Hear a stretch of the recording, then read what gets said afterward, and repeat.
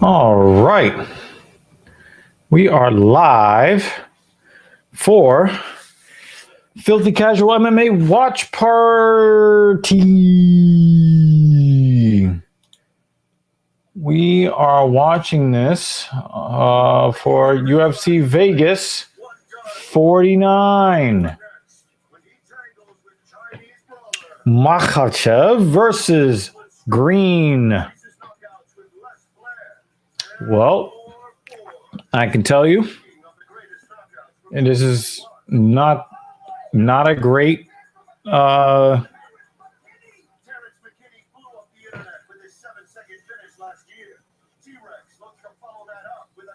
not a great main event in terms of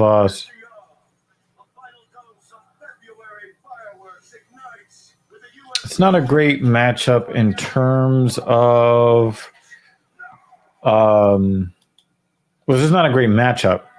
Bobby Green is a fan favorite, but Makhachev is just on another level. There's really no scenario that I can really see Bobby Green winning against Bobby Green. I just don't. I don't see Bobby Green winning against Islam. But this is why we have the fights, right? I may think that Bobby Green has a slim chance of winning, but we've seen a lot of crazy things happen in MMA. So we are here.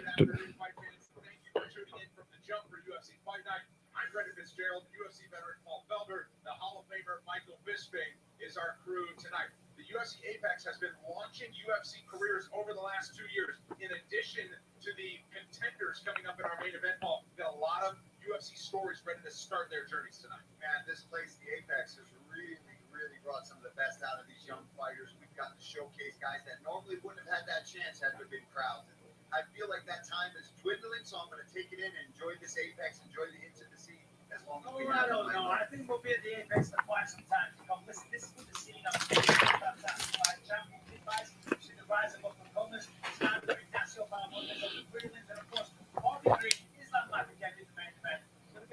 Let's talk a little bit more about that main event after we show you the main card coming up later tonight. We're wall to wall on ESPN Plus tonight.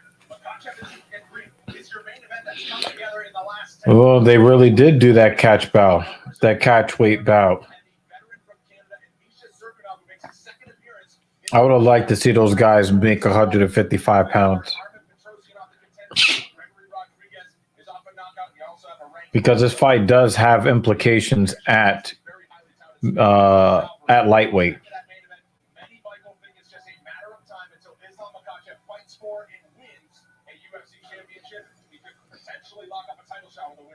Yeah, absolutely. That is the word in the street. This man is on the 9-5 win streak, and the way that he dominates his opponents, well, it's very best, shall we say. No sometimes it's that. A lot of similarities, but he's more well-rounded. He's more of a threat on the feet. If he gets his opponent down to the ground, much more than often he does. This is where he does submission. Magnus, how you doing today? Yeah, I'm watching the little video packages. Again, I just don't see Bobby Green winning. I don't see Bobby Green winning this fight.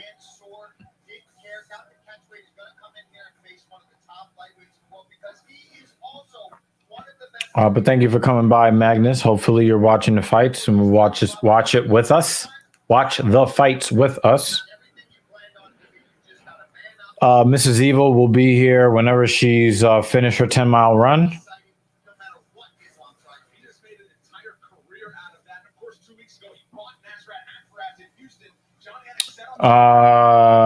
An administrative note.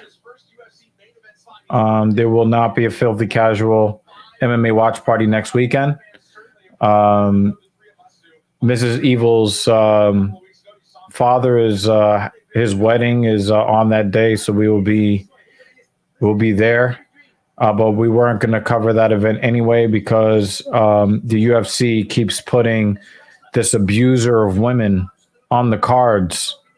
So every time they put him on the card, I don't buy the fight. I don't cover it. I don't want that particular person. I don't really even want to have their name said on my platform. I don't support them having a contract with the UFC or any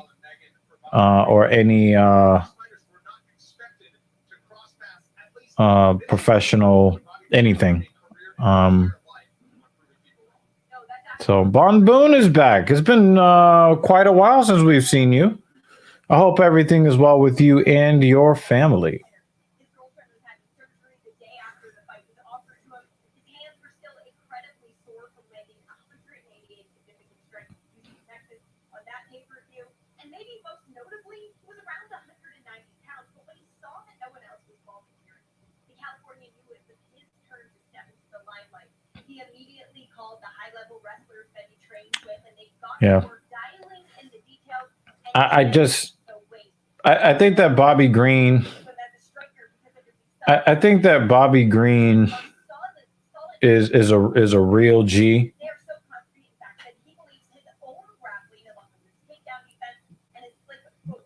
Bobby Green's hands are still sore from his last fight 2 weeks ago against an ultra dominant fighter. The main event is going to be really ugly. Yeah, you know, I can see how you. I could see what you mean.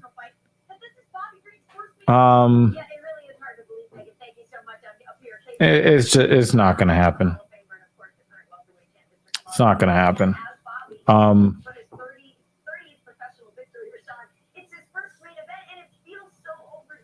This is they're really trying to hype this fight. They even got Kamaru Usman at the desk. Y'all guys see the champ at the desk? But those odds are not wide enough. They have he's an 8.5 favorite, Makhachev, versus basically a 6-1 underdog in green. Those odds should be much wider.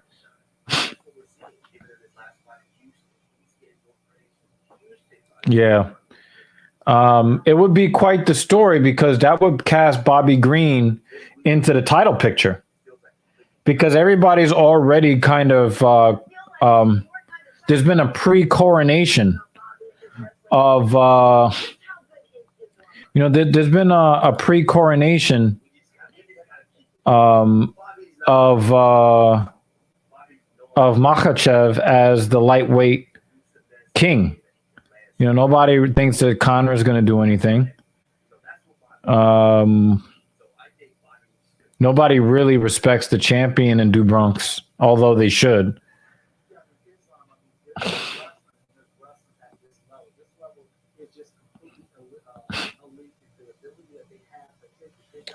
It's just something else. Yeah. You know, again, this is why we actually have the fighters get into the cage. We let the bell ring. We get the referee in there with them. That's why we do that, because you never know what will happen. But I really think those odds should be wider. I think that those odds, that's a lot of respect to Bobby Green. It's possible that those odds slimmed because so many people took the long odds. So, you know, there's a possibility of that, but I don't know.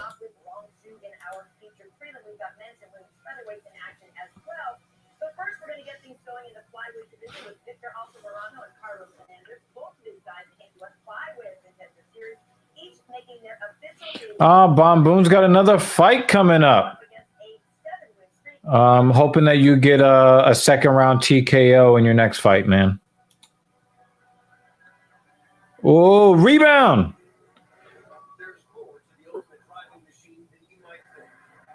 There's a 4-on-4 I can't tell if there was like a fight or minor penalties assessed.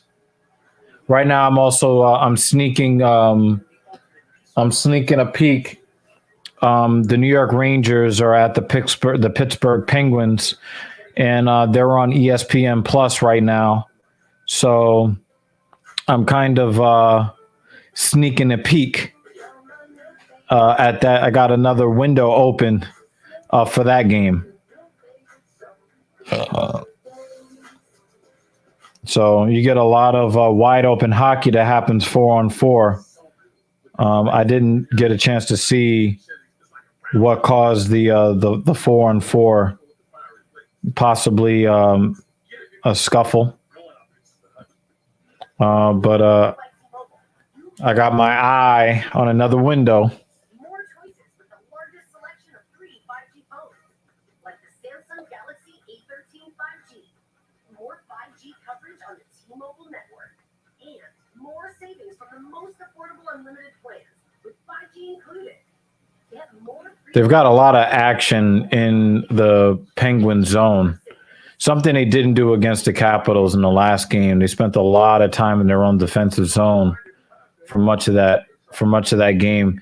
It was one of the probably the worst 3-goal margin win I've seen out of any hockey team in my life.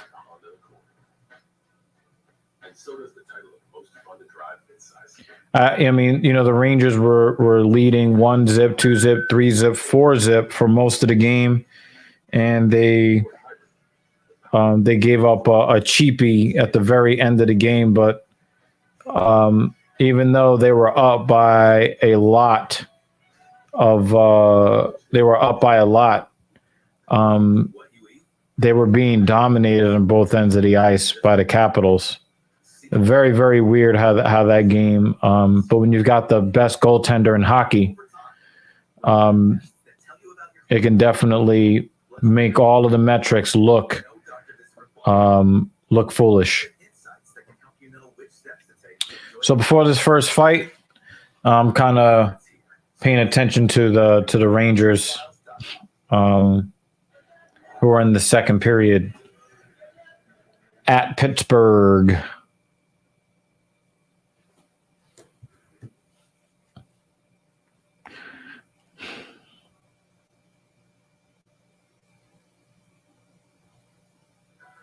Desert winter in Las Vegas this week. Chilly temperatures, but the sun is out. About 10 minutes away from the world famous Las Vegas Strip, the UFC Apex Is that a slashing of action. penalty? On the broadcast, the Apex has been the site where a lot of fun Tripping. launched their UFC run. Of course, in large part, Michael, because of Dana White's Contender Series. That's where both of our first two fighters come from. Yeah, absolutely. I mean, the Contender Series is just exceptional. There's no way it'll be 4-on-4 though. That's got to be a power play. Like these two guys tonight, Victor Moreno, what a quite a performance. I mean, look at this output. I mean, non-stop work, excellent variation of the shots. No, it really is 4-on-4. And just an absolute savage. So it's no surprise that Dana might reward him with the contract. And that was on season 5, and it will take on Carlos. Doesn't make a whole lot of sense. No shortage of Contender Series alumni coming up. I don't understand why they're skating for a side here when This UFC debut the Penguins player was called for tripping. stood out in 2 octagon appearances as well. We will see him and them all later. Dana White's Contender Series has been the launching pad for top prospects all the way since 2017. Tonight, to start the night, 2 top talents from season 5 make the walk as Victor Altamirano takes on Carlos Hernandez. With the flyweight division often producing compelling fights and highlight reel finishes. All right, so we're getting the setup for the first fight. Tonight, 2021 graduates of Dana White's Contender Series, Victor Altamirano and Carlos Hernandez, embrace the opportunity to show out on the sport's biggest stage. On a 4-fight winning streak that has led into the UFC, Mexico City's Altamirano is looking to add to his impressive list of submissions when he faces Chicago's Hernandez, a skilled grappler in his own right who is comfortable wherever a fight takes him. Coming up next, Victor El Magnifico Franco Altamirano squares off against Carlos Hernandez. This moment, the first ever walk to the UFC octagon for Carlos Hernandez, is a culmination of 20 years of dedication to martial arts. The Dana White Contender Series alone. Igor Shesterkin has a 1.98 goals against average and a 940 save percentage. And they didn't even have him as an all-star. And he leads the NHL in the most important stats for a goaltender in the entire league. And for whatever reason, they didn't have him as an Eastern all-star. That's insane. Well, thank you very much, sir. Listen, since then, this guy's doing absolutely fantastic. Got a record of 7-1, 4 shots of fame in the Contender Series versus Daniel Perez. And in that fight, I thought he looked absolutely outstanding. This man's been a lifelong martial artist. Carlos Hernandez is making his UFC debut. When he has his opponents, yes, that's very, very dangerous. Debut. Love them French words.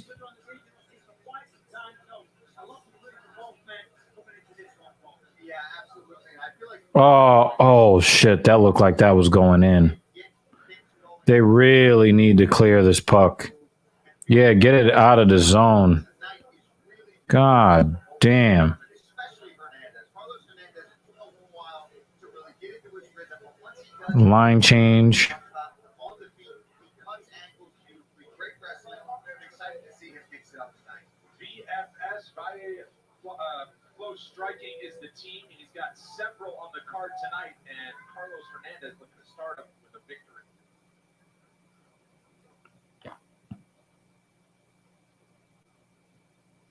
On the other side is Victor Altamirano, and just like Hernandez, appeared on Season 5 of Dana White's Contender Series last fall, won himself a contract. YouTube boxing? And here he is for his UFC debut.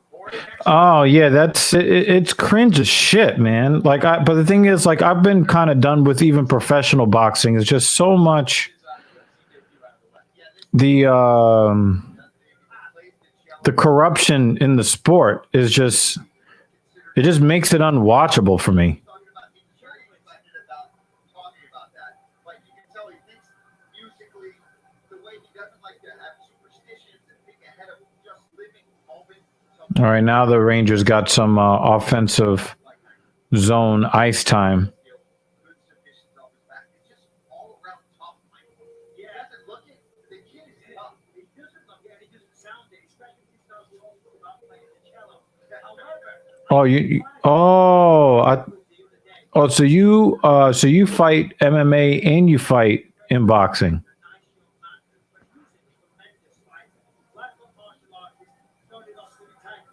Bon Boone just likes to fight, man.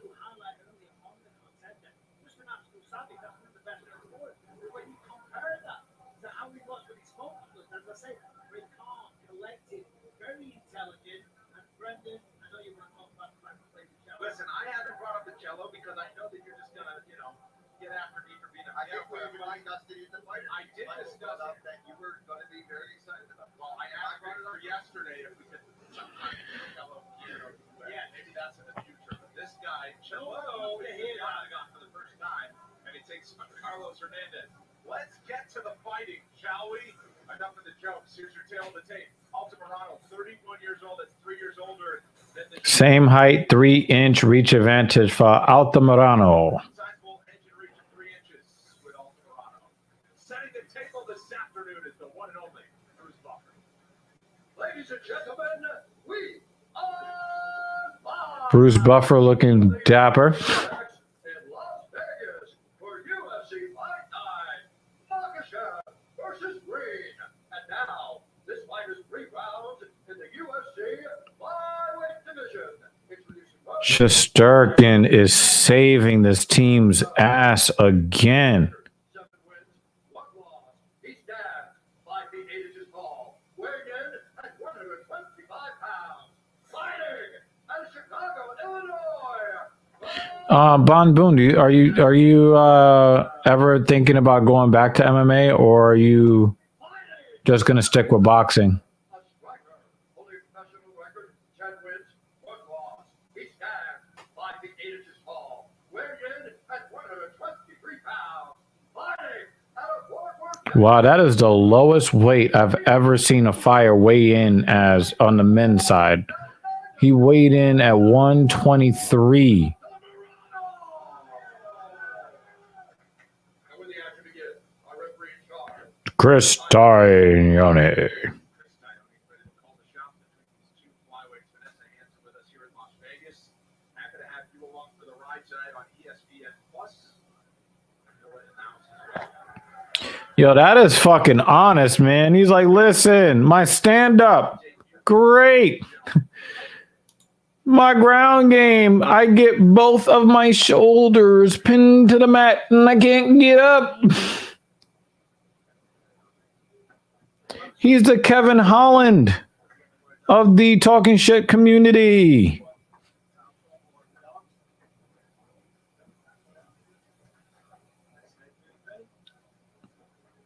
Good footwork from both of these guys.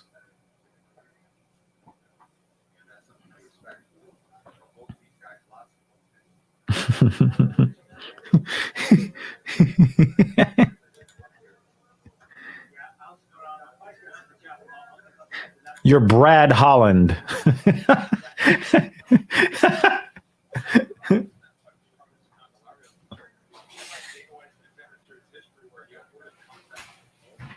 I don't understand what is the point of a spinning back fist when your opponent is like fucking 9 feet away from you. Especially with that division where we can use some fighters on the roster. I thought that was a big opportunity. Nice about the Ronaldo. Just wrote it down. As you said, the first 2 rounds was kind of close. Took over the 3rd round. I don't know how much fear you're going to get out of somebody when they clearly will not land anything from that distance. But they're fighting at a pretty high pace here, but you expect that from the 125ers.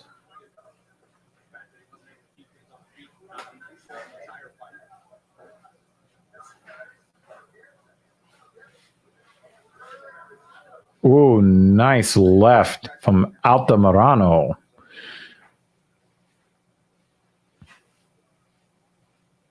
I guess if you start out training in MMA and then you just go directly into boxing after that, I can definitely see how you can get into a comfort zone more easily in boxing than in MMA.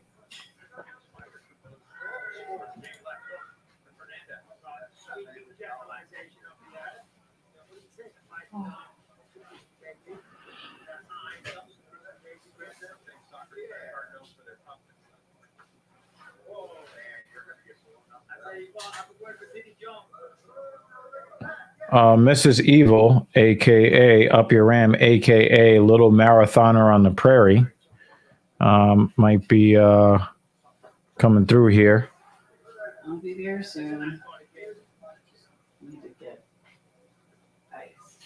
Yeah, MMA, you got to have all the tools. I mean, you might have had more success 10 or 15 years ago if you came up during that era where specialists had a much better time of it.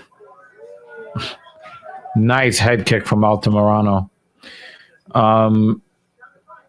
Yeah, you might have done better in that era, but now you got to kind of have it all. Otherwise, you're going to have a lot of problems if you just go in there with just a stand-up or just BJJ or just wrestling.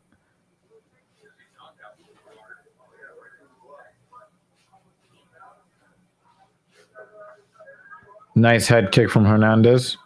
His kicks are ugly, but it was still a good kick. And he gets the takedown. And by he, I mean Hernandez.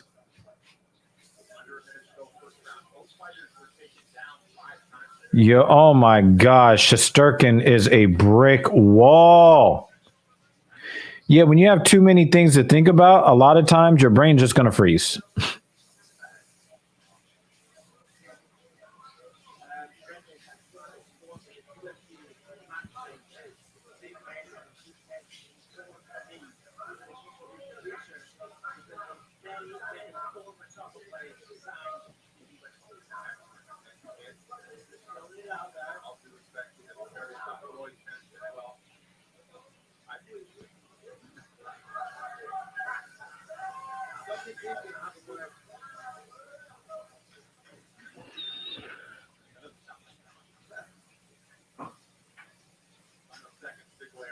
I become like Bob Sapp.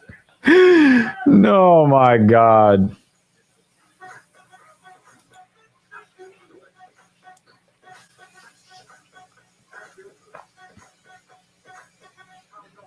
Sometimes you just gotta give people what they want.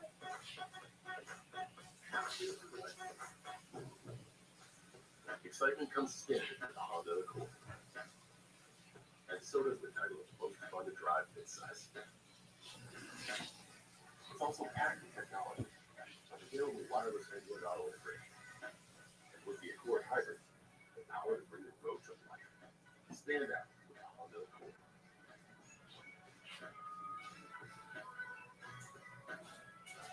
Contact your Honda dealer today or shop online. Donating to local children's hospitals should always make me feel good. But donating while eating a free short stack on IHOP's National Pancake Day March 1st? Well, the casino will you good. You pancake do good at you. Cage Warriors returning to San Diego this Friday with Cage Warriors 133 exclusively on UFC Fight Pass. Watch the next generation of MMA superstars with 6 live events on March 4th on UFC Fight Pass. Back and forth first round, tough to score. The Bandits have the ground control time at the takedown. Fairly close round, striking numbers very good.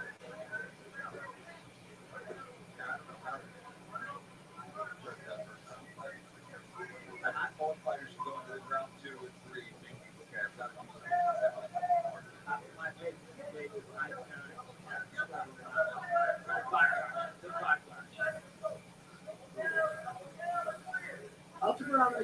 Nice knees to the body from Hernandez.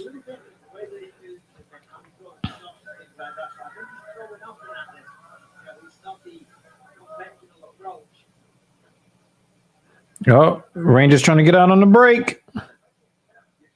Oh, nice centering pass. Little 3-on-3 dump in.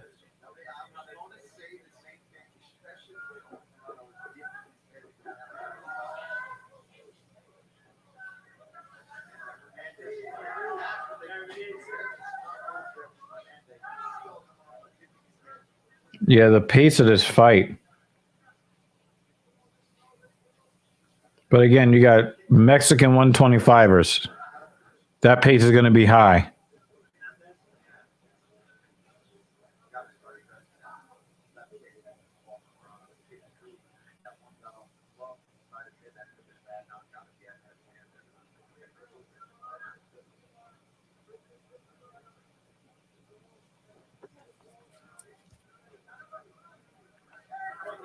Wow, nice power right. Right on Altamirano's chin. But he ate it.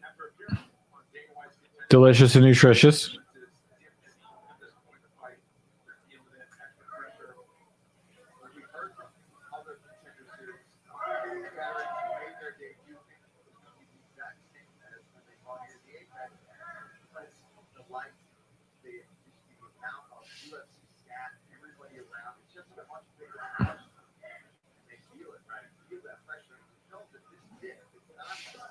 Rangers are. Ooh! Oh! The venerable Louis Rossman calls during the stream. What's going on? Yes, it's PTSD inducing.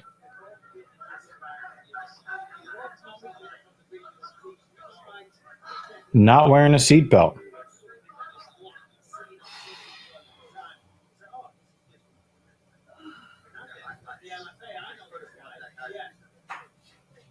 Just, I think the things that from the car accidents that I've seen, the collisions I've seen, the things that stick with me are the sounds of the collision.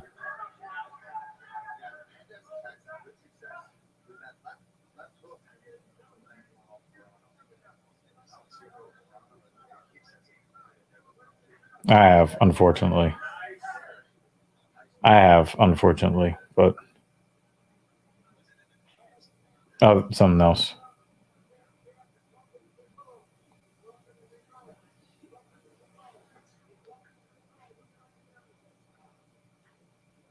Are you still in Florida?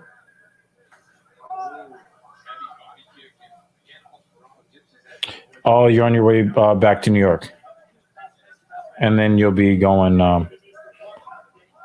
Wow.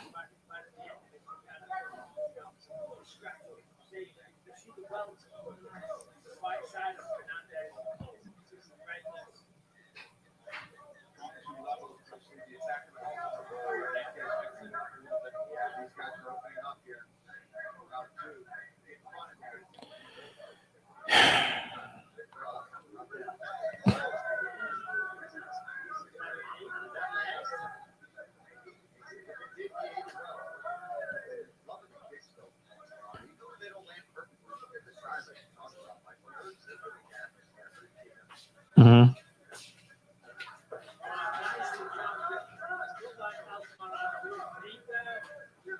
Oh, wow.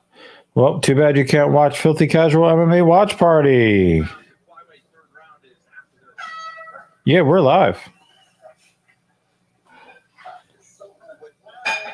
It's possible. But wear that seatbelt. Yeah. Nope. Yeah, I just nope. And you already know how I do in my car. The car does not move until seats are belted. So.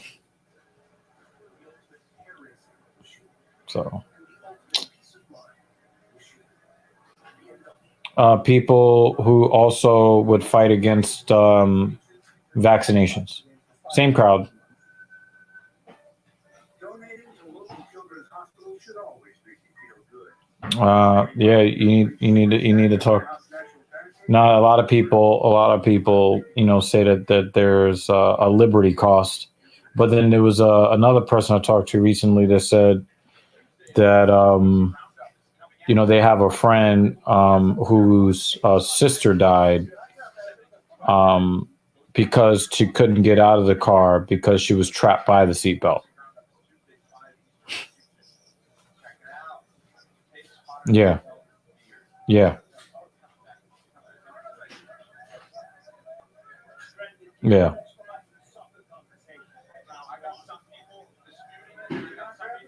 Yeah. Yep. But some people. But for some people, it's a matter of liberty. They feel like their freedoms are being encroached on by being made to wear a seatbelt. So.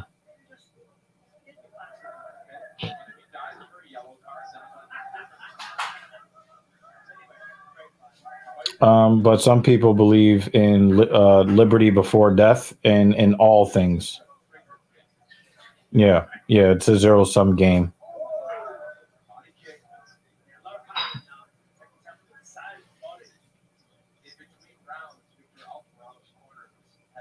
Stepping on snakes is usually not a healthy thing to do as well. So, just saying.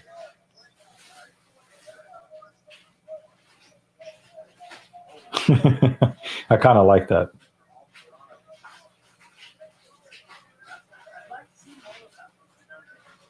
Mm-hmm.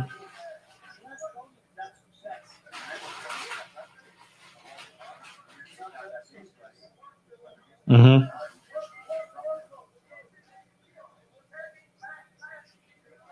Yeah, actually, kind of. Yeah, I kind of like that. that thing. Mrs. Evil brings a sandwich.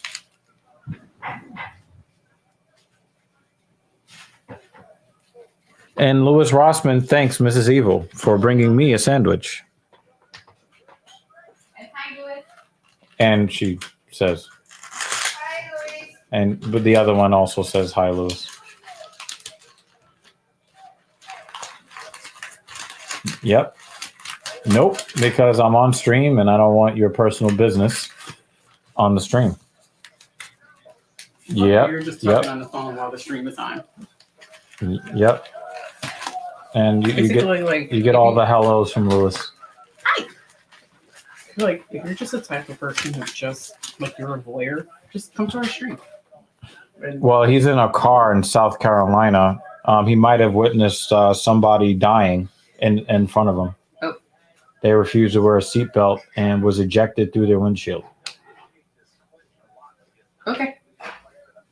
And that's her response for people who want that kind of freedom. If you want the freedom to be dead and to ruin your family for generations, then yep, that go ahead.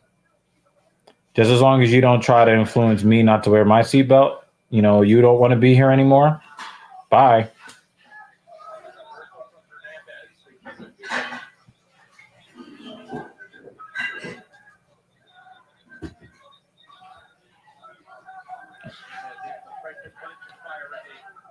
Oh yeah.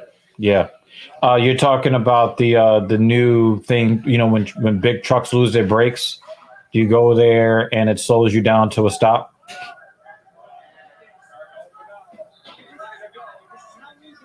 Yep.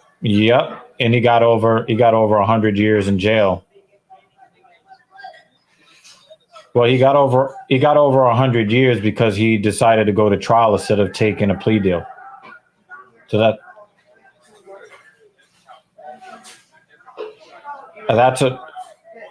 for those that don't know what he's asking me. Louis Rossman is on the phone and he is asking about my opinions of the young 23-year-old truck driver who lost his brakes and ended up rear-ending a traffic jam and killed a few people and injured at least 20. He ended up getting over 110 years in prison. And the reason why he was going to get a much more lenient sentence, but he didn't think that it was his fault at all, so he took it to trial and lost.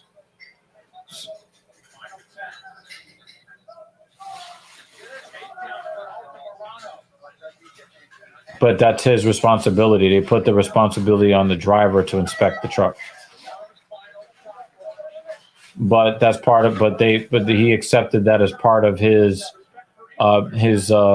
job, the scope of his professional performance. So.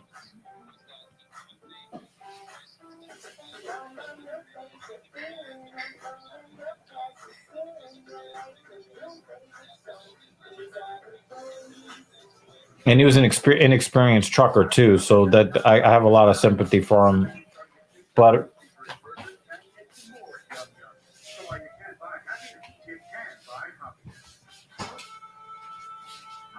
yeah, especially if you are inexperienced. Later tonight, Bobby J. answered the bell just 2 weeks removed from his win at UFC 271. He faces one of the lightweight division's best, Islam Makhachev. The main card is next. Yeah, but the problem is that you're at 50 plus miles per hour with an 80,000 pound payload, and then gravity continues to force the load to keep going. So that's so yeah. So I really do feel bad for the kid. That I would not wish that on anybody. Also, people died, so they're not here anymore. But should he get over 100 years?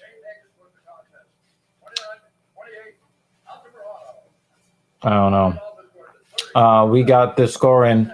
When you call me when you get back to New York.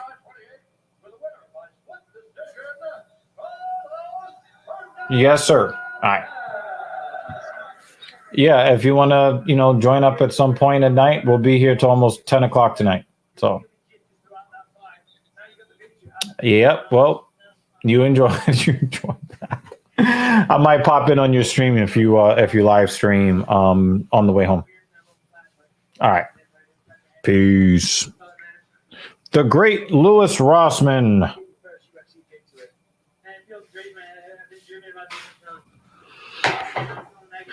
Mrs. Evil, there is a package downstairs. Just saying.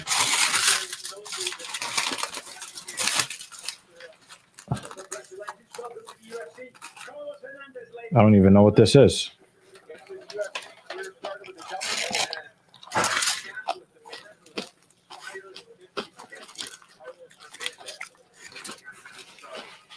Carlos Hernandez gets the split decision victory.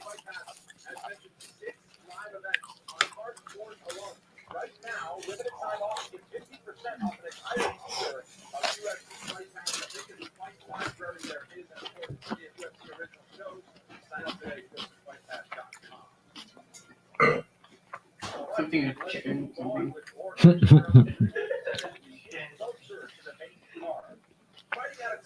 This is a something sandwich. Brahim Mars versus Gilmore.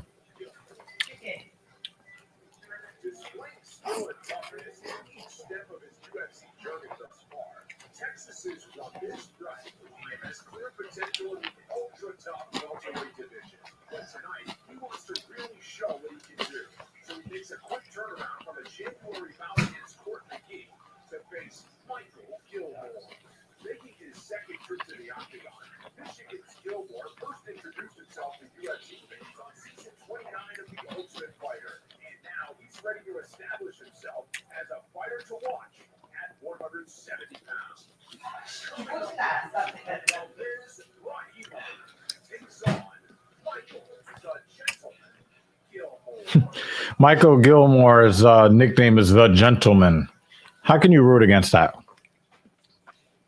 Here's the second UFC appearance for Michael Gilmore, his 11th fight as a pro, 34 years old out of Lansing, Michigan. You may recognize him from the Ultimate Fighter season 29. He did as a president last season. And Michael put everything He does look like a polite guy. at the UFC level. He had a job, he had a career, and they weren't giving him the time off. So he says, I'm going to take this chance of going out to Vegas just in case. And I love a story like that where you really put everything at risk to try to make it to the top of the league. That victory came out of welterweight this time. Yeah, so it's not all right. That's much better weight class. Listen, you roll the dice, went out there. He lost the game. He got on the advisor. So he became a little bit strong. So it's how you go on day four. And now here he is, his second cracker to win. Of course, first time out, he went out there against okay.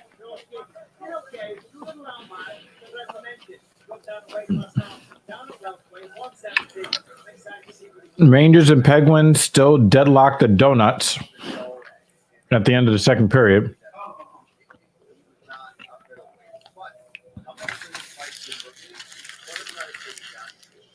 Looking good. Oh, look at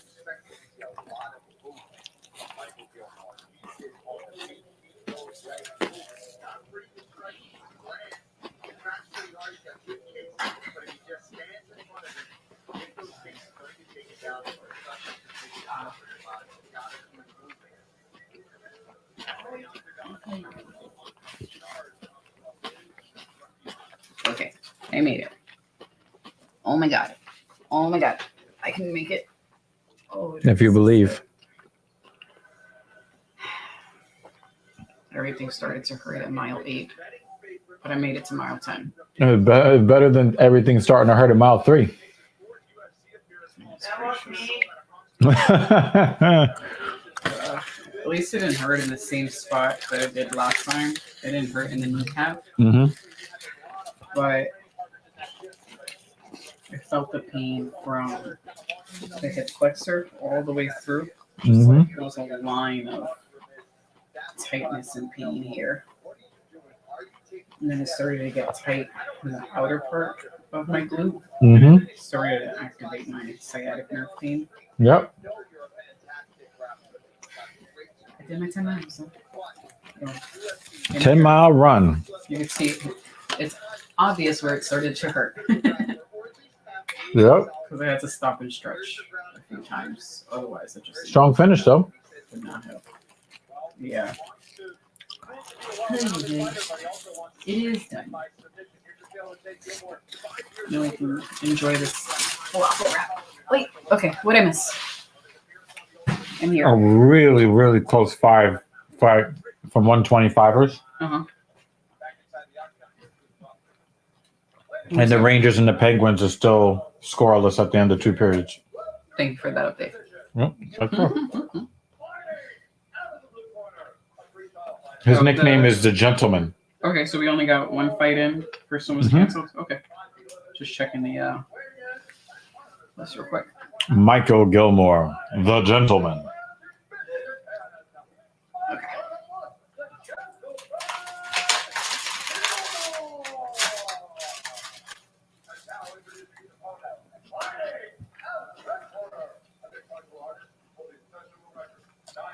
We will be getting Lutch here at some point from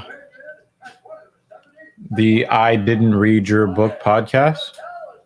He'll be here at some point.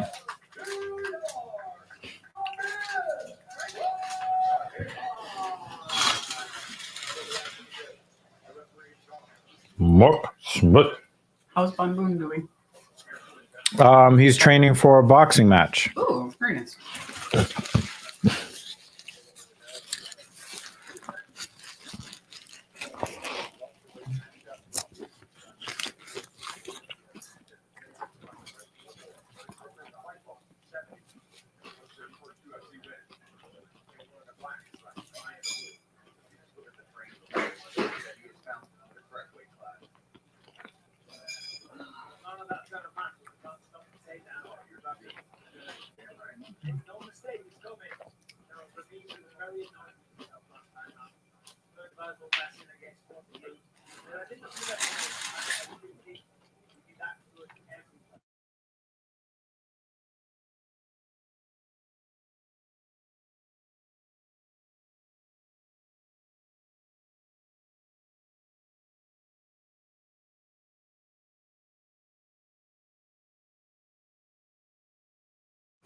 We got a karate practitioner who has a wrestler on his back. Feel bad for Gilmore because he could have parlayed this into maybe another fight, but does not look like he's going to survive round 1.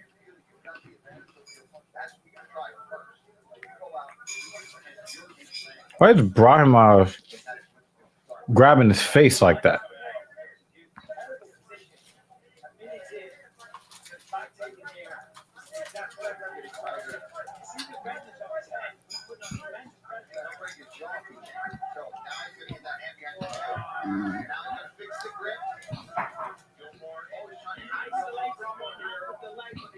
Yo, this is a good Spending a lot of energy. yeah. But he's a karate guy. Oh, and he's in full mount.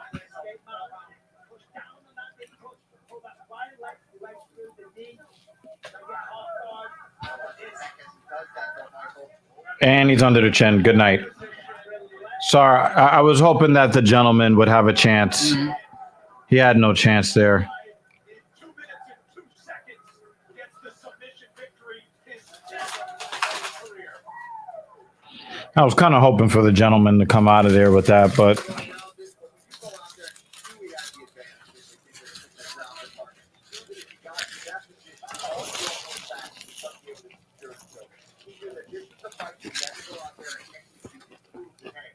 Not only do I belong here, but this is below my level.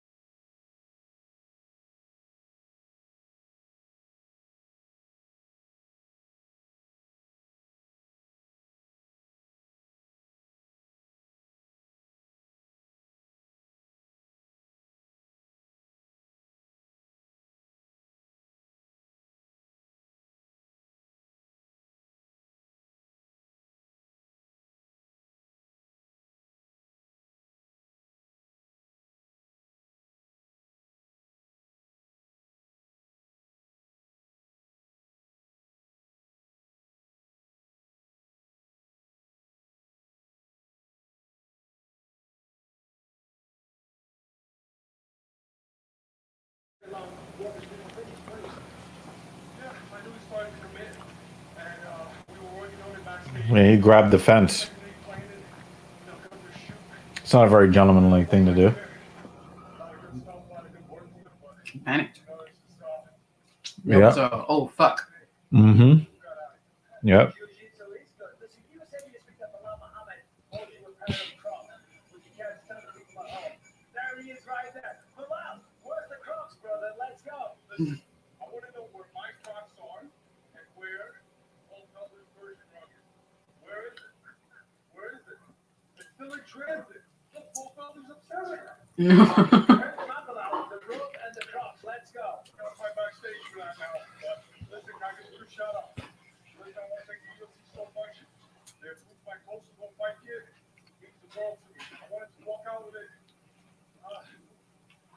Last year, before my grandfather passed away, I know he's in heaven. I was really happy that I get to help and others. A lot of people lost their lives in that muscle. I don't think they feel too sacrificed in that place. So you guys have a hard vote. I'm sure they're going to see this. You'll be very proud. Ladies and gentlemen, Rahim Rahimov. Well, certainly a good tribute there. And I just want to say something here. Same salute, of course, All-Star Corner, Jeff Neal and Bilal Muhammad, once opponents in the octagon. And that is one of the coolest things about this sport. They have ultimate respect for each other and friends, and they came together for Mr. Time, who gets a big victory in Las Vegas this afternoon. Especially in light of what's going on in the world, because those Kosovo colors also happen to be Ukrainian colors as well. It's a crazy world we live in. As soon as we get out of the Rona, we get right into the prelude to World War III. Mm-hmm. I was born in San Bernardino, California. There was so much violence. This is probably one of the worst mismatches in for a main event. Why? He's fighting Islam Makhachev.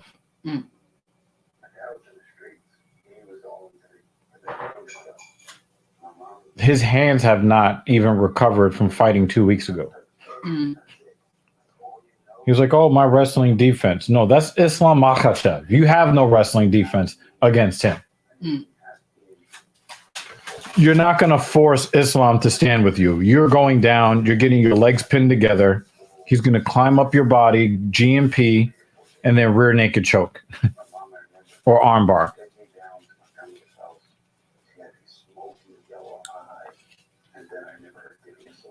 The thing is, everybody likes Bobby Green, including myself. I like Bobby Green. This is not a good matchup. The lines right now, I think the Vegas odds were worse than they were now, but because so many people took those odds, the odds narrowed. Mm-hmm.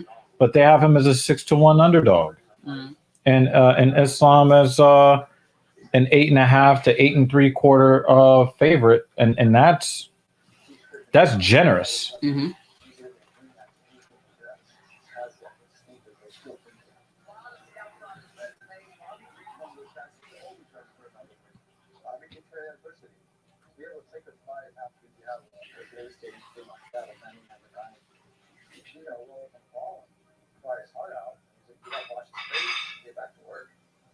Affected that way at a young age, and kids that way, not just one time. There's so many stories about his life that are heartbreaking. And he's found a way to overcome. I feel human now. I feel human now. Huh. Also, it was taking a little while for my body temperature to regulate. Like my feet got really cold, my hands got really cold. I mean, we are just above freezing. Like I was good as I was running, and then we got back to the Y, and I sat down, and she and I were just like teeth chattering as they're changing our clothes. We suddenly got super cold. His differential is the highest at more than 2 strikes per fight, and perhaps no fighter had a 3 months in 2020 from June to September. He's come together with 3 wins. That's really kind of propelled him. Now that he has won every single time out, but it's not about the wins. It's about entertaining the fans. That is of utmost importance to Bobby Green. And a lot of people are starting to get on that bandwagon. Alright, I'm gonna grab an ice pack real quick. For your feet. For the bottom of my feet. It's starting to bother me here as I almost dropped my wrap. That would have myself. bothered you. Right here. The ball Yep. of my foot's starting to bother me. Not as much as the other things that are bothering me. You could probably also hit me with like a half a scoop of stimulant. Yes.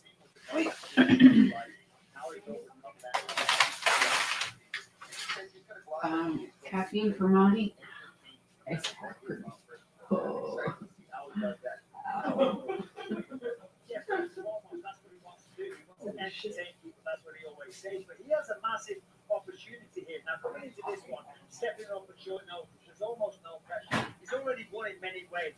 You know, the fans love what he's done. The Lexus SUV has a big ass fucking touchscreen.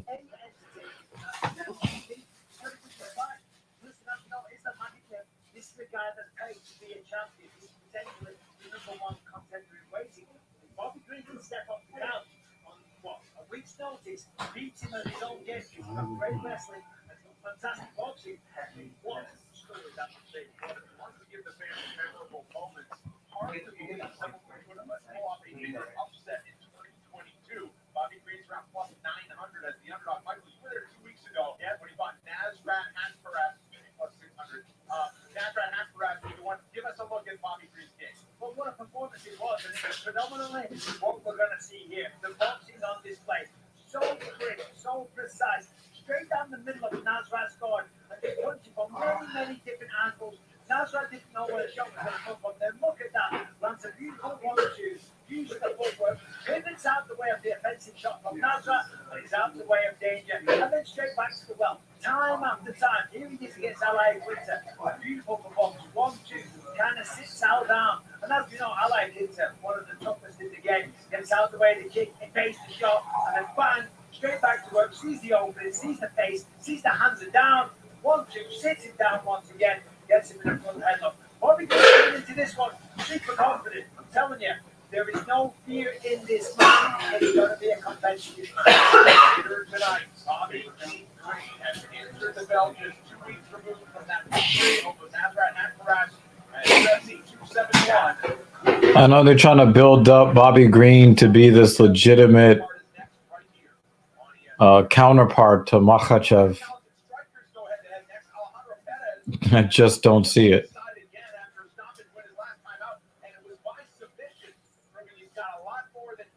All right.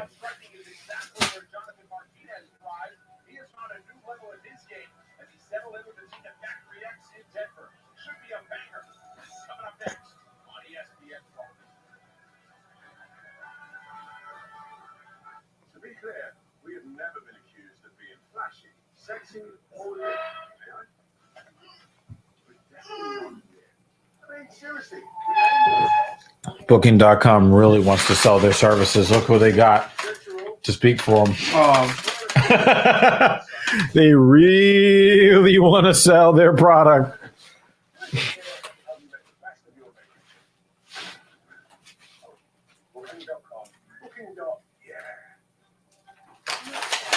There's a lot wrong with that commercial too. Random black man just walks into your house. But it's Idris Elba, so it's okay. yes. That means it is okay. Everybody wants him to be James Bond. James Bond's always been white. We don't need a fucking, skin color nationality change. Now, if they want to add to the 00 environment, Make him a new agent. yeah, make him a different agent who every now and again comes into contact with 007. I'm with that, But let's be clear. You're not going to be a successful a successful secret agent if you're black. You're not sliding by security. Everybody suspects you everywhere in the world of doing something. I'd watch the movie anyway, though. It was Idris Elba. Sorry. just. But the believability is out the window. I know.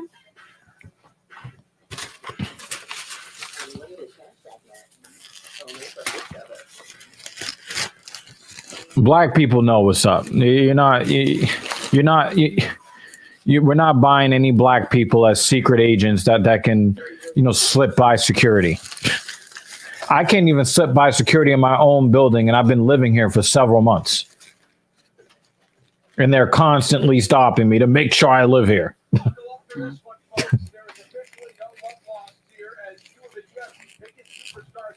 Gotta make sure there's no paper. Do they have new guys? It's the same guys all the time. Hmm? Do they have new guys? I don't know. Same guys all the time.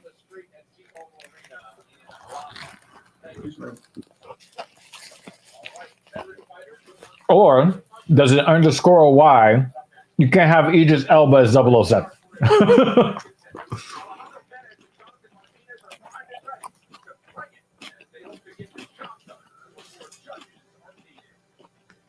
the sidelines since the summer of 2019, Alejandro Perez had many question marks around his return last October, but Turbo answered each emphatically with a second-round submission win over Johnny Eduardo that showed the 32-year-old is still in prime form. Tonight, he hopes to tally another W against Jonathan Martinez. Is Jonathan Martinez always going to look like a child? Yes. Look at that knee up the middle. Wow. Although he is not the youngest looking anymore. Yeah, because there's been a lot of fights. No, well, there's someone who has an even babier face than him. Those cauliflower ears, man, pushes your ear like all the way out here. Mm-hmm.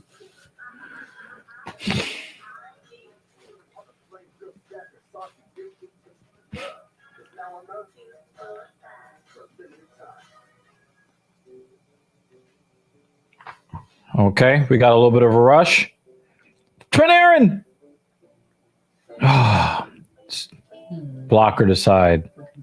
That was a really good opportunity there. Oh, they've got these scoring chances.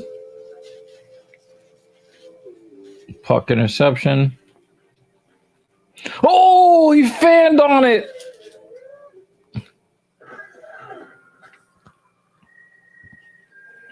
Looks like the Rangers are starting to heat up a little bit. Dump and chase.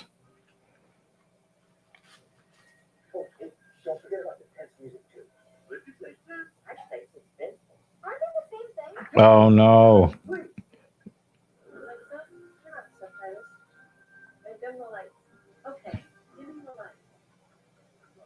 Resorts World, New York's favorite casinos, are now New Yorkers' safest way to bet on sports. You taking the over or the under? Introducing Resorts World Bet. They need to clear this puck. Get it out of the zone. There you go. Bet with Resorts World. Oh, my God. Get it out. Coming soon. All right, looks like they made a line change. Dump in around the boards. Unlimited cashback match. Only from Discover.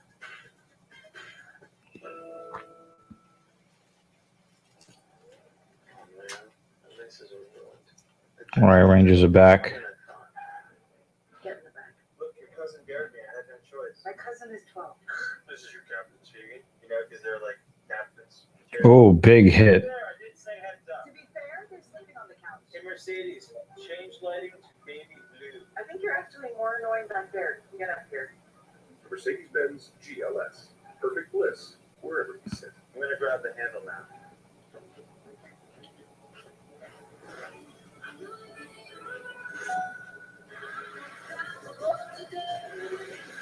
One thing that the Rangers aren't giving up too much of are they're not giving up too much of too many rebounds.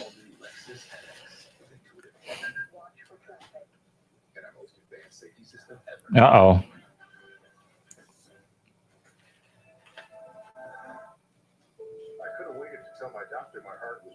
just making spaghetti, but I did. I could have delayed telling my doctor I was short of breath just reading a book, but I didn't wait. They told their doctors they found out they had atrial fibrillation, a condition which makes it about 5 times more. Yo, the Rangers make me nervous when I watch them play. Heart racing, chest pain, shortness of breath, fatigue, or lightheadedness. Contact your doctor. This is no time to wait.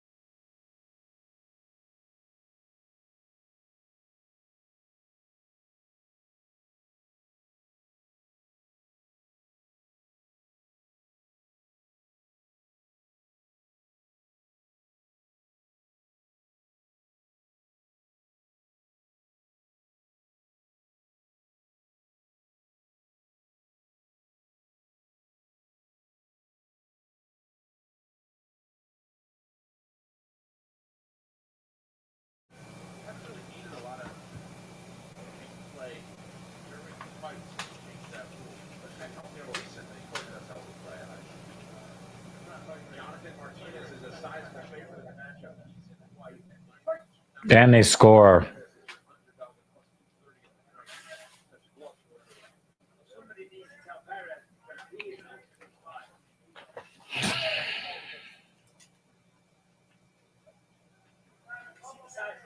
Evgeny Malkin gets the goal.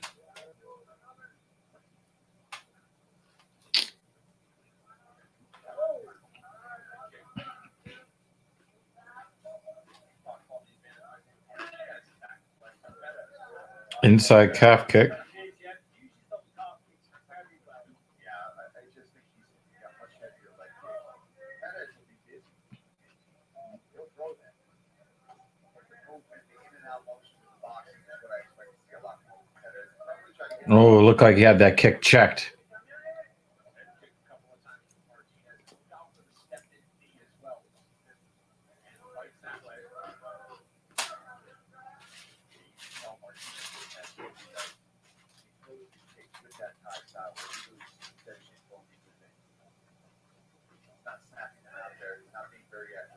He's checking that leg kick.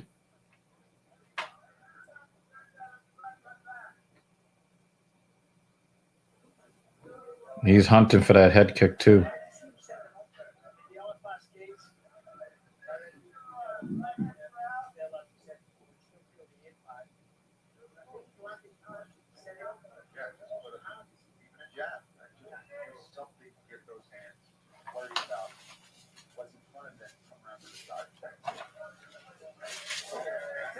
He snaps that head kick out there so fast. Mr. Martinez.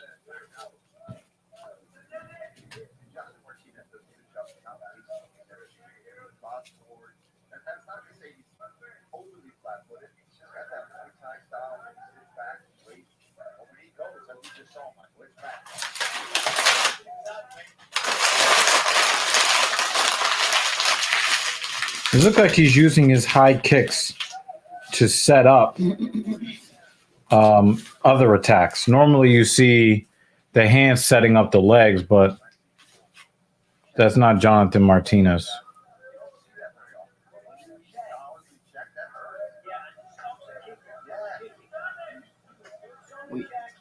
That's a heavy calf kick there. With the lead leg.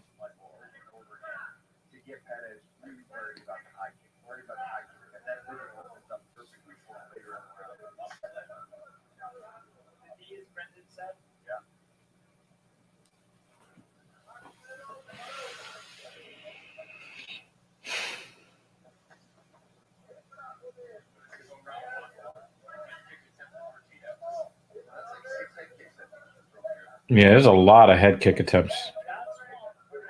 We already have a bloody elbow. Might be bruised. Yeah, it looks like a bruise in the elbow. Because he's blocking a lot of kicks. Mm-hmm.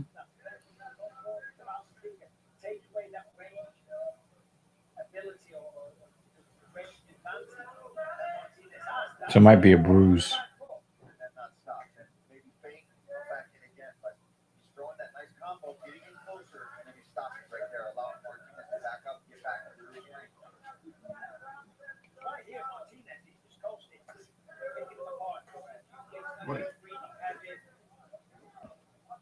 You don't know where which leg is gonna come from. Also, just thinking about the conditioning of his shins. Yeah, he's a Muay Thai. Top of his foot. Oh my god. Yeah, just imagining those dudes that were kicking fucking bamboo. All yeah, yeah. Ouchie. Yep.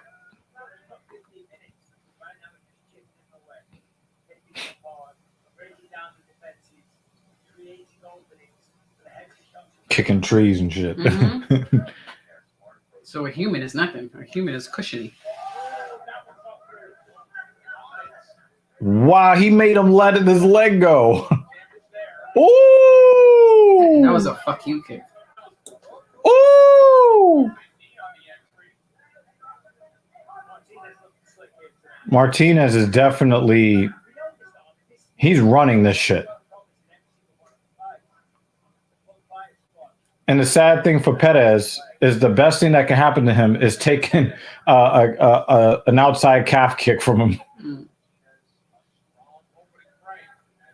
Oh! Wow! One shot! He was like, I ain't doing shit. But I could put you down one shot. And that is definitely a knockdown. But how do you score a round in which Martinez dominated the whole round and then knockdown? That knockdown should not trump everything else that happened in Boom! the other 4 minutes and 59 seconds. Like, I'd be pissed if they're like, oh, at the last second there was a knockdown. That automatically means it goes to the other guy. And one of them are going to do that. And it's fucking dumb. Sorry. Not sorry. You know what I mean. Mm-hmm. Like, we'll just ignore everything else the other guy did throughout the entire round. But you know, the one shot that came closest to ending the fight came from the guy that got I dominated. still don't think he should get the round. Let's see what the judges say if it gets that far.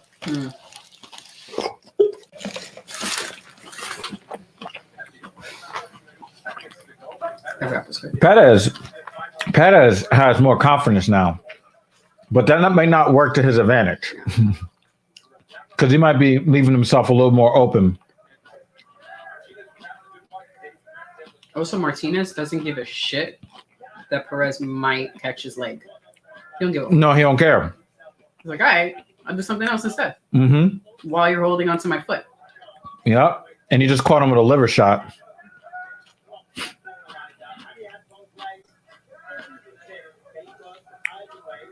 Oh. Touch. Let's see the private message for you. Oh, there we go. What's going on? Sorry. we're over here watching Jonathan Martinez We need to throw like out on fucking something like that. 15 head kicks. He's probably there for like ever. Nah, just a couple minutes. Oopsies. My internet. He's like, I'm short. I'm not that short. Not in front of the camera. Exactly. I've been the last few days. My internet's been fucking shitty, and like it's been working, but it won't connect, and I just have to like reset it and then restart my computer. And it's just been a pain in the ass. And like I have, all my tabs and shit set up, like, and then I open it and nothing. Frustration. You know, Perez might have that knockdown that he scored on Martinez might be the worst thing that can happen to him, because he knows that if he catches, the thing is that he's being dominated. He's being beaten to the punch and the kick on every exchange. He gets that one overhand right where he sits him down. He gets that one. So he knows that he can't put him down at any time. So what is he doing? He's probably going to wait for that power shot. And what do you think is going to happen in that time? He's going to get picked apart in all that time. Or just get kicked in the head. He's going to be constantly defending head kicks.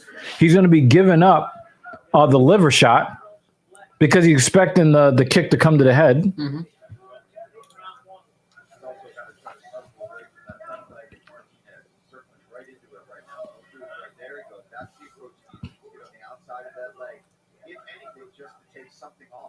Is he bleeding a little on his left leg, Perez? No, this is probably just a bruise. He looks like the type of guy that has ugly bruises. Excuse me. Marcus Peterson for cross-checking at 11:40 of the third round. Maybe, just maybe, we can get a power play goal here.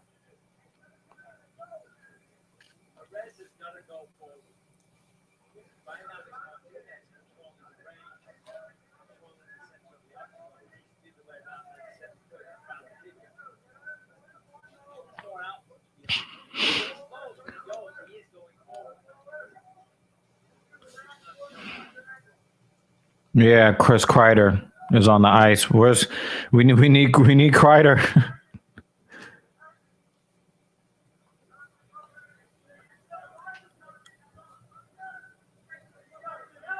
And they're gonna clear.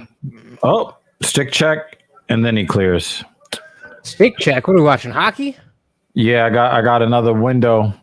Rangers are in Pittsburgh. They just gave up a power play goal to Evgeny Malkin like 5 minutes ago in a scoreless game in the third period. All right. Oh, that was a good scoring opportunity there. At least they're getting the puck on the net. Ooh, center it.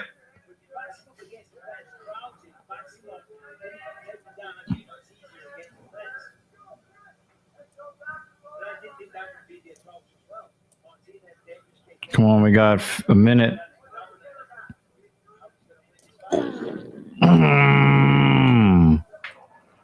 They're getting some really good scoring chances. Just can't get the biscuit in the basket. God damn it. And they clear. 40 seconds left in the power play. Oh, ended around again.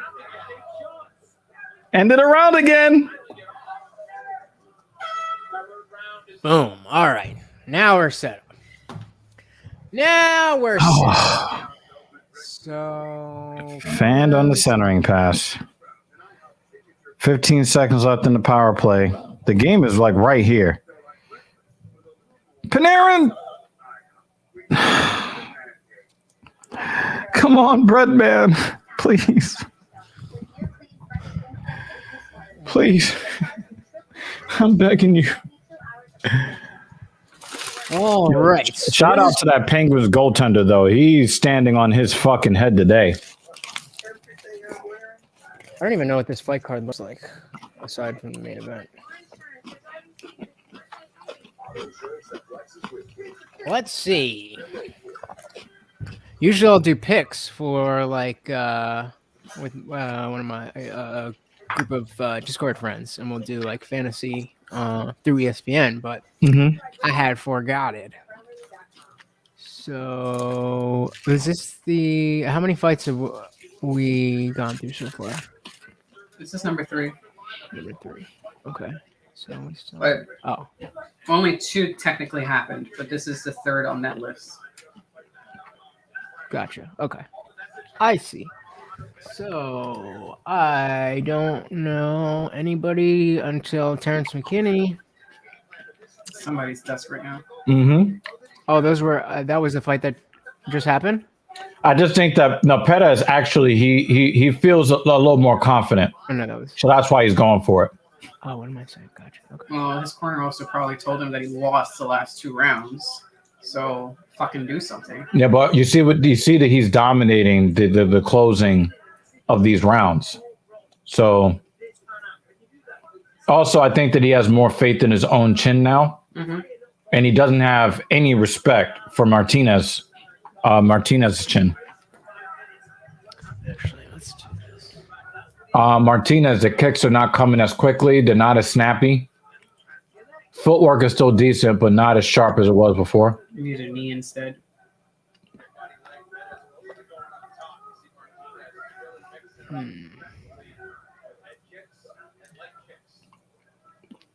I think when Pettis watches this fight back, too, he's going to realize that just cut off his left, right? Oh, Martinez came so close to landing that hard left. Ooh, Just missed. Oh, nice little check right.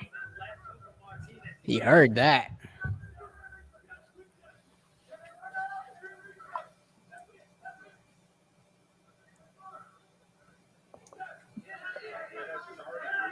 One of the things that Perez is doing is that he is getting more in the boxing range, and he's not standing out there in kickboxing range like he was for most of the first and second rounds. Nice little left from Martinez. Nice counter right from Martinez.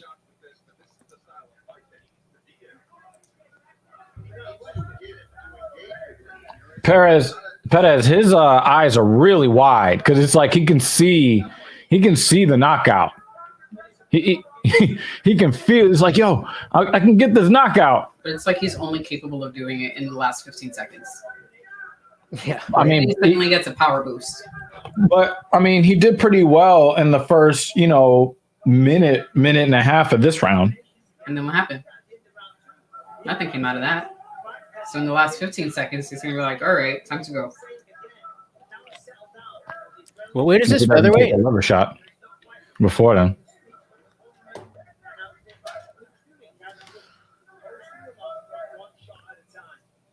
Why does it look like there's a lump on Martinez's spine? Do you see it back of his neck? No.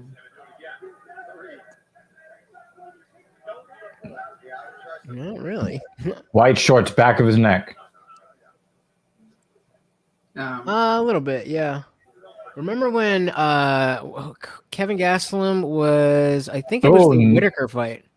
Perez is trying to draw him into a brawl, and Martinez is like, "No, man, no. We're gonna fight this fight on my terms." Oh, you were saying? Ooh! Whoa! No, he didn't get the takedown. Wow, very nice, very nice. That was a clean takedown attempt. Yeah. I don't know enough about wrestling to know if Perez messed something up or if Martinez. I think it's because of the sweat. I think Martinez was very slippery there. Makes sense.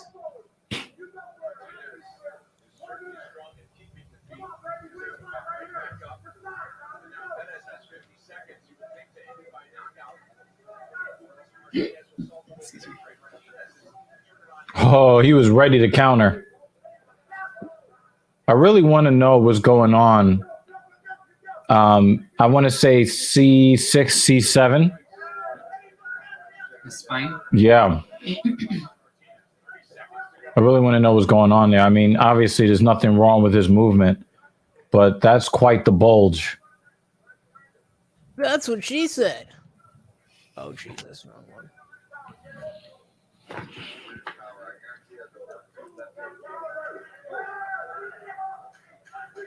Oh, I was like, why am I hearing this like it's from a tin can? And I have mine muted. I'm hearing yours. It's mine. All right. So now I'm actually Martina coming got in that. fresh fights. Not coming in the middle. Ready to go. So what up? What have you been up to? We missed you the other night on the last iDrive Live. It was quite an interesting conversation. It was me, Anirudh, and Ryan joined us for the first time. Oh yeah, I saw you guys were setting that up. Yeah. I saw you guys were setting that up. I had other shit that I had to do. It's pretty cool. We were, what do atheists talk about when they're not talking about atheism? And I mean the core of it broke down to my position being that religion has become the new politics, and as an atheist, that's not good. And you can't be apolitical as in the same way you can be an atheist and be like you can be an atheist and be very culturally, spiritually, et cetera, aware, informed, and whatever. But going to I find that the I'm going to that. Religion is atheism. That's the fastest growing religion. Well, it's not a religion, and that's why it's. But if you look at all the hallmarks of religion, especially when it comes to proselytizing, I haven't had any religious denomination preach to me harder than atheists in the last 10 years. It's not a religious denomination. It's a group of people who, for it to be a religious denomination, there has to be some sort of affirmative idea around which these people congregate. Well, most of them. physically. Remember, you are a little bit more balanced in the way that you go about it. Right. But the majority of them I are just understand. trying to browbeat you into not And I used to believing be that that there guy is a too. God. However, that has nothing to do with atheism. That has to do with it certainly is a byproduct of finding out that everything you believed is bullshit. But it there's no tenets of atheism that is like you have to be this way, you have to do that, you have to believe this. No, you have to not believe there is a God. And that's it. And you don't even have to believe that there is no God. You just have to not accept. Again, I think that you're applying your own rational approach to it, and I'm trying to tell you, the second fastest growing religion is veganism. And I'm talking about behavioral patterns of people who have these beliefs, not necessarily believing that there is not necessarily believing that there's an organization or anything like that. But what I'm saying is, when it comes to trying to convince people to believe what you believe, atheism and veganism, the two biggest things. I mean, I would say leftism and veganism. Yeah. One second. Oh.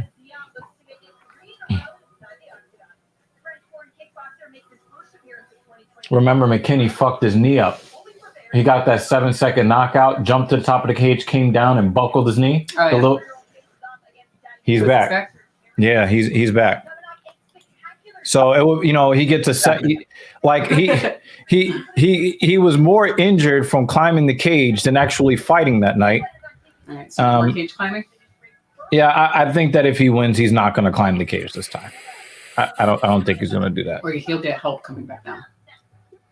Before I was so rudely interrupted by my internet, I was just saying I 100% agree with you in terms of what is happening in the world, but I will argue semantically because I have a vested interest in these words being used properly, and that I agree with you. So there are many atheists who act inappropriately about their atheism, but that has nothing to do with the tenet. I agree. I mean, there are people under the Christendom umbrella that they act inappropriately, right? Under the what umbrella?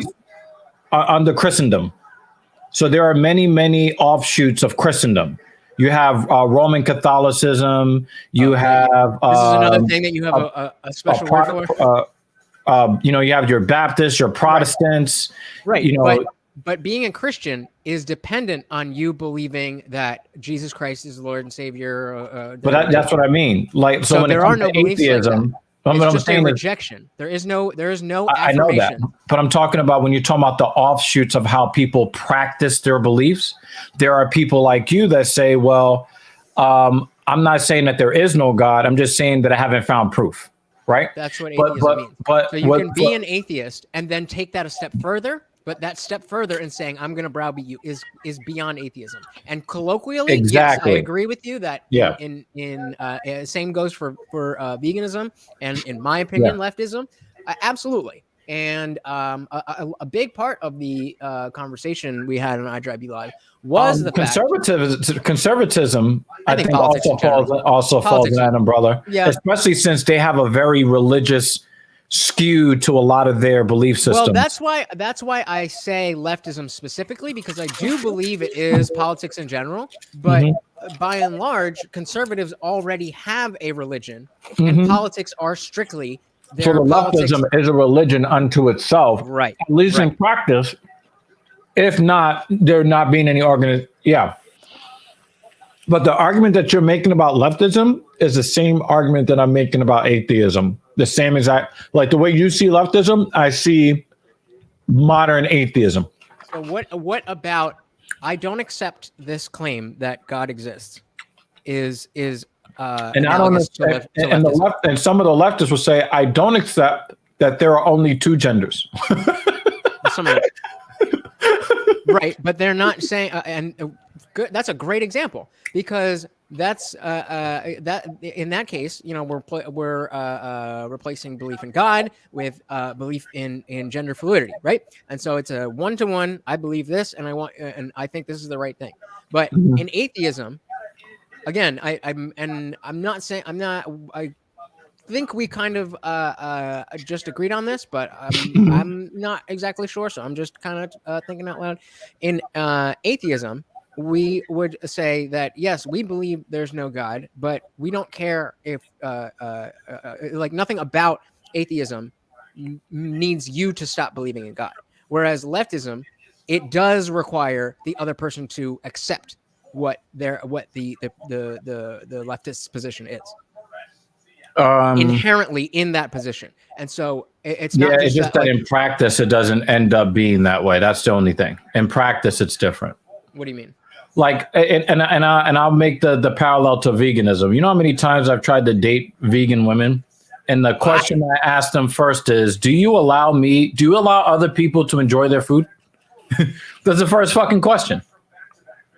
I will say, and I had one chick, a black chick, that claimed that she claimed that she would allow, but then every conversation came around to how I should be a vegan, and I stopped talking to her. Like, fuck out of here with your fake food. So these chat bubbles, okay. Oh yeah, they're different. What do we have here? They're different. I like it. Wait. Oh, sorry. I was just looking at the chat bubble and didn't actually read. Jimmy Dean, I think that this applies to women.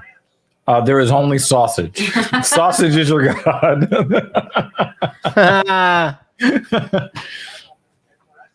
Thank you, brother. Thank you for popping in, Jimmy. I really appreciate that. And looking forward to seeing you later. See you later, Jimmy. Yep. Yeah. So I came up, my mother was under one of the Christendom denominations, and they are heavy on the proselytizing, heavy on it. And there was one time where I had left the organization, and, I told my mother that, we're not going there, Jimmy Dean. We're not going there. I told my mother that my days of telling other people how to live their lives and not being paid for it, those days are done. No, you can do that. No, I can't. I will not be, walking up to people, telling them blah, blah, blah. Nope. unless there's some money in it for me. So yeah, just no. Yeah, I definitely get that. And especially with the level of discourse that the average person is able to engage with, it really is work. It really is a chore. Mhm. And but I personally feel like that I have the ability to speak on things that I think a lot of other people want to and just don't know how to. Yeah. And I also want to talk about stuff, and I also want to get famous. So put all those things together. Yeah. And that's why we have our podcast, right? But I'm not going to be knocking on people's doors and Right. no, I'm just no. Right. No. And and again, I used to be that guy when I always tell the story that I was religious. I was brought up religious. When I was younger, we were in the Catholic Church, and I wasn't really about it, but I believed. And then in middle school, my mom had a falling out with the father at our church, and we had switched to a Methodist church, which is much more reformed. And I met a girl there, my first girlfriend. And that, among other reasons, I was like, oh, this religion thing, I can do this. And I remember going into college. This was still the days of AOL Instant Messenger. And in my away messages, I would always have a Bible verse at the bottom, my first semester. By the next semester, I remember being that outspoken militant atheist. All right, Terrence McKinney has been on a fucking. I never had an away message, but my notification was of Jack Black saying "loser." So someone messaged me and would go "loser, loser," and it was the greatest thing. Yo, did something happen with this? Oh, yo, this guy who is fighting for Perez, whatever. Ziam, yeah. The dude Jesse on Fire, who's got the that MMA channel, the one who I'm going to Vegas with next weekend. This dude was in his wife's DMs, like for real. He was trying to get that. I don't know what you do when there's a professional fighter in your wife's DM. Like what? How do you? How do you? I don't know, because I mean he's at least combat trained to some extent. I don't know if he's combat trained to that extent. You feel me? I do feel you, but something's better than nothing. I just be like, I would just be like, evil. You know your job. you know what you have one job, and that is to reject all DMs. The Rangers are about to get shut. The Rangers actually played better in this game than they did in their last game, and they're going to lose.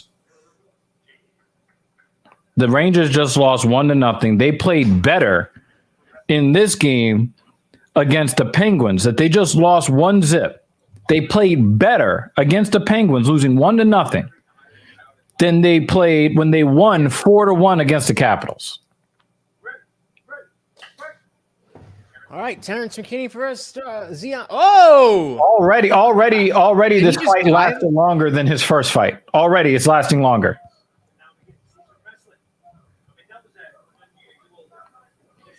That's a bummer. That's 2 points. The Rangers deserve better. They played so well in this game. It was just that one bad penalty leading to the power play. We got a pretty significant exchange going on here.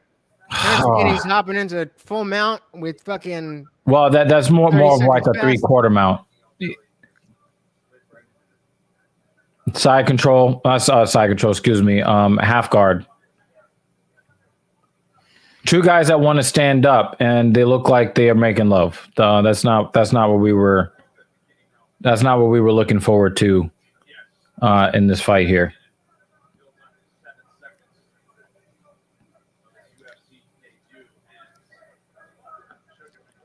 See, this level of this is the lowest level of grappling that I'm entertained by. There's stuff happening Yeah. They're trying to. Yeah. One guy is trying to get his shoulder off the mat. The other guy is trying to advance position. This is the kind of grappling that I can watch. Right. Not that fucking lay on you for 5 minutes bullshit. You see that McKinney is trying to get that arm pinned. You know, he also wants to get out of this half guard. He wants to get into side control. He's close. He's close. Oh, take He's got his back. Hook. Bar hook's not in. Oh my God! If he Both gets a hooks in. 7-second knockout and It's a mount. and he's in full mount. Damn. Oh, he gave up his back. Oh. Oh, he's got him flattened. That's Uh-oh. in. Oh, he's underneath the chin. He's going to sleep. No, he's on the chin. He's on the chin. He's not in danger yet. He's not in danger yet.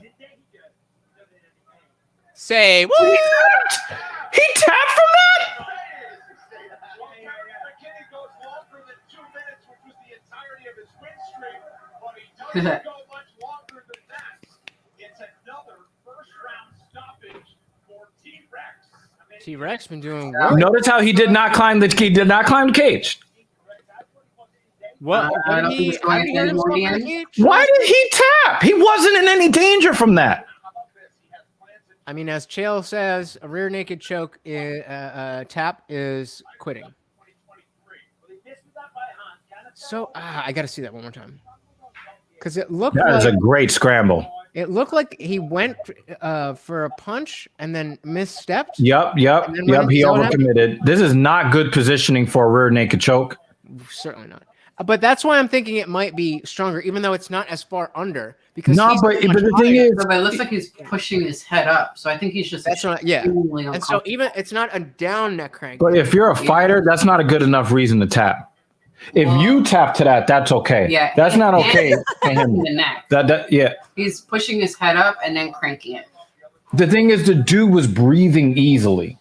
Well, he ain't want no more. You want him to go back? No mas. again? No mas. No mas. He said, no, thank you. It's time for me to go home and Oh shit, he's showing off. He's showing off the gains. The gains. He said the gains. I haven't had any gains since my last tattoo, bro. Podcast Jesus in the building. Doing podcast Jesus shit. Now I'm tattoo Jesus. What was my last tattoo? Oh, my last For the tattoo. first time in a long time, I had a good time in the gym today. That's not the kind of thing someone like me wants to hear. What does that mean? I thought you guys were all like, "Oh my god, the gym, yeah, blah, blah." Yeah. You're about that life. I had some breathing problems that led to some shoulder and back pain. Also, I had dental surgery. That sounds even more fun. Morty, what? So all of those things together is like 2.5 months of just fucking misery. Get your bone. But now I'm on the games train again, trying to look good for when, You pick things up and put things down. trying to look good for when the springtime comes and it's time for short sleeve shirts and yeah. You can see my tendons when I do it. Like, Dude, only thing you need to do is hire me, man. That's all you got to do. I mean, How was your 2 UFC appearances? 7-second knockout, first round rear naked choke. That's your UFC career. fuck. You just said a moment ago, that's 5 fights, 5 finishes, all under 5 minutes. What is your secret to getting success? Just my word is take risks, and this has gone on my side. It's just my time. I'm sorry for everyone. It's just my time. Certainly is your time tonight. Take a look at the screen, walks through the finish. Looked like you were going for the choke, well, you were. But the angle didn't look quite Yeah. Okay. Oh, so I think that with he went for a straight punch. Yeah, And, when he overcommitted, lost his balance. I don't know that he overcommitted. I saw a kick. So I think he kicked out his leg, and that's why he fell forward. And in falling, he was like, "Oh fuck, I'm falling. Let me fix this." Yeah, but it looked like he was reaching for that punch though. Like he pulled it from a long ways away, and his front and his lead shoulder kept going. Now the kick may have had something to do with that, no doubt. I think it was. But it looked like he overcommitted a little bit and lost his balance falling forward. Yeah, this kid's great. I think the ceiling is very high for him. Explosive wrestling, great submission, and as we've seen in that his first fight, the debut, which is explosive knockout power. All right, Sarah? Yeah, he's like, I'm not going to be rupturing my knee again on the cage. Yeah, Look, he's way off balance. Yeah, and then he got the And then the leg, yeah, and then the leg helped. But look at that scramble. That was a great scramble. That is worthy of being a female UFC fighter. Because again, the best scrambles come from the ladies. I mean, we got another guy. We got somebody named Jake. Hey, Jake, how you doing, Jake?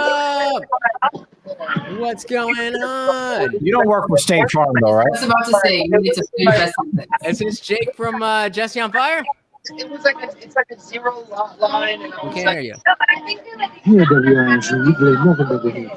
Are you able to hear us, Jake?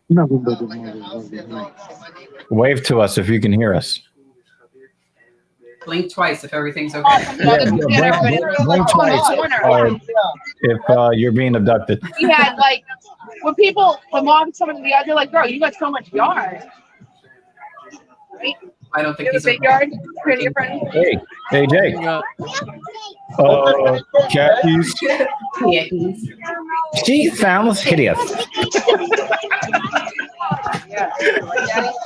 All right, You well, okay, Jake? if, I just messaged you in Discord if that's the same Jake that Discord thing. Oh, there we go. Can you hear us, Jake? I think Jake, do you have music on? I think that's messing up the sound here. Sounds like there are people around.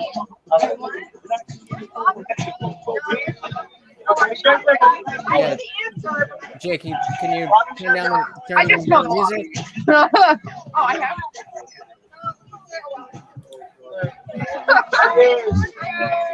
Oh, birthday.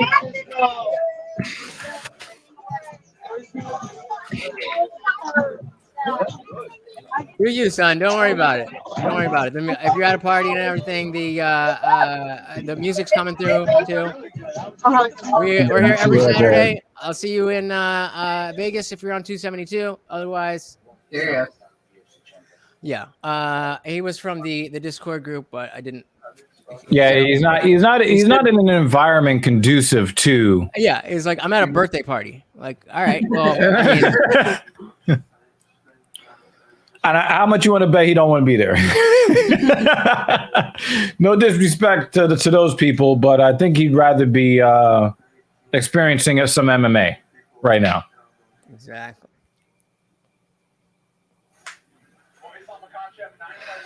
Lutz, I got to ask you a question. Shoot. As far as main events, is this one of the worst mismatches in a main event that you've seen in recent memory? My initial instinct is no. I mean, perhaps ironically, I would. The one that comes to mind would be, we're talking about before the fight happens. The first one that comes to mind is Khabib and Iaquinta. But I mean, But that was super, super short notice. yeah, but I mean, not much. I mean, what, a couple days shorter than this? I think it was like a day. But I think that Islam. Hold on, give me 2 seconds. Bobby Green's hands are still compromised from his last fight. I probably, but not enough that he's going to let that affect the fight. Obviously, except for the fight, yeah. But he was just talking about how his hands are still messed up. Yeah, but I think when it comes to Islam, he's got a very similar rub of that air of invincibility that comes from being so closely associated with Khabib. He's got And more hands than Khabib, though. right, but my point is that I don't think that Bobby Green is going to be. I don't think Islam is in Bobby's head like that. So You say you don't believe Islam is what? in Bobby's head like that. So But when he pins his legs together and ties them up against the side of the cage, he'll be in his head then. I don't think that it's necessarily that mismatched. I think that I'm trying to think of particular fights, but I think there's more avenues for Bobby Green to win this fight than a decent amount of other fights that we've seen recently. Well, Bobby Green is a striker, and his hands are compromised. Do you know what this reminds me of? When Derek Lewis fought DC for the belt. That's what that reminds me of. Yep. And you knew, as much as we all love the Black Beast, we knew he had zero chance. And Cormier's back was fucked up. He only took that fight because he knew it was going to be a drubbing. Was his back fucked up? Yeah, DC's back was fucked up real bad for that fight. You're not mixing that up. He had a hand injury too. He went in there with one hand. You sure you're not mixing that up with when Derek Lewis and Ngannou fought and Derek Lewis had back issues? No, Daniel Cormier never fought Ngannou. No, Derek Lewis fought Francis. No. I'm talking about when Derek Lewis fought DC for the belt. And he got submitted. It's ironic that DC had back issues in their fight, and then Derek fights Ngannou, and Derek has back issues in that fight. That was the biggest disappointment in UFC history. I didn't see that fight, but I heard about it. It was like 2 strikes to 3 over 25 minutes. So you remember the first where they were just like dancing around each other. No, we saw that was a different fight that we saw where guys were just dancing around each other. That was Izzy and I was just about to reference that fight. So you remember Izzy and Yoel Romero. That was that fight. You remember in the very, very beginning of that fight? They put the abuser of women on that card. We didn't watch that card. I thought with Derek Lewis and Ngannou? Yeah, we didn't watch that. A while ago, where they no one threw a punch. Yeah, like that. We didn't see that one. It was just horrible. Yeah, we heard a lot about it though. No, in that fight. So I'm sure you saw the clip of when literally Yoel Romero just like shelled up and just stood in the center of the octagon in the first round. Imagine that for 5 rounds. That was the Derek Lewis and Ngannou. Yeah, that was one that I was not sad to miss. Wait, Ramona Pasquale has no country that she's hailing from? That was weird, right? That is weird. There was something off about it, and I wasn't sure what it was. And it was the fact that there was. She was like, "I'm a woman of the world." She's for the intergalactic superhighway. The World Economic Forum. Here, that's a good topic. What are your feelings in general about Black History Month and the fact that it's the fact that it exists, and then the fact that it's February? I mean, you've heard all the jokes. They're like, we got to give you niggas something, but we're not gonna give you a full month. Fuck out of here with that. You get 29 days every 4 years. What the fuck else do you want? I mean, we get that 29th day. You get that one extra. I mean, it's now you have a large swath of the country who has been triggered into believing that teaching American history is somehow harming children. I think you talk about how you're always proud to be American in American history. Well, then you should be proud of all of it. Then you should embrace all of it. Why? Are you proud to be in a relationship with Mr. Evil Genius? You say. Are you proud to be? Mondo says, "I want a day for me, Bon Bon Day." Every day should be Bon Bon Day. But are you he's actually training for a boxing match? So, nice. Yeah. Good luck. But yeah, are you proud to be in the relationship that you're in? Well, I don't understand what you're talking about. A relationship is two people that decide to live, somewhat intimately together. And Are you talking about this relationship here? I'm proud of what we've built. okay, are you proud of everything that she's ever done? She's not proud of everything she's ever I didn't done. ask you that. No, but it is part of our But you history. can be proud of something and not be proud of every instance. Yeah, but one of the things we're not going to do is that's pretend that what- the history is not there. Okay, fair enough. But You got but- people out there that are but like, you- don't teach fine, my but kid full that's not what you said. history. That's not what you said. You said if you're proud of it, then you should be proud of everything. And that's No, ridiculous. I'm saying if no. Then maybe I misspoke. Maybe what I meant to say, I'll make them a little bit more clear if that's what I said. If you're proud of American history, then you should embrace your entire history as what it is, the warts and all. Well, embrace. What do you mean by embrace? Because again, if we're You should talking be about, able to say this is not a proud era of our history, but this is part of our history.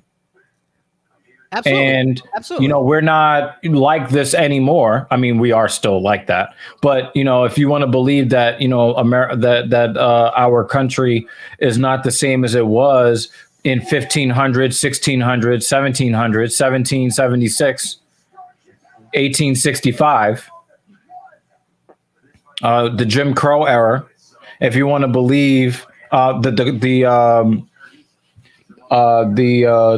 COINTELPRO era, the new Jim Crow era, Jim Crow 2.0.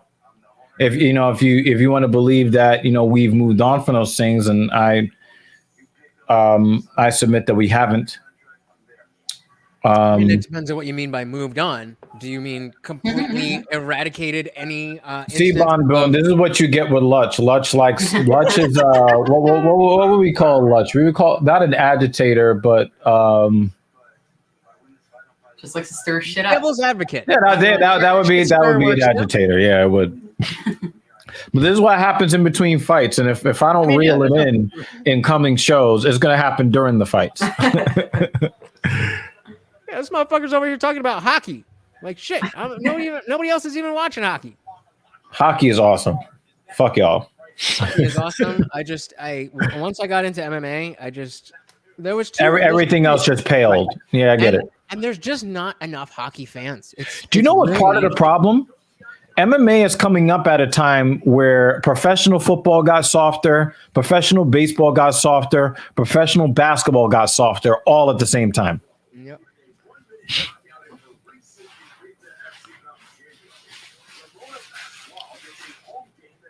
Bon Boon, you misspelled Shesterkin. She's eager to show off those ultimate finishing skills against one of Brazil's top rising stars in Yo, why she look like Davidson Figueiredo? Yo, some of these Brazilian chicks, just want to look like and be like men so bad. It's racist. You say that about Rose? Hmm? It's racist. Do you say that about Rose? Nama Yunus? Yeah. Hell no. She's probably the most feminine fighter on the roster. Also, she specifically shaved her head and stopped wearing makeup because of the way. She hasn't said this, but it's pretty clear. Yeah, she doesn't want to be. She's Pavement. married and she's traditional and all of that. Right. But also, I think that it probably makes her a better fighter because she doesn't have to worry. Because remember, her hair is super, super straight. So, and it's super thin. So even though you see these girls that come in there with tight braids, after a while, those braids do, for the straightest haired, those braids do come apart. It also fucks with your scalp. It's not good in the long term. Yeah, I was thinking about that. I don't know, Bon Boon. I don't know, man. I always root for the prettiest girl in the cage, man. Not always, but usually. Yeah, where are they saying anything about her nationality? I don't know. I didn't hear. I mean, obviously she Played looks rugby? like she's like maybe Let's Pacific talk about Islander Pascal. or East Asia.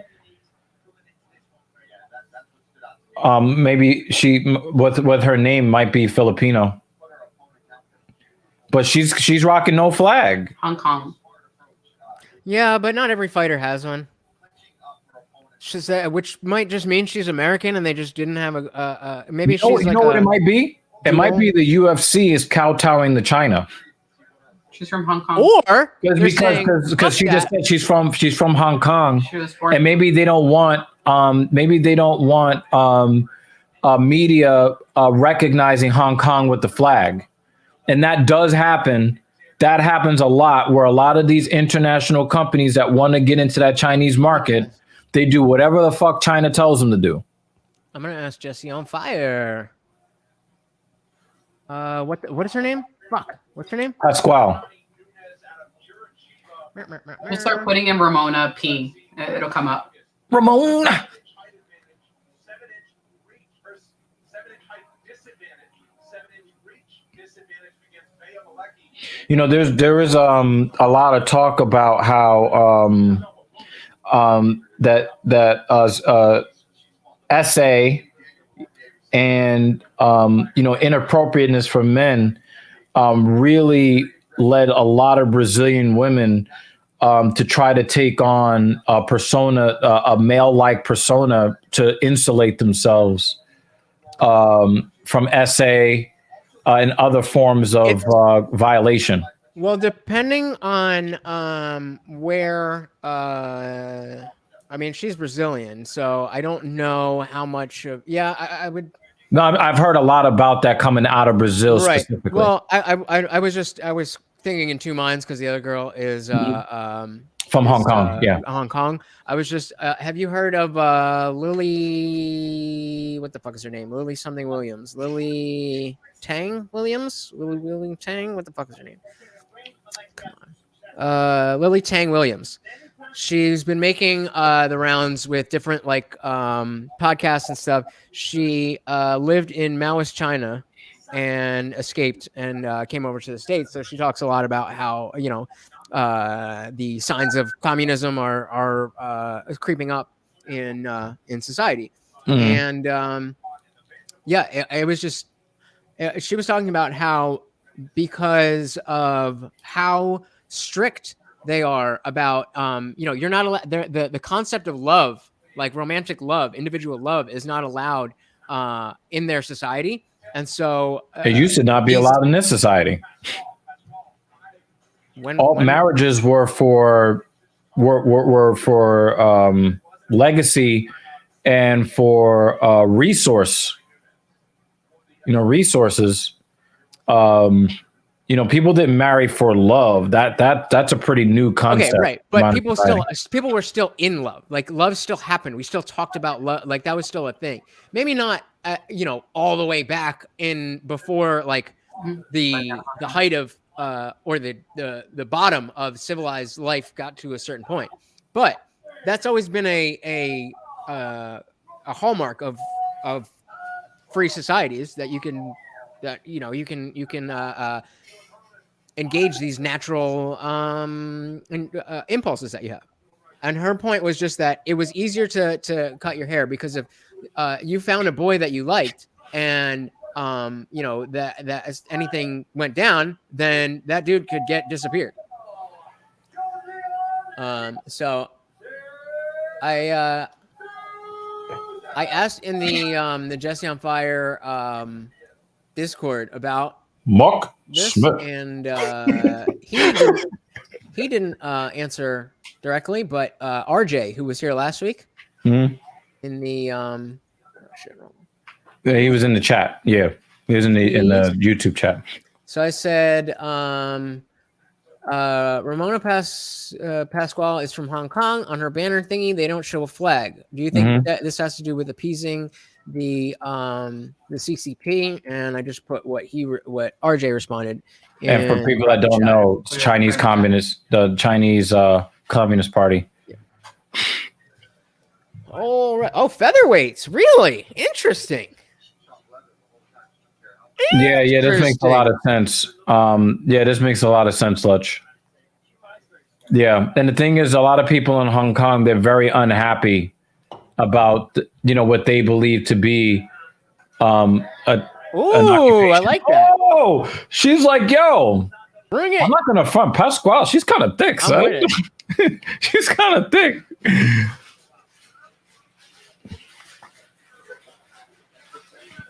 She's got that tie clinch.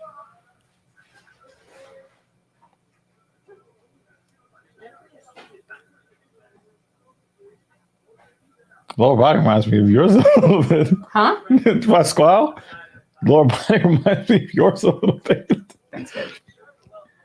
I mean, hey, man, we like what we like. You know what I'm saying? Good. What did you like Or in like this for count? the Patreon, okay. Conversation. Ooh, was that a Yo, step in the elbow? Pasquale is saying, yo, I got hands. Woo! She's got a slappy This is striking. what I'm talking about when Yeah. I say.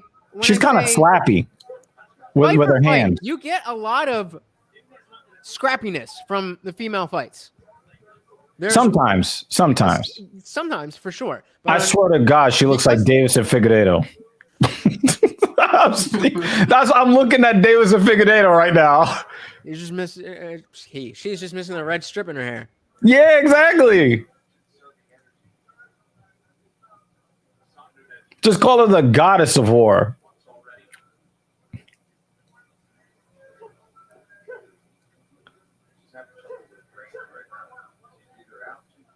And she's super aggressive, just like Davison too.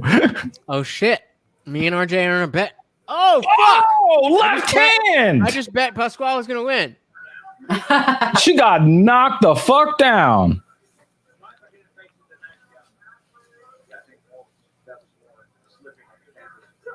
Are we sure that's not Davison Figueiredo?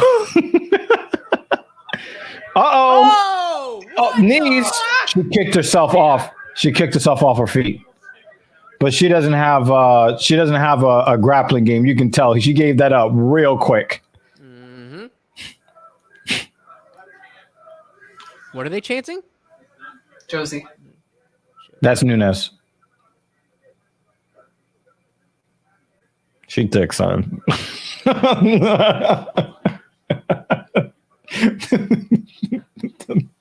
I'm sorry. I For an Asian girl? I mean, yeah.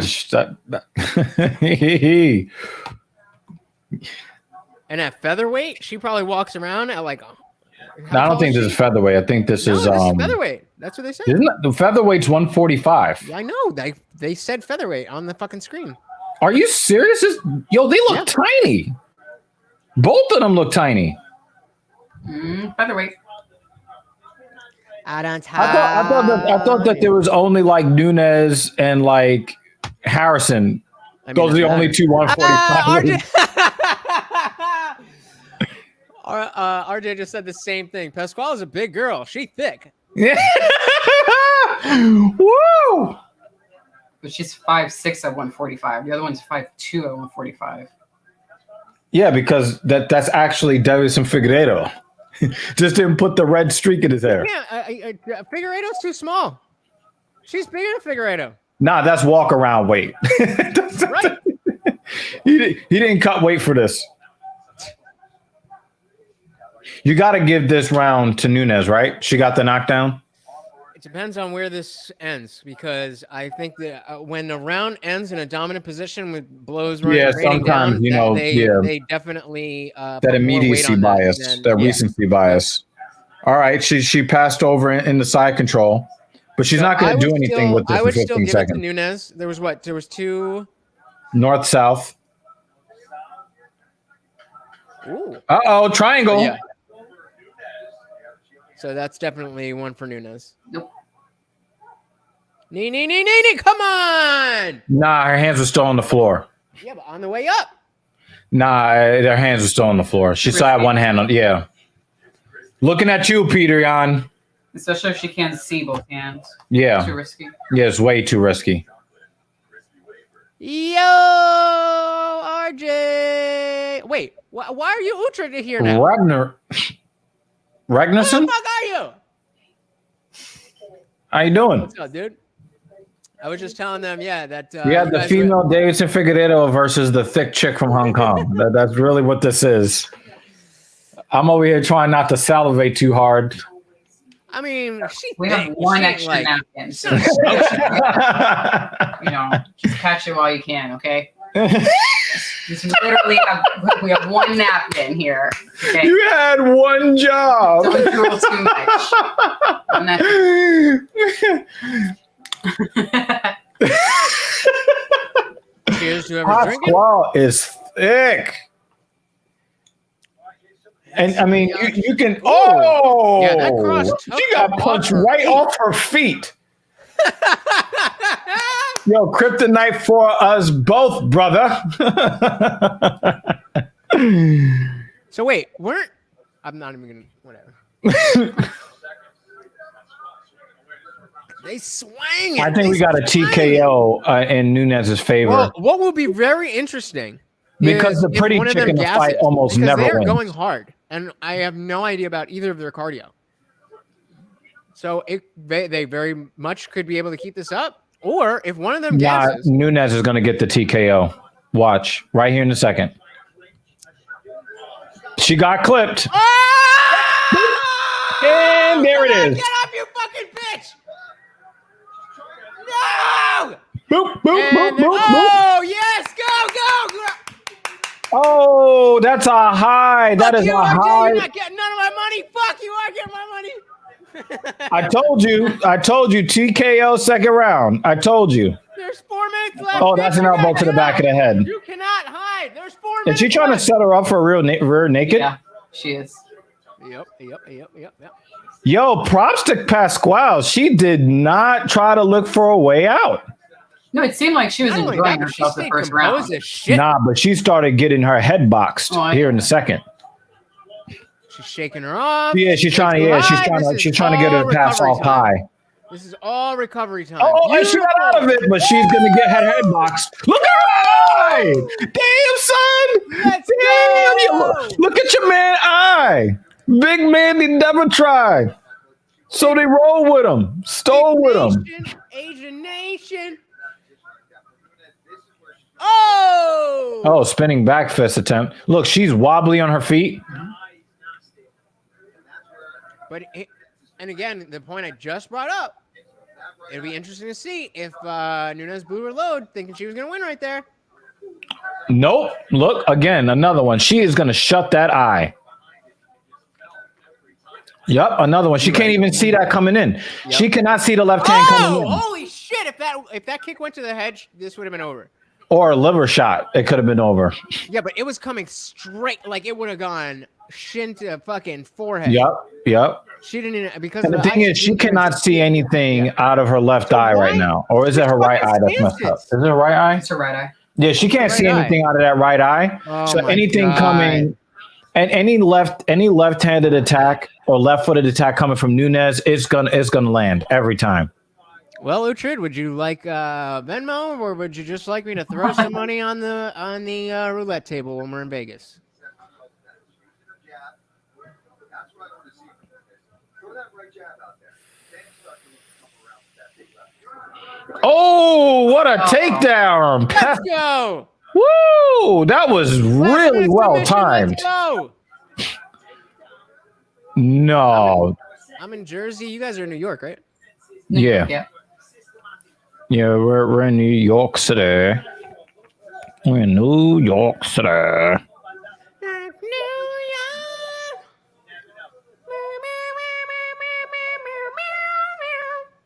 We're gonna mute you. She's gonna mute I'm you. gonna mute you. I've never threatened to mute you, but I might now. Concrete jungle. If I knew more words, I'd still go. I'm going back to Cali. Yeah. We are collectively in the worst states of the nation.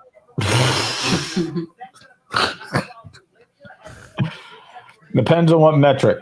I'd say Cali's the worst. I'd say New York is second worst, and as of the last 2 years in New Jersey is why would they? Get out of there, bro. What did you think of the Z4, man? You talking to me? The Z4? Or are you talking to him? I mean, you commented on the video. I comment on a lot of videos. What are we talking about? The blue convertible. Oh, fucking dope, dude. Fucking dope. You had to, did you have to fly out to one of their things to do that? To get one? No, they built the car in Austria and shipped it to Germany and then shipped it to New Jersey and then brought it on a truck over here. There was something. They actually outsourced the building of those cars because those cars are built in the same factory and on the same underpinnings as the Toyota Supra. Greece. As the what? They're practically the same car. The same what as the what? The Toyota Supra. Her eyes is good. Squish. Oh, look at her eye! Woo! Don't blow your nose. Too hard. It's Don't blow your nose. There's something in. Don't get closer. The fact that she made it through that round, though. I am super impressed because that had all the makings of a TKO with her head getting boxed up against the cage. Yep. Obviously, Nunes won the round. Obviously, for sure. And so it's do or die now. But yeah. I thought that exchange left didn't when finish she her. went there. I thought Mark Smith was going to end the fight there.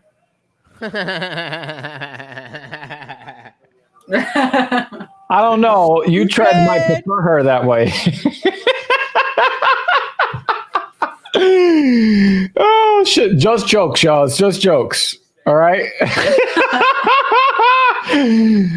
She thick as fuck. All right, let's go. The problem is her eye is just as thick as her thighs. That's the problem. Oh, that was look at that kick! Whoa! I think all of us men just fell in love. She can move her hips, them thick ass hips like that. Word.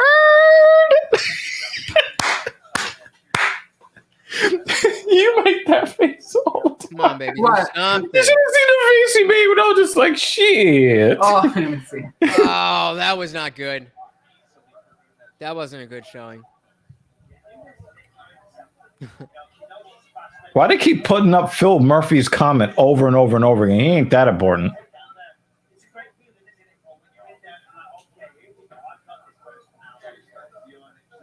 Some dog pics in the fucking disc.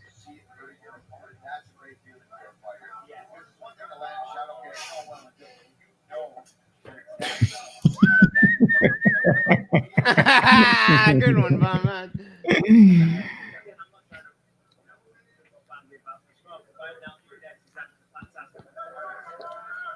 Yeah, ain't gonna work. That ain't gonna work. I mean, it sucks because what is Nunes waiting for? She should be throwing that left hand over and over again. Sitting back and watching the clock. It's Pasquale's fight to lose. She dominated the first 2 rounds. Stand back. Pasquale cannot take your win. Don't get out of that eye. Don't fight any more than you need to. I don't agree with that at all. Especially when there are no real fights at 145.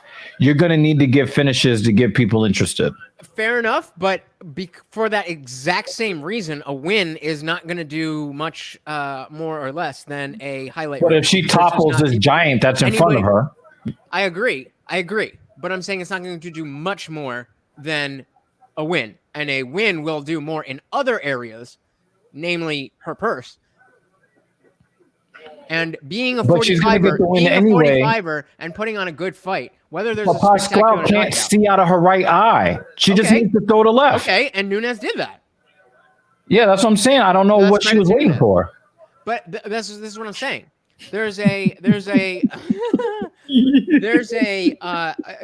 The upside to winning, period, at women's featherweight has, like, let's say. Well, Davidson Figueiredo decided to become a woman and fight in this match right here. So, sorry. I'm saying there's let's say X amount of value in winning a women's featherweight fight. Mm-hmm. Because there's so few contenders, getting a spectacular knockout is definitely more, but it's really only slightly more because it's women's featherweight. If you win, you're already so far up there, and having a performance like this is already Mm-hmm. putting you so far up there compared to but I think a good performance is enough in this division, and a loss is so devastating in this division. That I get it, but I think if Nunes doesn't get a knockout after she had Pascual 1 or 2 strikes away from a TKO, and she doesn't get it, it makes her look worse. It does make her look worse, but she lives to fight another day, and if she's this good, all she needs is 1 or 2 fights like this to be up next. There's so few but I think that this was her knockout. Win this is her knockout to get, and if she doesn't get it, it makes her look. It makes her kind of look bad in a fight that she was dominating. I disagree. I think the fact that I think, of course, if you're going to get a highlight reel knockout, that's better than not getting a highlight reel knockout. But the landscape of this division is such that if you have a great performance, you're already in the conversation for a title picture or a title shot because there's so few women available for that. Yeah, I'm talking about getting into the consciousness of the mid-range fan. And I understand that. I understand that. But what I'm saying is that doesn't have to be done tonight. If you take a win, then you go on to put yourself in a position. If you risk it to try to get a highlight knockout in a fight that you're already winning and slip up and then lose, now Pascual, who you beat the fuck out of, is now in that same position that you would have had by just standing back. No, in this I get division, that. A win is way more valuable than I get that, but everything you're saying, the number of steps on that ladder is so fewer. Whereas in men's lightweight, for example, it's if you're in, like, let's say you're ranked number 15, a 10-fight winning streak, you may still not get a title shot. I get that. So, exactly. That's my point. Is that? But I agree with you. But I'm saying if you're watching this particular fight, and you see Miss Davidson Figueiredo busting that ass, and then you see that her opponent cannot see out of the right eye, and you don't attack the right eye. I don't think people see it that way. I honestly don't. I think there's a grander understanding of that. Like, it's not as simple as, she can't see out of her right eye, so let me just beat the shit out of her right side and win. Like, that is kind of what's happening, but it's not that simple. And so that almost seems like a more casual take. That you're like, she can't see on her right side, so just take her right side. I mean, you're not precluded. You're not precluded from joining up. Drop the link. Head on up here, Bon or Bon Boone. Did you have? Yeah. Hold on. Oh, you're on. I got you.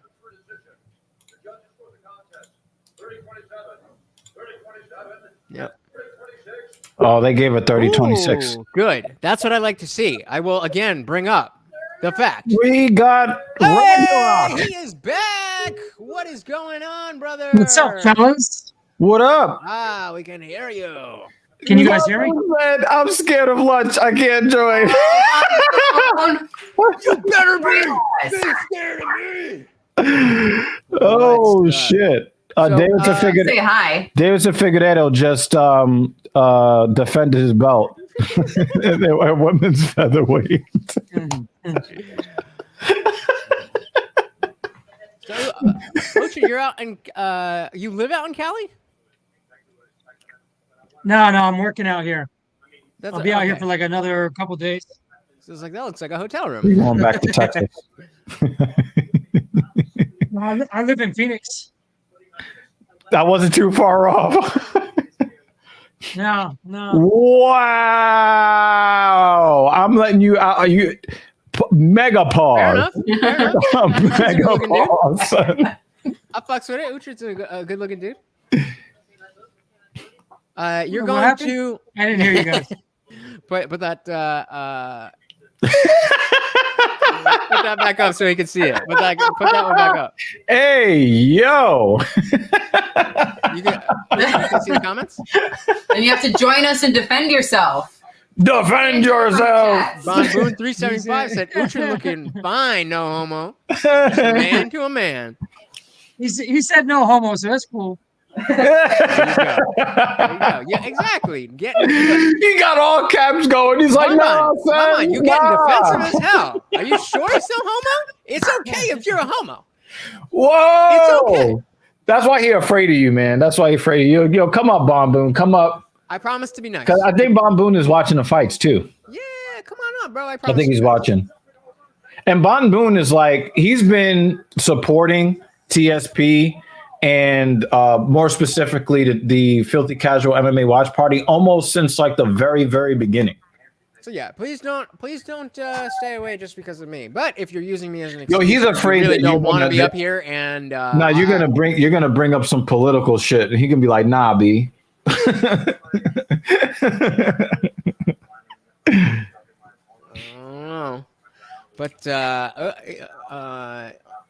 they're in the So I read the manual. I read the driver's manual, right? This dude just got And I Tesla. realized that I was going way too hard on the engine, like way too hard. Like they're like, listen, you need at least 300 miles before you go crazy on the tires. You need about 12 to 1500 miles before you're fucking cold revving. And I was in the dealership like fucking listening to that shit. Oh, sing. Misha, whatever the fuck his name. Serkinov, This yeah, guy. he's in the UFC, in the yeah, I know. co-main. He's in the co-main tonight. I'm so focused on next week. I'm just like I'm so hyped. Uhtred, you're going to 272 or 273? Yo, look at that submission. I'm going to 73, so I'll be out in Jacksonville. He doesn't have a camera for his PC. Get one. Show up to one of the. You got a phone? Oh yeah, that's right. Sometimes I go live on one of my cell phones. Yeah, why not? I do Genius Take the Wheel on my channel. I do driving live streams. Genius Take the Wheel. I've always I've tried to have the because I just drive a lot for work. Being a dog trainer, I drive to my different clients, and this motherfucker's hair. See, he's got the Chinese What's going on with your boy's hair? He's got the Chinese. No, so that's flag, so that girl's fighting out of Hong Kong though, so she probably yeah. requested like a different flag, Well, Dr. No, I think she went with no flag. She went with no flag. Yeah. Because that one dude was I know you commenting about it guys too. The guy in from Sweden love your the guy from Nokia. Kosovo. Yeah. He had I guess he applied for like a special exemption. Oh, you also wait. Yeah. Is that That's the emergency. You want one? Yeah. You done with that? Emerge and see. You got a collection of shit over here now. You want me to take some? Nah. This is just in case I start nodding off. So, some boring ass fight, and I'm just like, yo, I gotta host this show. Let me get this green shit. I have But I have a different kind of green shit that I'm worried about. Yeah, I could tell you that the car turns heads everywhere I It go. fucking does. And one of the craziest things about What it color is is it? it's a Misano blue. Let's pull up the video while nice. we're in between fights. Yeah, can I see it? Yeah, How do I don't. Oh, no, I don't have the video in the right in the right I don't have it in MPEG. No, just from your channel. I'll do it. Oh, I'm not pulling that shit up. I'm not pulling that shit No, up. just Not- shoot me the link in the chat. I In the got you. private I chat. got you. Just I send me got the you. I link. got you. I got you. I got you. Oh yeah. So who do y'all have for the main? There's only one choice. I'm sorry. This is a bad mismatch. Oh, I don't know, man. watch it. I'm hoping Bobby Green pulls off a miracle. I mean, everybody loves that Cinderella shit, but Yeah. I don't know. I don't see it. I don't see it. Give you a little bit There you go. of I mean, he does have good like a first wrestling, impressions though, you know? type of poor man's review, so to speak. Yeah, let me see. So I guess the best thing to do is to just get into it. skip to the actual car itself. Alright, Yeah. That's There it is. Ooh. We're at BMW of Manhattan. Yeah, that's And nice. finally, Tesla before. uh, Do you have a car Tesla? is here. Is your other It's in car a the flesh. Tesla? the No, my other 2022 car is a Mercedes Benz. Z4 That was the M40i Tesla. rear wheel drive. Look at them fucking wheels, y'all. Look at this shit, man. If it sounds like I'm being abducted, it's because I have two masks on. Finally, I think I ordered this car last October, and now I'm finally standing next to it damn near March. That's some But New York shit, my guy. We are here. We finally have access to it. Yeah, right. Actually, the car is actually pretty rare. I get all kinds of people, mostly middle-aged white people, that are like stopping me everywhere I go. They're like, "Holy fucking shit!" This car, and the thing is, That's a beautiful BMW car. only advertises their 3 Series, their 5 Series, their X3s, and their X5s. Those are the only cars that they advertise. A lot of people don't even know that the Z4 exists. Yeah, I mean, I knew it existed. Yeah, like you were saying earlier, it's basically the Supra, right? Yeah. Well, the Supra is the Z4 because it's a Toyota shell and it's got like a cheap Toyota interior, but everything else you'll see BMW parts everywhere else. Yeah. Yeah. The engine is it's it's the got same the motor as 382 well. horsepower engine. I don't think. So, Uhtred, how long have you been following Jesse? God, maybe about a year or so. I think the first video I saw of his was the one he shared in the Discord today. The Colby, Masvidal yeah, and Colby beef. I don't know. I think it was about a year ago. Maybe about a year ago. same. Oh, yo, look, Bilal's in this dude's corner. Bilal Muhammad's in this dude's corner. Bilal was also with Double or nothing on this fight.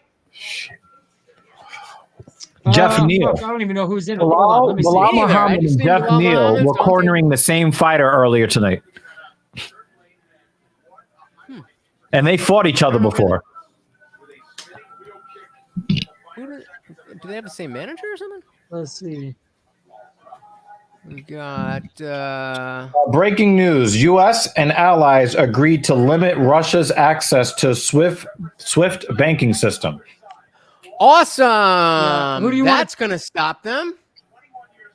I don't Who do you think wanna take, Russia. I Lutz? don't think Russia cares about any of this stuff. They were willing to engage in this. They were willing to engage in this, knowing what the ramifications were going to be. And I think to a certain degree, they were looking to call the bluff of NATO and the rest of the West. I can tell you that nobody in the world wins. No one. Everybody loses. I was listening. I was talking about the Lily Tang Williams earlier, and I was listening to her on Michael Malice's podcast. It's called "You're Welcome," and I don't know if this is his idea or if he's parroting from somewhere else. It's just the first time I'd heard it, but he was proposing that with everything going on, that Putin may not necessarily be coming from the position of like, this is going to be great for the citizens, but just the Russian identity and the Soviet Union identity, trying to bring that back, and like, okay, this is going to be hard times for Russia now, but it will lead to advancements in their empire or whatever. And I thought that was interesting. I watched something today that actually made a lot more tactical sense. that there are actual concrete reasons for why Russia has been setting this up since 2008. They've been setting up this move. Oh yeah. Since 2008. And when you look at the Eastern European landscape, there are very real economic and military tactical reasons why they want Ukraine. They actually absolutely. They've been saying that they don't want Ukraine, but they want Ukraine. That's the reason why they have forces pushing into their capital. All right, Uhtred, double or nothing or not? Tail of the tape. I'm trying to place a bet on DraftKings. It won't let me. Apparently, Zoo is wrong. Yeah, I'll do double. Or maybe we got the wrong Zoo. No, I'm in the wrong state. No. And I can't mute him, so I can't make that threat. He's sitting right next to me. I want to know if he puts any no, I can see the look on your any face. extra mustard on his name, any extra emphasis. Let's see what Bruce Buffer has to say. Bahamondes. Hey, Lunch, who do you want to take? I'll give you double This or nothing. guy, Ignacio. You want to take him? All right. We'll do it. Double or nothing. I'll take the Chinese guy. Let's go. The pink hair guy. I am at the wrong tool. No, nobody? I thought it was funny. Emotional damage. Oh shit! You see that? Von Moon's about to stop World War III up in this bitch. Can I move this? Oh, this is a feature preview. It's wrong, Zhu. You racist. Let's go, Ignacio. It's really weird. In China, they're having this really big push towards masculinizing men and boys in the country. And then you see one of their Chinese fighters on the world stage coming in with pink hair. I wonder how they are going to take that in China, especially if he loses here.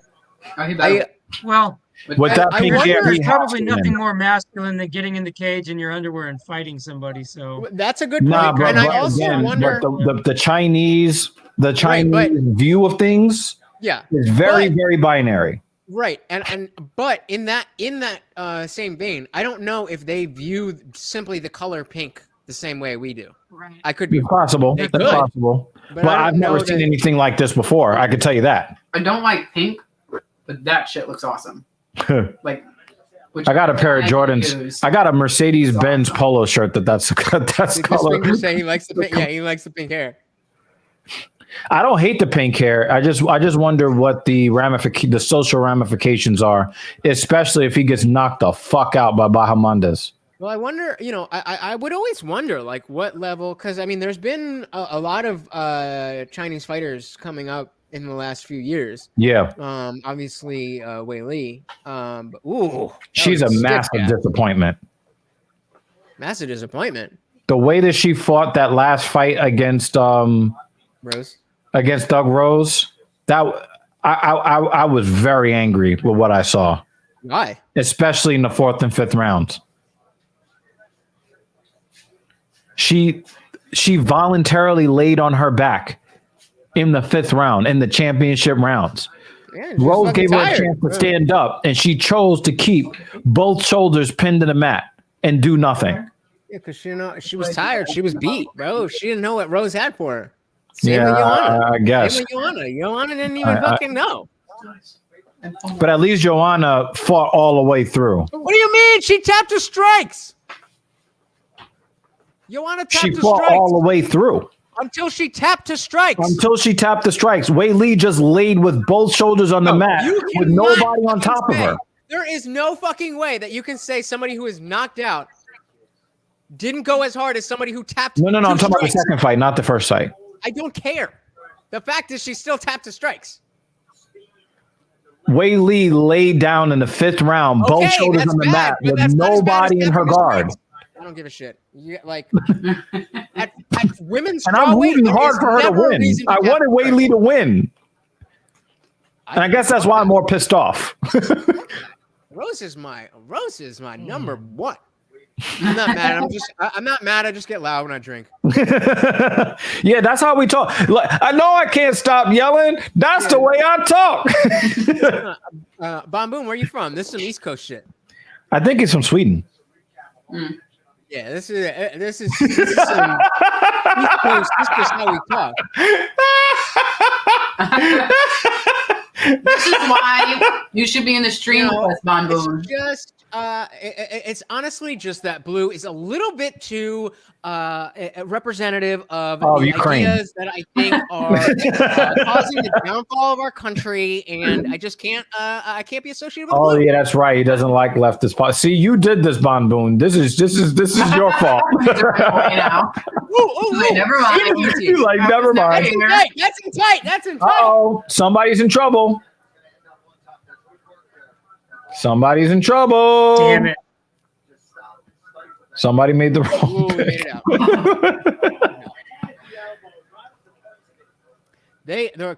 That didn't look that heavy, but the commentators must have gotten a better angle on that. They were all like, oh. Is he cinching it in? Because he was definitely underneath the chin. He got out. Close, twice. Oh, he missed with that elbow.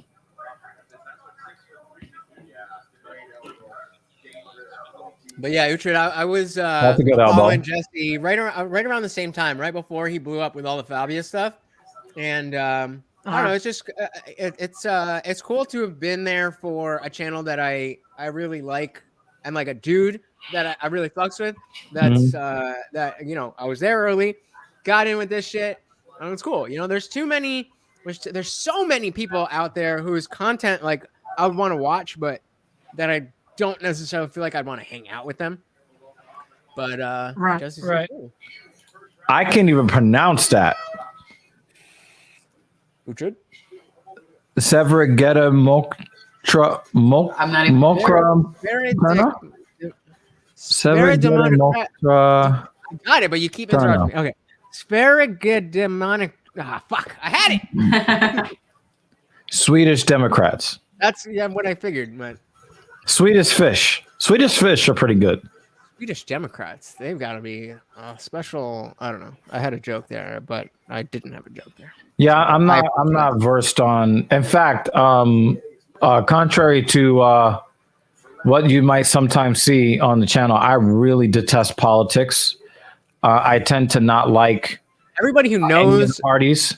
Everybody who knows enough to talk about politics hates politics because politics sucks. Like it's the worst thing. It's the manifestation of all of the worst aspects of humanity, of society. Yeah, and it's necessary. As much of the ANCAP ideology that speaks to me. I'm not. I can never be a. I agree with you, Bon Boon. Yeah, there's much worse in politics, but there isn't anything much worse to talk about than politics. But yeah, we definitely need government to some extent. I could never be a full anarchist and be like, look at that left hand. That is a piston of a left hand from Bahamondes. But Wong has done well coming out, guns blazing here in the beginning of the second. But let's see how long he can keep it up. He's channeling power. He's also not moving his head off the center line.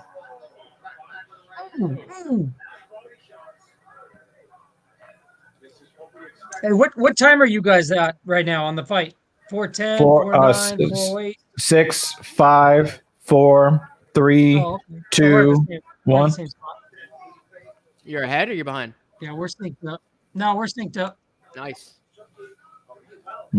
Yeah, sometimes that happens. We'll just at the beginning of the next. Yeah, we watch legally. We have ESPN Plus here. We have ESPN Plus here in the States. All the pay-per-views that we cover here on Talking Shit, we pay for them. No, I went for a while just going on crack streams, but It's number one. The quality is always it's like it's never in 1080. It's Questionable. always 720, and then it just cuts out at random times. And usually, all you need to do is reload the page a couple times. But like, I'm not sitting there all night, and because people come for the later fights, it's usually the later fights that it gets fucky. And so like I'm not sitting there all night to watch the preliminary shit. And then when it gets to the fucking main event of my favorite fighter or something, then I'm dependent on whether an illegal stream is going to be up. So like I torrent the shit out of everything. I've just decided to like I was really late to superhero movies. I was always like another Iron Remind me Man. never to sign into your computer because all of my passwords will be compromised.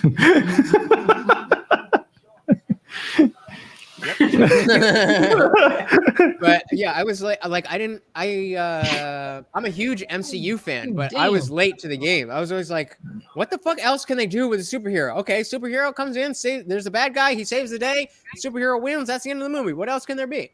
Right. But I didn't realize that would be every level. movie to some extent.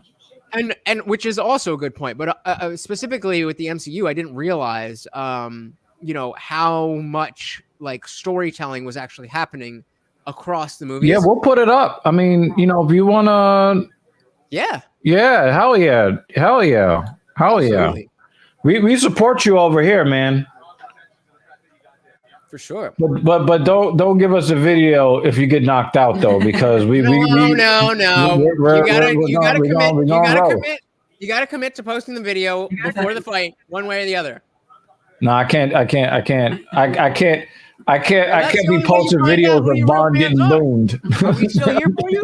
You lose? Maybe. Oh. Von Boone, you're in Sweden, man? Yeah, I think so. Mm-hmm. Yeah. He said, I'm not going to lose trust. Yes, I like to see, man. That's what I like to see. You know what Rutch has not commented on yet today? What? My T-shirt. I can't see it. I have got you.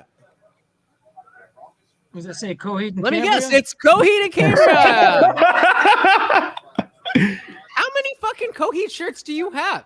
Do you want to point the camera that way real quick? And that's not even all of them. That's not even all of them. I've streamed with this guy the last 4 straight weeks, and then we did I think 2 streams separate from that. I've never seen this guy not in a Coheed shirt. Never. I might have. Well. Not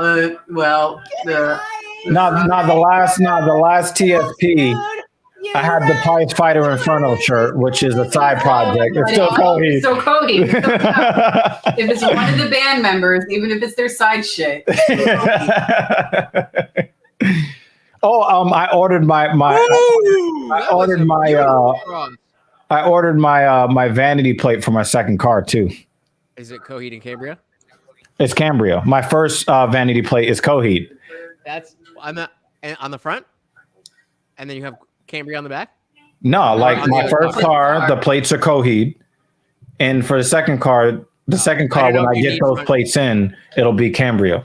I don't know if you needed official front plates in New York. Yeah, you do. You have to. Von Boone, in my free time, I do have my own podcast called He smokes a lot of weed. Your Book. I do smoke a lot of weed, but I actually really only smoke at night. Like I work a lot I work during the day, and then he's a weed vampire. But as soon as I'm done with my shit for the day, I'm smoking. But that usually tends to be later at night. Like I got home from work and came straight on here. And I mean, like, I'm ready to go, but I haven't smoked at all today. But yes, I do love marijuana. I believe it is a magical thing, and if there loves it a lot more than lifting weights. Yeah, I don't do that. I like following the ins and outs of everything that's not in the cage with UFC. Specifically UFC. I would love to be a bigger MMA fan in general, but there's so much depth to what you can learn in any given thing. Yeah, I hate politics. Politics is a necessity, unfortunately. Oh, nice high kick. I'm really into philosophy. And like I was saying, my own podcast, I Didn't Read Your Book, where I talk to authors about their books, which I have not read, so that I can act as a surrogate for other viewers, so that we can get to know the. You're right. Yeah, I mean, yeah. Well, here's the thing. I like being right, and I feel like I'm right about a lot of things. So when I feel like I'm right about something, I like to talk about it. Ooh, beautiful takedown. Nice takedown. Oh, nice. Oh, damn. He just turned him over. That's Yeah, he just threw Like him a off. fucking pastry. Yo, this motherfucker can jab. Oh, those jabs. Wrong's head movement is terrible. Yeah, There's he just leaves none. it right there in the center. Yeah, he never moves his head off the center line. Oh, now he's reaching halfway across the cage. Oh, He's got it. He's got it. He was going for the Darth there. Oh, he tagged! Oh, Bahamondes! Wow! All right, we're even. Woo! What do you mean we're even? We're even. That was double or nothing, motherfucker. Yeah. That's what? I said double or Yeah. nothing, but I'm with it. Double or nothing. Double or nothing. Yo, he's not going to be allowed to re-enter China. They're going to blame the Rona. He's not allowed to come back. Yo, he's gonna disappear. This is his last fight. This is his last appearance. This man's dead. Yeah, it might be his last Losing appearance with pink anywhere hair. in the world. Bro, I'm Hey right man, here. I would sit here and I would let you have the debate with Lutch, here. but I'm not saying a motherfucking thing. You're welcome to come. I'll brew another cup of coffee. And I think you're in at 9 I tomorrow, think right? Dr. Evil Genius will, as we disagree on a lot of things, but I think he will vouch for me in saying that. No, we agree on most things, by the way. Right. But we disagree on a lot of things as well. And on those things, if you catch me in a point, I'm not like just here to be right. Like I want to have these conversations when, if I'm wrong or if I'm thinking about something and you bring another perspective, I have no problem being like, I think we agree on almost everything. I think where we have is that we have different thought processes on how to get to those goals. yeah. I think we have. You can only see the world through your own eyes, right? Right. So I would say that I would say we value many of the same things. I think the individualist versus collectivist thing is something that I don't think we could get past. Like you, Ryan, Anirudh, all you guys are very much collectivists, and but only because of the necessity. I would love for things to be more individualistic. That's the question, though. That's the question. How could I don't think that you can think about the collective before you think about the individual, and you guys believe otherwise. So, and that's a philosophical thing. So it's not anything that's both sides, though. But my thing is, I know that the collective has a huge influence on the individual because, as human beings, absolutely, us being a communal species, it is a very low level on the hierarchy of needs. It's very, very low level fitting in and being accepted. So because of the collective's effect on the individual, I think that it must be accounted for. One of the primary factors to account for, because a lot of people's individual decisions are based upon how they're viewed by the collective. I agree with all of that. No idea what the fuck you guys are talking about. We're just talking about society and like.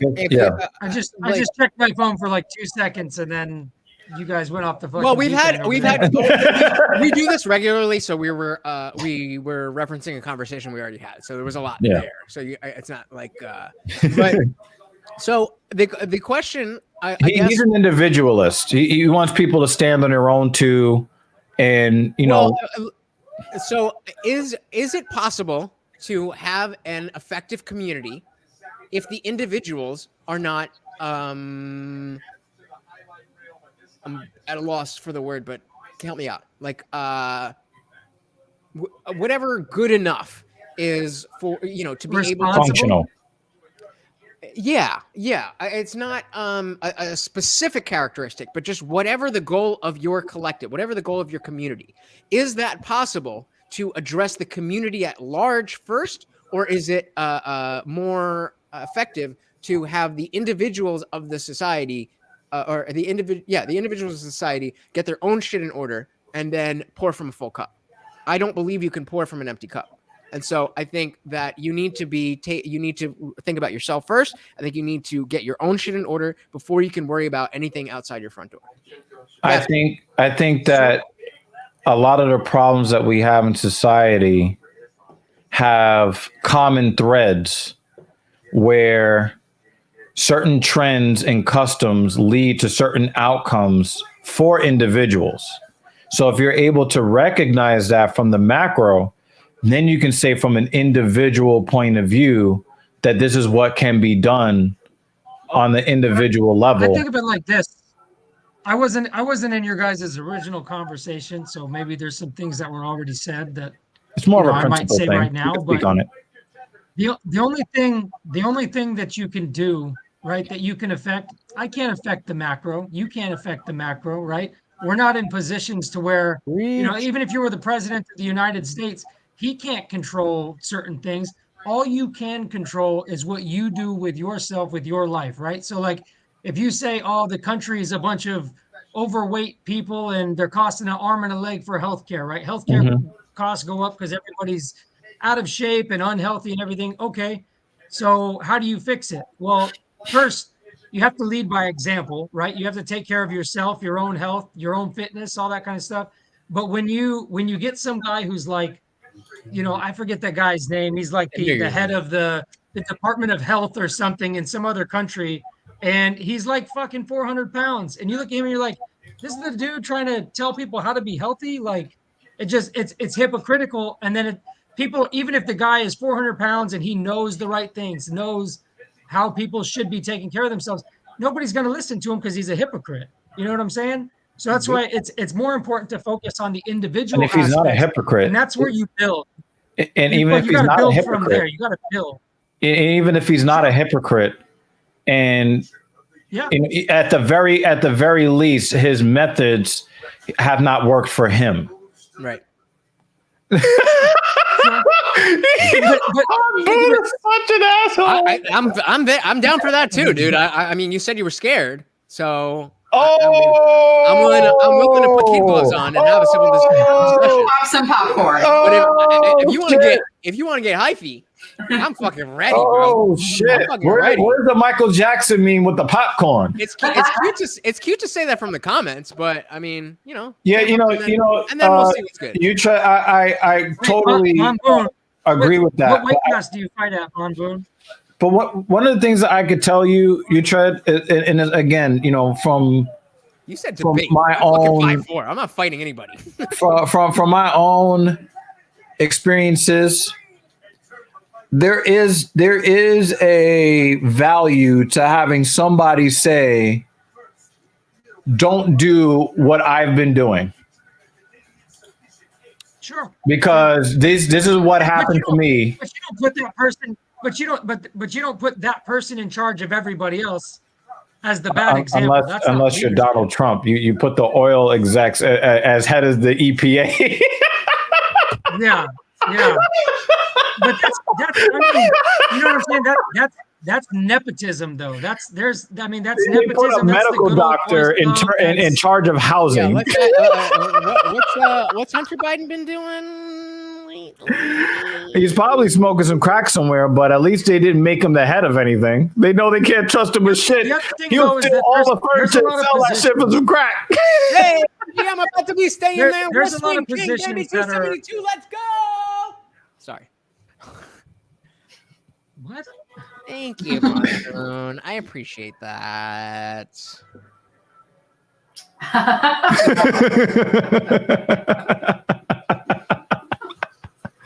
You were saying, you Tread?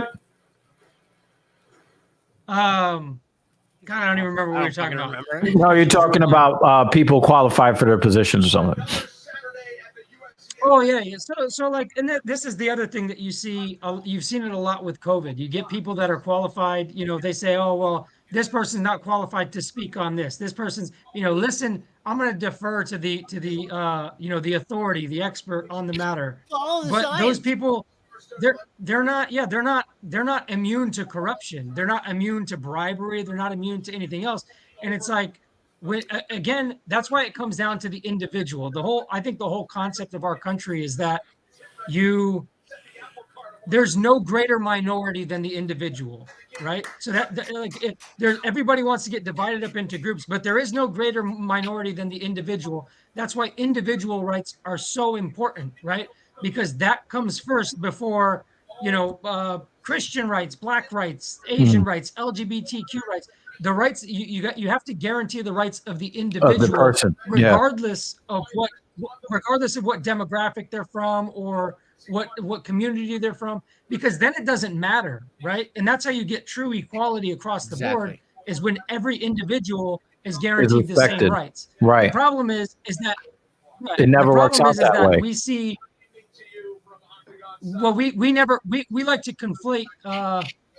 We like to conflate people that are rich, basically people that have wealth or that kind of privilege with some other kind of privilege, right? Right. That's how I see it. Yeah. Right? But sometimes we make one issue that's really a class issue. We make it something else. Sure. Yeah. But I will tell you, when you talk about the rights of the individual, there's a cost for that. And one of the costs Absolutely there is. And responsibility. Right. And so the thing is that, and we're just going to take the Rona, for example, right? The United States harbors 4% of the world's population, but 17% of the Rona deaths, in part because but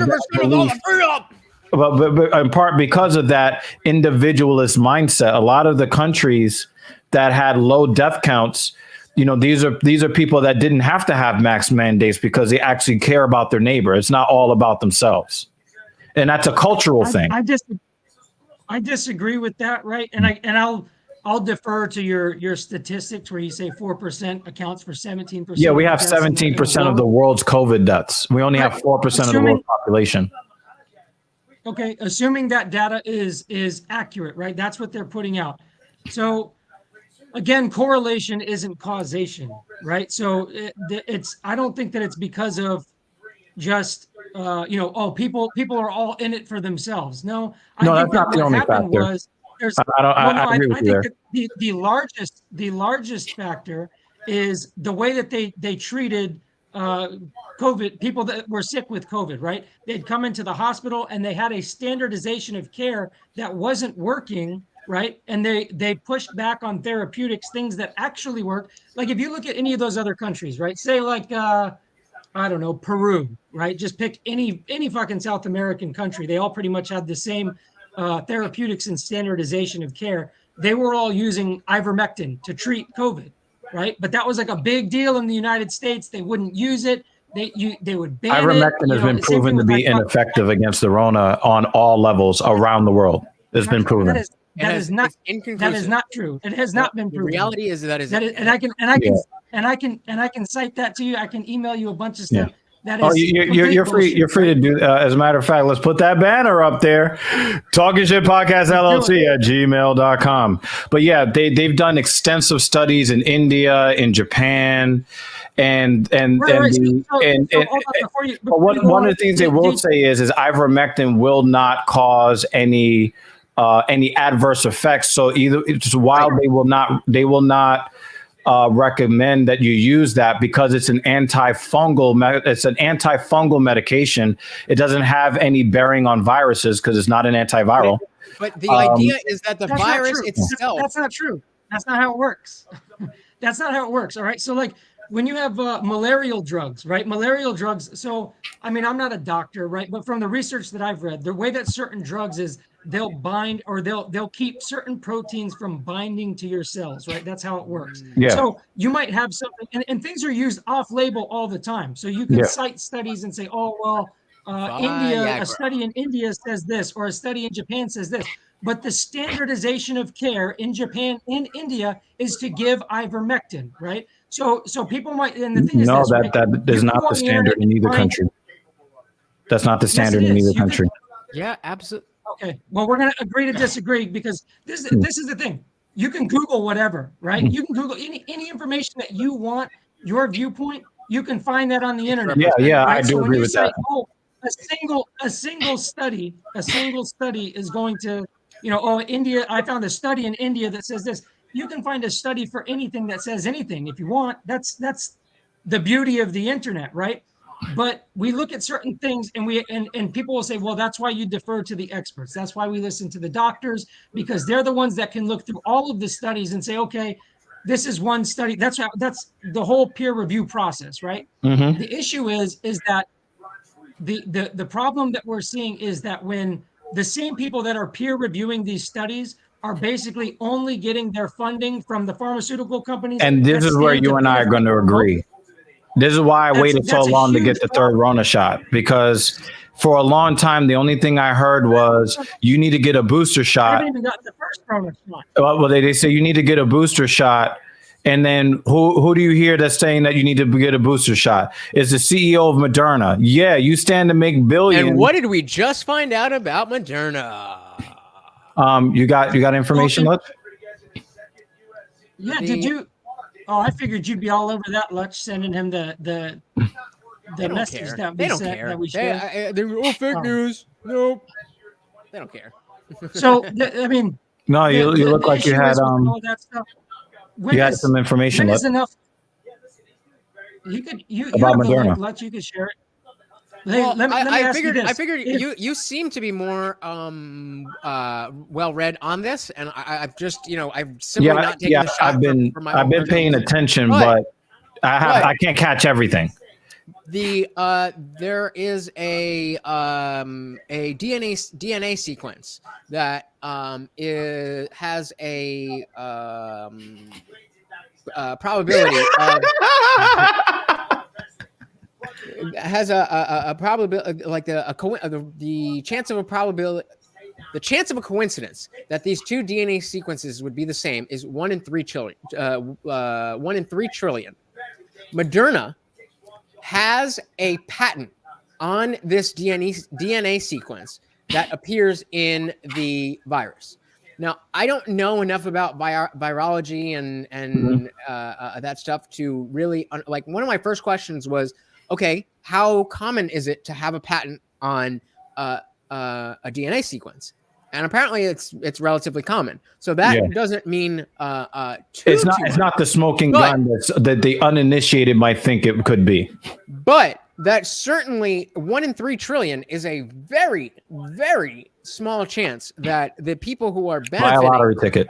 the people who are benefiting monetarily directly from all of this happen to have a patent on the Sequencing, DNA sequence that appears in the virus again, a lot of that stuff makes me uncomfortable. And it's like it absolutely we're talking conspiracy theory stuff. However, but the thing is, it's not a complete conspiracy theory in the same way. Well, it absolutely is, but the you have to prove an issue with the fact that there is a conspiracy theory as if that can't be true. We have recorded conspiracies that have gone on before. Yeah, I don't have any problem with this How do you bombing. learn? I have no problem with that. Yeah. And so the idea is, like Anirud's, he's very quick to be, that sounds very conspiratorial to me. It's like, welcome to fucking America. Welcome to government. Everybody's Welcome conspiring to make more money. Exactly. You know what I mean? That's why to me it's not the standard operating procedure when you're talking about conspiracy theories, because that there's a negative connotation to the phrase, right? So, but if you just want to take it to its natural language, the theory of conspiracy. Well, what is a conspiracy? To make money. Well, how are we going to do that? Oh, we're going to do super selfish shit and try to corner the market on some life-saving, like you saw the guy. The asshole guy that bought the Wu-Tang album. He buys the rights to the HIV and then jacks it up Martin 7,500%. We got a Yeah, 4-inch Martin reach Shkreli, difference. he's in Yeah, prison. Shkreli. Martin Shkreli. Yeah. Yeah. But I He mean, has a an very easier, punchable an face. easier, an Reminds me easier of way. Adjit Pie. Very punchable face. Who? Martin Shkreli. Oh! I thought you were talking about the fighters. Yeah, absolutely. What a fucking. He reminds me of. Do you watch Succession? I have not. You need to fucking watch Succession. Everybody needs to watch Succession, but not Macaulay Culkin. I watched Reacher. I watched Reacher. Are we just entering? Kieran Culkin's character in Succession. It reminds me of Martin Shkreli. He's just like the most shrewd, like douche of douche. Yeah. But I mean, he makes it funny. But the easiest way to get people past this idea of a conspiracy theory being inherently wrong, Right, is 9/11. Do you believe that 9/11 happened? I do believe that it happened. So no matter what you think Wait, happen, wait. Hold on. Time out. What do you mean? Do I believe that it happened? do you believe that the Twin Towers fell on September 11, 2001 because a plane Yes. flew into them? So Now, or let me even take off that. Not even take. Yeah. Let me read. Do you stop there. towers Do you believe, fell. do you believe the towers fell on Right. 9/11, 2001? Yeah. Yes. So regardless Yes. of how you believe that came to be, it's a Right. conspiracy. Whether you believe the narrative that what was it at that time? Egyptians and not ISIS, fucking Al Qaeda, or was there? it wasn't. It was. This was before Al Qaeda. Yeah, it was whoever the fuck it was. Yeah, whoever the Bin fuck. Laden's You think motherfuckers. it's brown If you people? believe that Bin Laden's motherfuckers came here and did all the flight training, still a the landing conspiracy. training, and Right. that's a conspiracy. They had to conspire to do that. Right. If you believe The U.S. government did it. It's still a that's conspiracy. also a conspiracy. So regardless, unless you don't think that the events of 9/11 happened, RoboCop then versus you believe- Superman. He does kind of look like a brown RoboCop. He just Oldest looking 30-year-old in the fucking for world. real. Gregory? He reminds me of some of the weird looking Street Fighter characters. Like there's a weird looking pasty Street Fighter 3 character that he looks like. I don't know. He just looks strange. Gregory Rodriguez. This is a very strange looking individual. The Indian one? The No, the Brazilian. no, the Indian Street Fighter guy. No. There's this pasty guy in Street Fighter 3. No, not Dowsum. He doesn't look like That guy. Dowsum. Yeah, I don't know. But He almost protrudes his head off. Damn.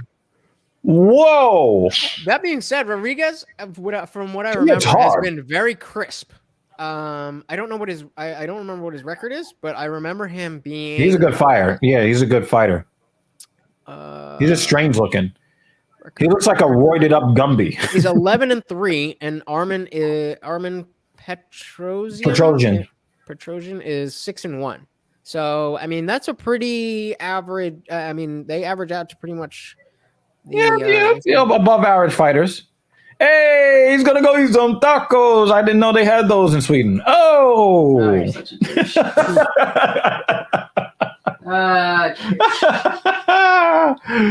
Woo! Saturday Night Vines. Nick's on Anything chat. can be a Oh, taco. motherfucker! Don't tell me you can't watch my Boom, dog. I'm boom, going to bang. Vegas. Hey, Utrecht, is a hot dog is that a taco technically to you?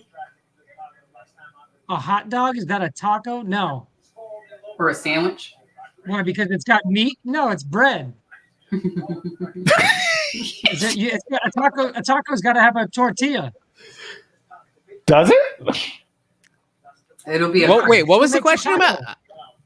What was the? I said, is a hot dog technically a taco? See, I got No, it is not. No. Because a taco is not a sandwich. A taco is by definition not a sandwich. And so the hot dog falls somewhere in between and can be. I mean, that's the best argument for a hot dog not being a sandwich that I've ever heard. That it is a taco. I am far more willing to say that a hot dog is a taco than a hot dog is a sandwich. What makes a taco a sandwich? What makes a taco a sandwich? I just blew up the whole stream with this. I mean, what else have we done? Trojans getting a nice little shot in. Shut the fuck up. Oh, doggy. Leave it, Bubba. It's all right. Go lay down. I like the way that Rodriguez is cutting them off.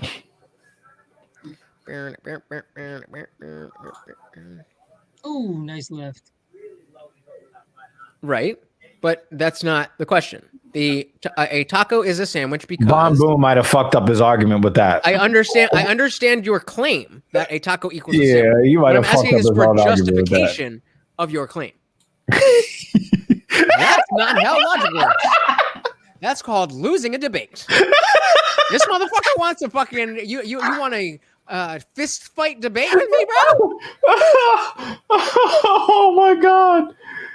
Oh man, I got Rodriguez winning round 1. What do you think, you Trent? I think he's put them. What's that?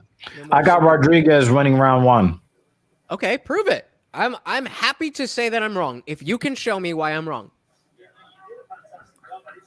I gave you my personal information to set up a it looks debate. like he's If you landing more can't tell shots. me why I'm wrong, then you don't deserve to He's share controlling platform. the cage too. He's constantly got a protrusion on his back foot. Yeah.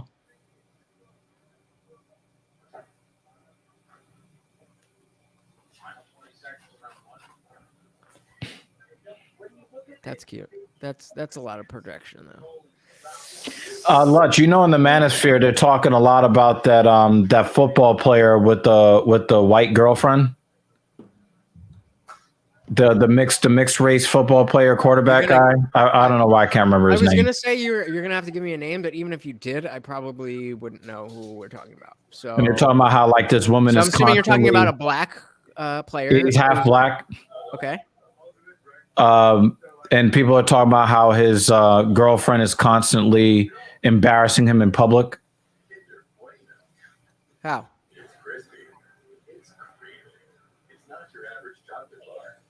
I just don't know. He's I just part don't know the owner of the Kansas City Royals.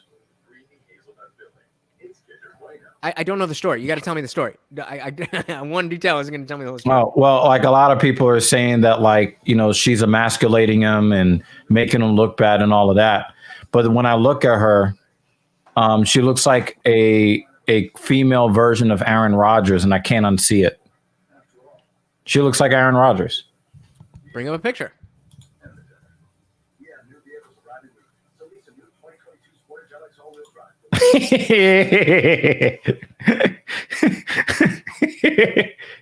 So is bruschetta a sandwich? What the fuck Or as is the that? Italians say, bruschetta. Teddy Bruschi. I don't know. Sorry.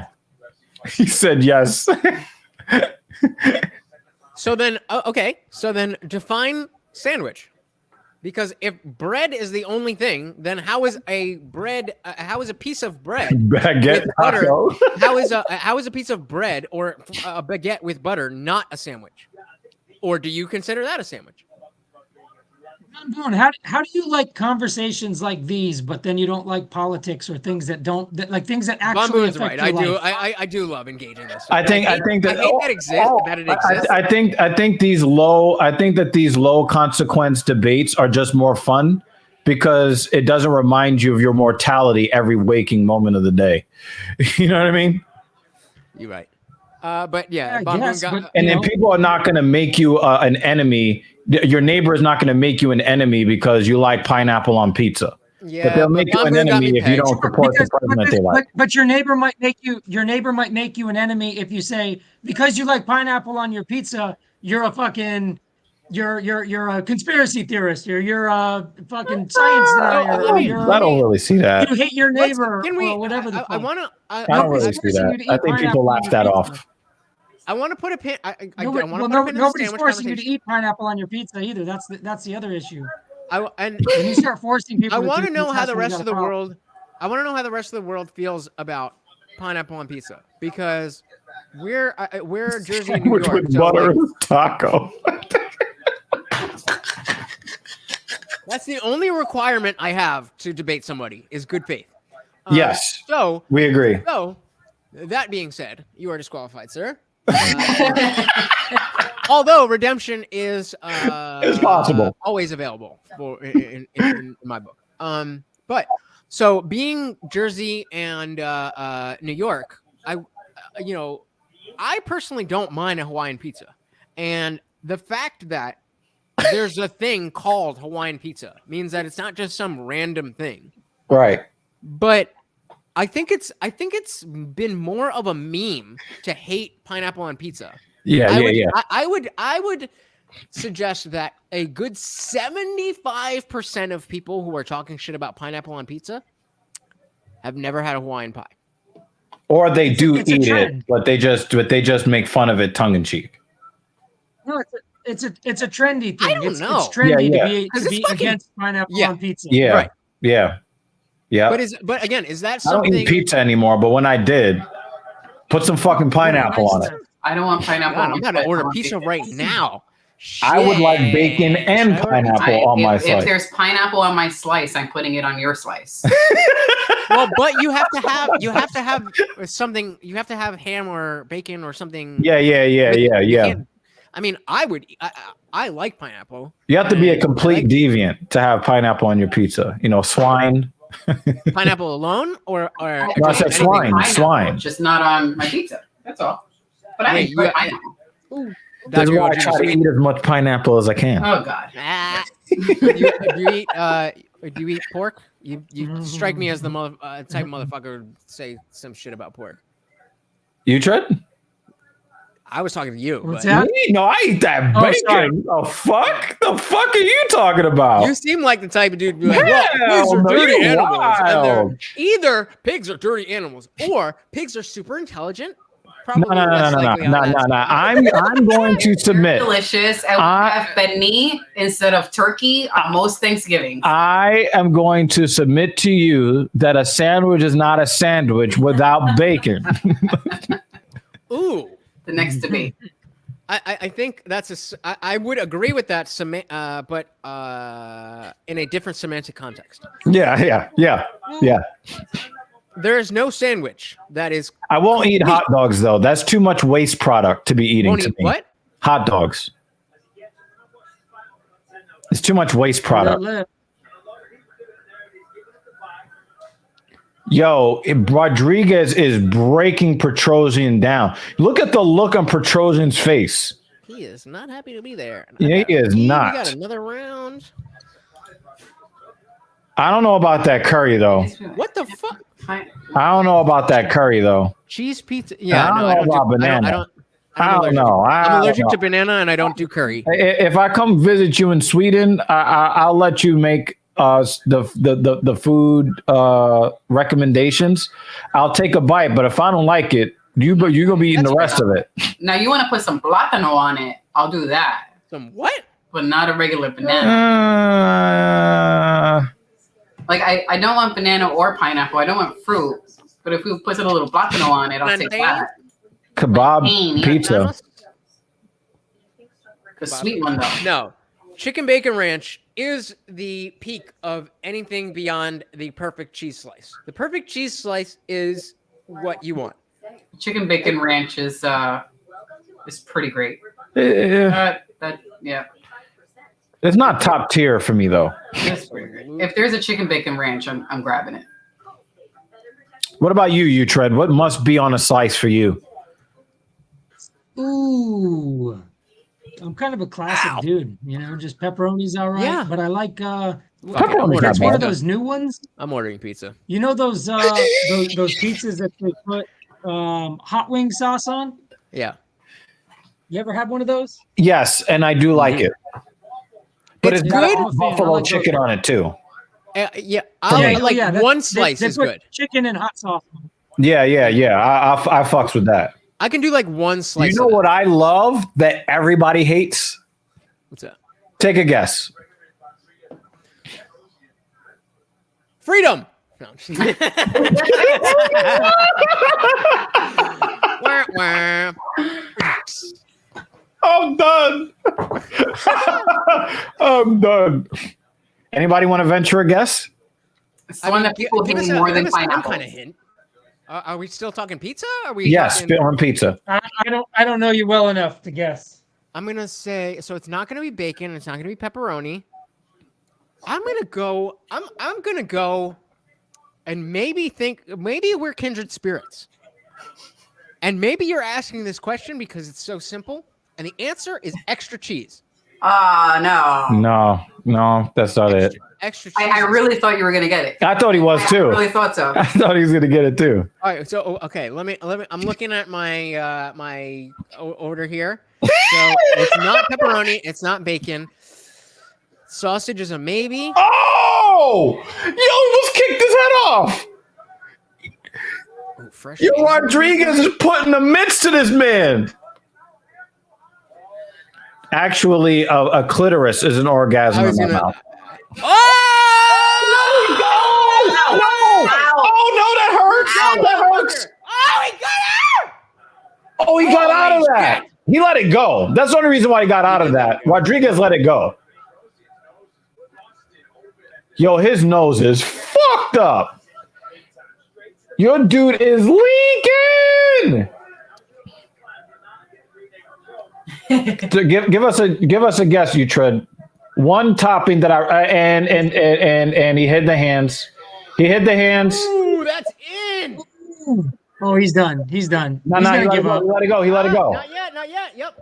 Dude, he can't breathe through that nose. He's gonna give up. Damn. Yo, Bisbig is Looks so like he was in funny. a car accident. But he's not looking for a way out. Although Yeah, he's not. He's fighting. he doesn't. He gets picked. Go. Yo, he getting We fucked still got half up. a round left. I don't know if he has a half a round left in him. Oh, he's throwing them hams. He's throwing them hams. Yo, Rodriguez almost tore that man's hamstring. Yo, if I can get my fucking Cinnabon on the way here, I'm gonna be fucking stoked. There's a Cinnabon store here, and I can't order DoorDash. Trojan is fighting like worse things have happened to him in his life. Cinnamon buns are the greatest. So if you can't get cinnamon bun delivered, I'll give you a life hack. You ready? Okay. Taco Bell has these little cinnamon donut bites. They're pretty good in a pinch. And they're better. If They you can't have. get cinnamon. You know what They it sounds like? It sounds like diabetes.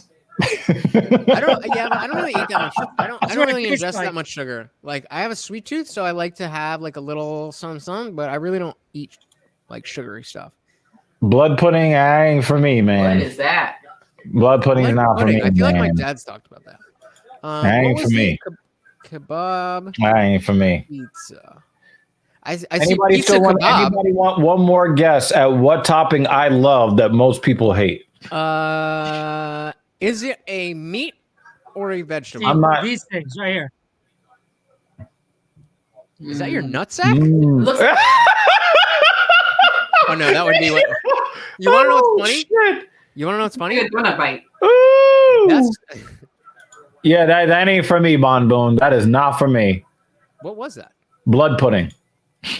Oh! I thought you were talking. That ain't for me, But this man. is- I know this what is it the- is, and that ain't for me. This is the infamous kebab pizza. Yeah, that shit looks good.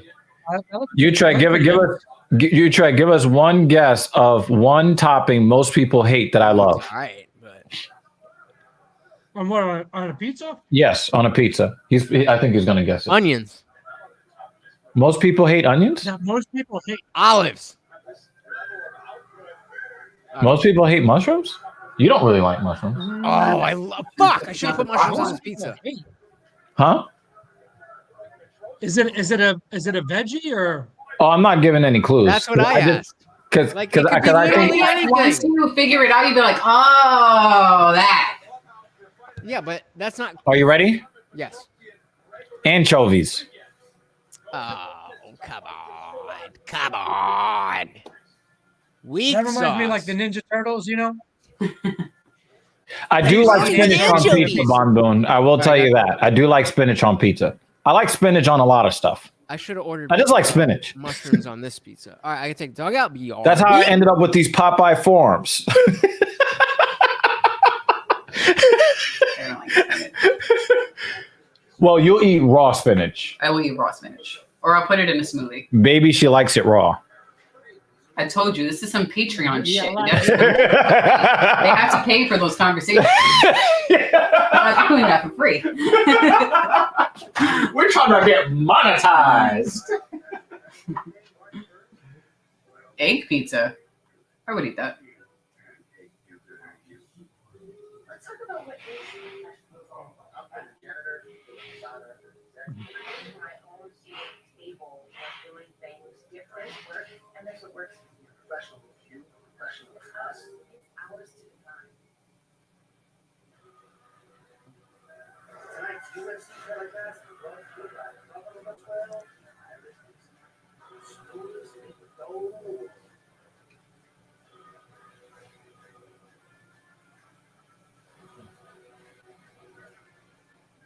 Right here are the fight statistics. Head strikes Gregory Rodriguez with the edge. The leg kicks, but Petrosian stays busy in that department. 2 takedowns for Rodriguez. He did a lot of damage to one in the third round. I don't know. I think he hit Petrosian more than 43 times. Petrosian got beat the fuck up. I don't even know what egg pizza is. Is it that the bread is made of egg? Is it like egg bread? I don't know. I imagine they just throw an egg on top. Wow, this is a split decision? Yo, look at that slash on his cheek. Really? I thought Rodriguez beat this man up.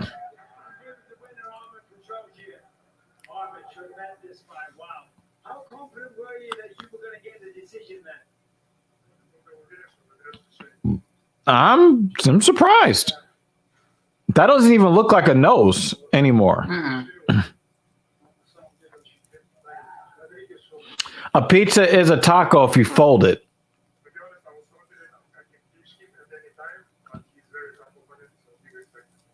In the third round, it looked like he was very, very close to getting you into submission. I wouldn't want nothing touching my nose after that. Not even me.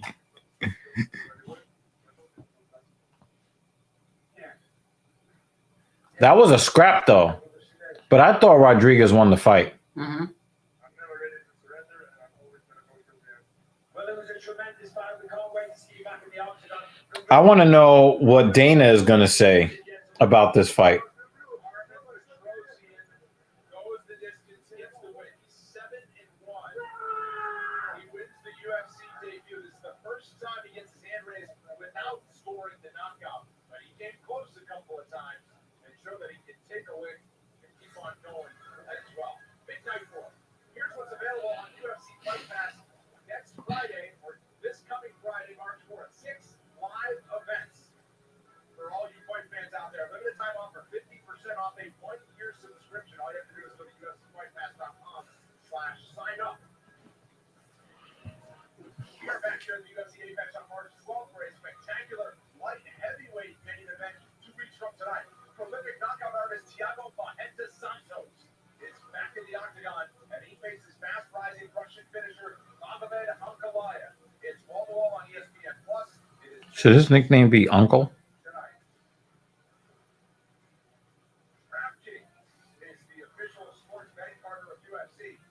No, I'm just patting you for that comment.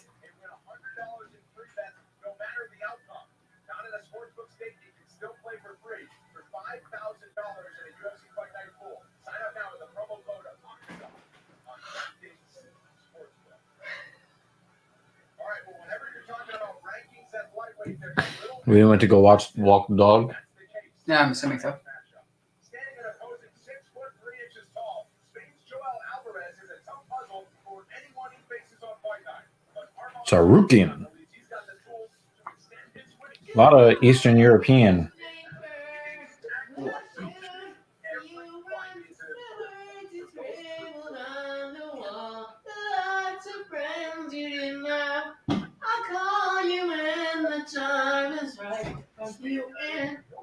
You out.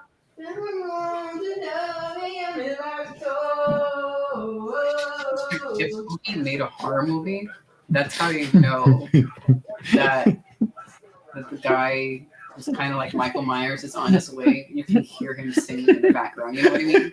And he suddenly sneaks up around the corner with a knife in his hand. And he's smiling at you. And he'll be played by what?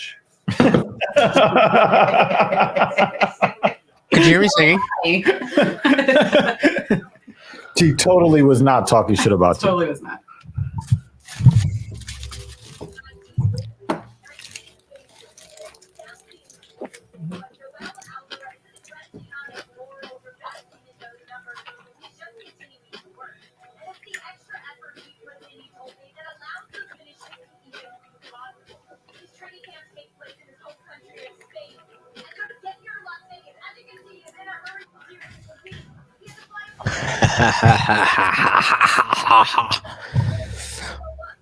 Wait, what was the score?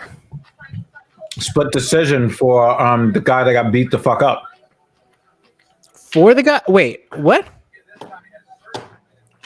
For Smush Nose, yes.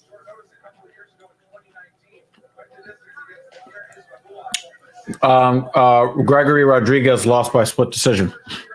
Wow. Yep. I thought he won the fight.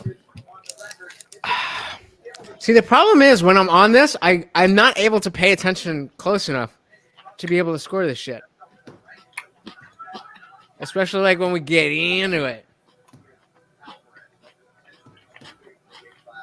I thought Gregory Rodriguez won the fight. It felt like he did. He definitely seemed less fucked up.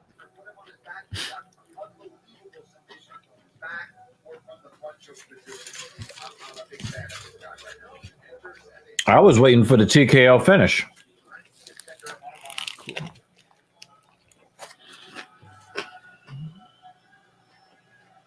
with fans of Islam Makhachev in the building, and Armin Petrosian, who just fought representing Armenia, Arman Sarukian has got some support in the UFC Apex tonight as well. Islam Makhachev in his UFC debut, Michael, fight of the night gave him a really stern test a few years ago, and since then, he's reeled out 4 straight wins, none bigger than his performance of the night TKO in the first round back in September. Keith Peterson only looks like 4/5 of a human being. He looks like there's something missing. There's something missing. Is that a short joke? It's not just the height. It's something with his shoulders and his neck that just doesn't look right. And his arms are ultra short. There's just something weird about Keith Peterson. And it's not that he smells like alcohol and cigarettes.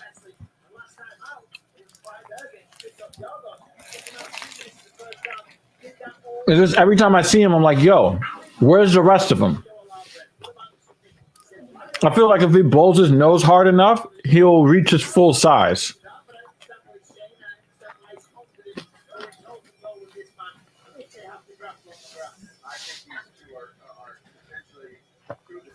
Armin. All right, so what are we working with here? So he's 17-2. Yoel is 19-2. 5'7" to 6'3". 4.5-inch reach difference. Is Utrecht also going to Vegas next weekend?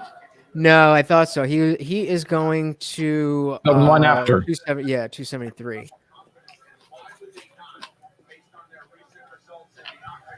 You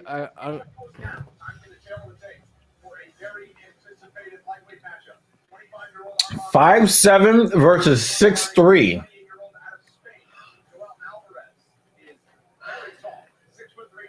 Wow.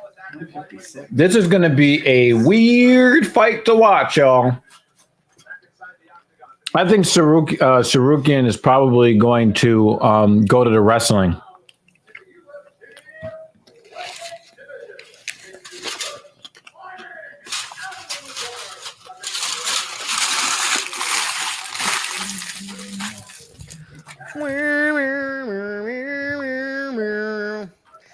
To all my smokers and That's tokers pretty guard and in the smokers cage. and Looks like he chokers. needs security to Let's get protect him. high.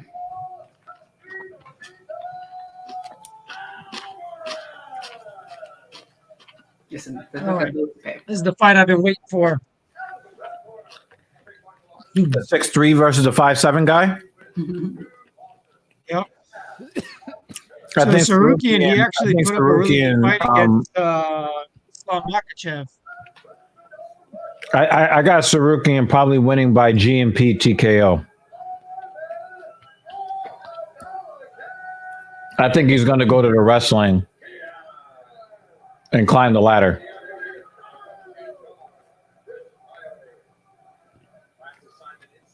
Whoa, he looks different. Well, With the beard. the other guy, Joel, he's a really good submission artist. So Who a was lot of his Sarukian's finishes last? are submissions. So Who was Sarukian's last fight? but it wasn't Islam, was it?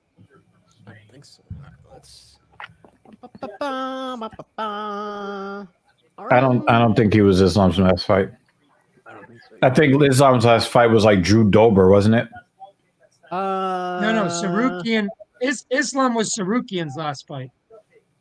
Matt Frivola. Oh no, he wasn't. Yeah, Matt the Frivola. Steamroller Frivola. I used to have a soft spot for him because I was an avid follower of UFC Unfiltered, the Matt Serra and Jim Norton podcast. But I don't know. Oh, interesting There scramble. you go. In his guard. Get out of the fucking way. Yeah, I mean, I enjoyed like the character of Matt Serra and the fact that Jim Norton was the comedian and the funny guy and the not expert, but he was more of the measured one on the show. It was a good dynamic, and they had a really good producer. Some shows have that producer who takes big part in, not big part, but like is a prevalent personality in the show, and then they lost him, and then the show just wasn't the same, and it sucks because I really enjoyed how they covered things. I mean, obviously I listened to Ariel. I even I listened to Believe You Me Today. Ariel Hawani? Yeah. Okay. I haven't. I thought you were talking about the Little Mermaid. Yeah, I listened to The Little Mermaid for all my MMA news. I was Believe You Me was my favorite show when it was Bisping and Lewis, but when Lewis left, and that left a big hole. And then the fact that he started another MMA show with one of my favorite people ever, sorry, Bon Boone, the libertarian Mises Caucus champion, comic Dave Smith. So the two of them now have Yo MMA Rap, which is their MMA podcast, and they don't have play a on the fighter, MTV. The MTV, Yep. yeah. Yeah, this is the logo. Damn. Who was it? Oh, you know what? I'll message you real quick, Lutch. Everything open. Sarukian is doing a good job neutralizing. The giant. Neutralizing the submission. The BJJ of Alvarez. This is their logo. Straight from Yo MTV Rap. Yeah. Oh my god. Oh my god. I mean, like Lewis is funny as hell, and Dave Smith is he's just somebody that I feel like we would be good friends, and he is so much smarter and more well-read. And look what I said well-read, but he's Jewish. Is that racist? Yeah, he just knows more shit than me. So like, I don't know that I could be a co-host on that show. But he is he's in that area, somebody that I feel like we think in so many similar ways. I mean, you could find a niche on that show. You'd be the guy on the podcast that talks about books he didn't read. Nah. That doesn't sound interesting even to me. Not when you put it that way. Because that's the thing. It's fine if everybody hasn't read the book, but if they all read the book, and I'm like, so wait, they were saying like. Alvarez really that wants was an to throw the legs up for the triangle. He really wants to, but Sarukian is doing the right thing with his shoulders, and every single time Alvarez tries to bring his legs up, he gets elbowed and oh, that one splattered. That one opened him up. Holy shit! Oh! Oh, he is bleeding. Man. He looks like Ric Flair. That's got to be a doctor stoppage. If they can't get that, no, they can get that. They can get that. Come on. I mean, that's impressive cutman work. If they can get that. Yo, yeah, put your fucking fingers in that shit. That's what I would do. Gouge that shit. Get a finger and just rip it down. Violent. Yo. Wait, I want to see the actual cut. Oh, man. Right on the bridge of the nose. Yeah, cuts. He might slip and fall on his own blood.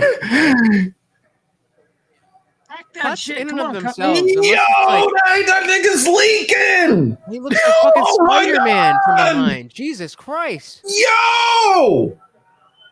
No, they're gonna wave that off. They're gonna wave that off. Well, let the cut man get in there. I think so. No, but don't stop that fight. Wipe it off. Come on. Wipe it off. You're the all nose right. is a good place for this, though. You can get a nose to stop bleeding relatively quickly. He said, I don't think there's an artery. Look at it. Oh, that's beauty. Boom! Oh my God!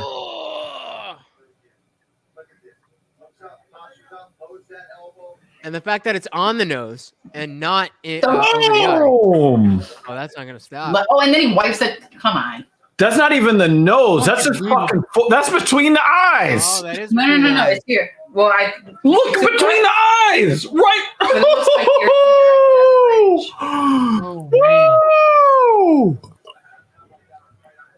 My watch thinks I'm standing up. It's like, good job standing up. I know.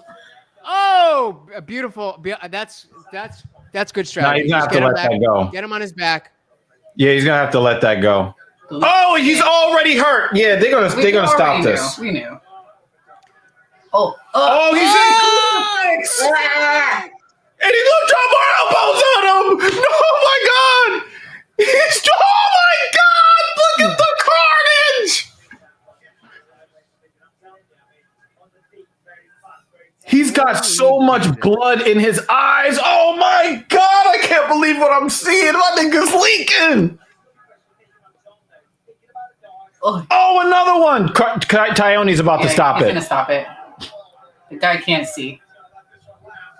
All right. That's good. I'm good. Tyone, it's time. He's one to let it go, but he's not usually too bad with like. It's over. Tyone, it's over. Hello. Hello, the fight's over, Tyone. He's talking to him. He's talking to him.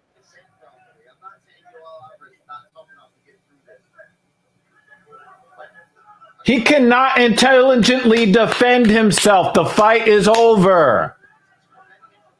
Yeah. Get up, dude. Get up. Tyone. It's done. Come on. He's. Oh.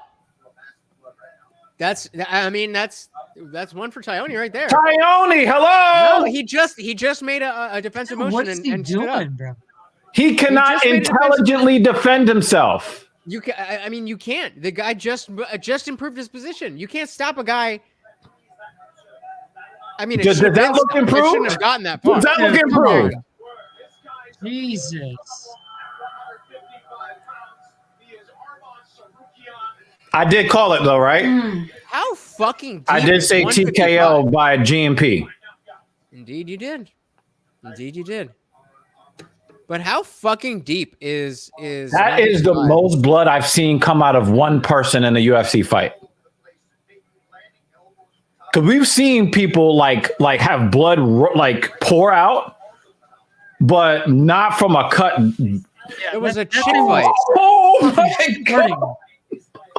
was a Oh chick my- fight. There was bad bleeding, and then Yeah, but nothing like this. I mean, look at how thick and dark the blood is, and it's going everywhere. We need Dexter up in this bitch. Get a blood spatter now. But the blood splatters are everywhere, so you can't really analyze it. I don't know. The elbow I came think, down like I think I this. might get a very excited lady after the show tonight because she loves Patreon. Get some more viewers. Patreon conversation. Because when the blood starts to flow, well, you can finish. I'm supposed to be the innocent person in the back. I need you to stop fucking blowing. Don't nobody think you innocent. Come on now. Yo, you Tread, I really appreciate you. Yeah.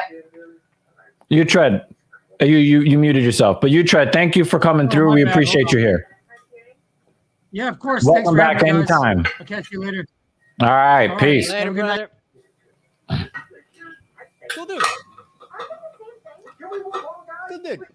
Yeah, there was nothing intelligent about his defense once he's wiping the pool of blood out of both of his eyes. Oh yeah, I ordered pizza. Fuck yeah.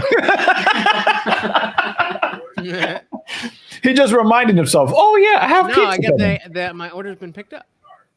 They'll let you know.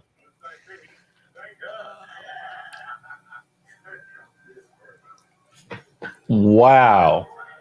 I'm gonna be You there. know what's really crazy? When you look at all the blood that's on the canvas, that's all from one person. Normally, you get a particularly bloody event and you got like pockets of blood on different parts of the cage. Here, you have all those pockets, but it came from one guy. motherfucker. Side note, citrus squeeze is a phenomenal flavor of Truly. Never had it before, but I think it's now my favorite. All right. I had orange emergency. Does that count? They just got this man off the stool.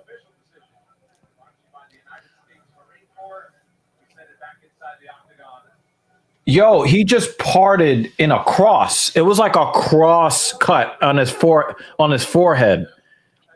Just this massive. Oh my! Probably the spot where it is. You know what? By the impact, it had a vertical and a horizontal. Yeah. Yup. It was a perfect elbow. In fact, it was so perfect. They're probably going to outlaw that elbow now. Oh my God! They're still addressing his face. Yeah, get out of the fucking frame, you fucking amateurs. I think they're putting stitches in his Bisping face should- in the cage. If I'm in Bisping's ear, yeah, okay, cameraman did the right thing. So, okay, where's Fiziev from? Fiziev? Yeah. Oh. Is he fighting out of Hong Kong or is he fighting out of like Ukraine or You something? type R into Google, and no way. That has to be because I'm already on a UFC thing. I just typed R, and his name came up. Look at this elbow!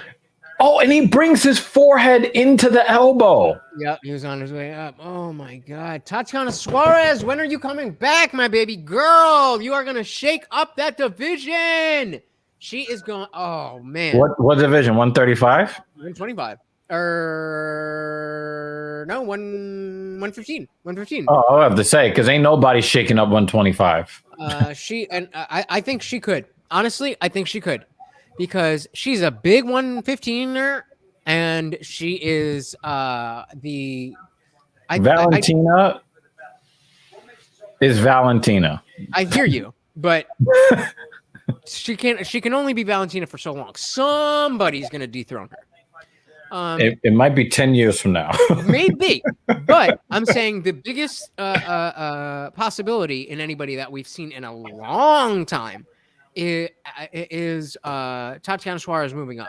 Now, I haven't seen enough of her fighting to really get a feel for, like how that would actually play out. But like skills wise, she like her wrestling is so strong and she's got quick hands. And so even if from what I mean, she's been hurt for like 3 years. There are a lot of great female fighters that fight great until they get in the cage When was the last time we saw with Tatiana? Valentina, and then they beat themselves stepping into the cage. And that's a lot also of the girls that a lot of the girls who Bullet has fought are on her level or slightly below her level in skill, but they're already mentally psyched out before they step in the cage. That's the issue that I have. Same thing used to happen with Joanna.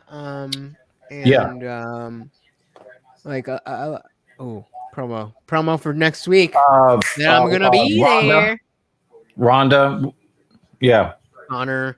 And that's the biggest knock I have on women's MMA.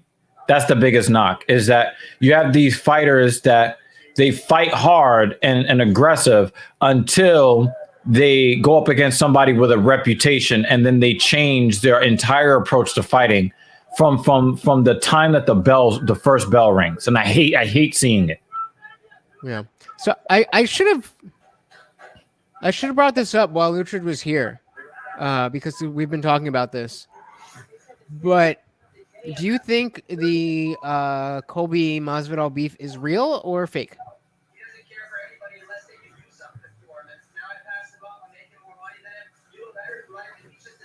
I'd say that it's fake, and if there really are any issues, it's just being exaggerated for the promos. I don't know. I kind of agree with her. I don't think that's a possibility. I think it's either a work or they hate each other. There's no. I think way it can be a combination of both. They could be playing it up. I don't think so. I don't think because they are headlining a pay-per-view with no belt on line.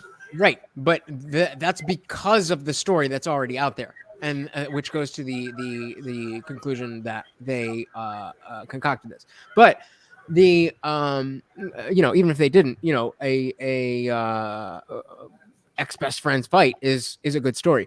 But the thing is, they're not gonna have this vitriol for each other, and like Masvidal's not gonna. I think they embrace at the end of the fight. Well, and I mean that's so. Let me get there because I don't see a situation where the anger is real, and it's at the level where they're just gonna, go to work about it. Masvidal is the type of dude who, if he really had some shit with somebody like that on that level, the way that he's portraying it, piece in the soda backstage, he would handle it. And so this Stephen A. Smith interview, we're like, you owe Dan Lambert money, and I paid for you. You slept on my couch. First time I ever seen Colby don't talk about my mom. First time I ever seen Colby in character, like doing press without sunglasses on. And what I saw was a look of, that's my boy doing the damn thing. Like playing the game.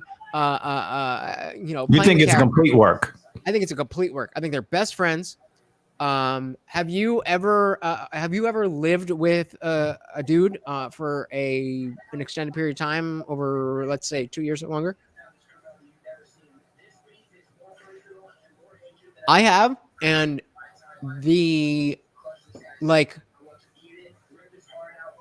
I'm sure like y'all living together, you have your shit, you fight and whatever, but there's a certain level of camaraderie from just being in the same home that like out there is different. You know what I mean? That is, you follow? I understand the concept. And so like I'm not 100%. It definitely again, it could be real, but I don't think it would play out like this if it was real. Let me ask you this question. Do you think whole thing between... Let me make my case. Because I just want to know, it'll help you make your case if you answer this question. How real do you think that Usman versus Masvidal was? What part of it? How real that was. Also, Usman versus Covington. Are you saying like they both had personal issues with Usman? I think both of them. Yeah, I think Colby definitely. I think Colby is the Colby Usman thing is real. I think that like they're just naturally athletically rivals. I think that it was thrust upon them. I don't think they're needed to have any event happen for them to They're naturally going to meet at the top anyway. right. Like Whitaker I think, and Adesanya.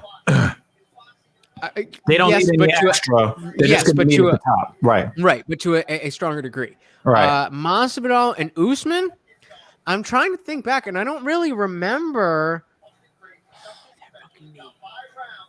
I don't really remember specifically how personal.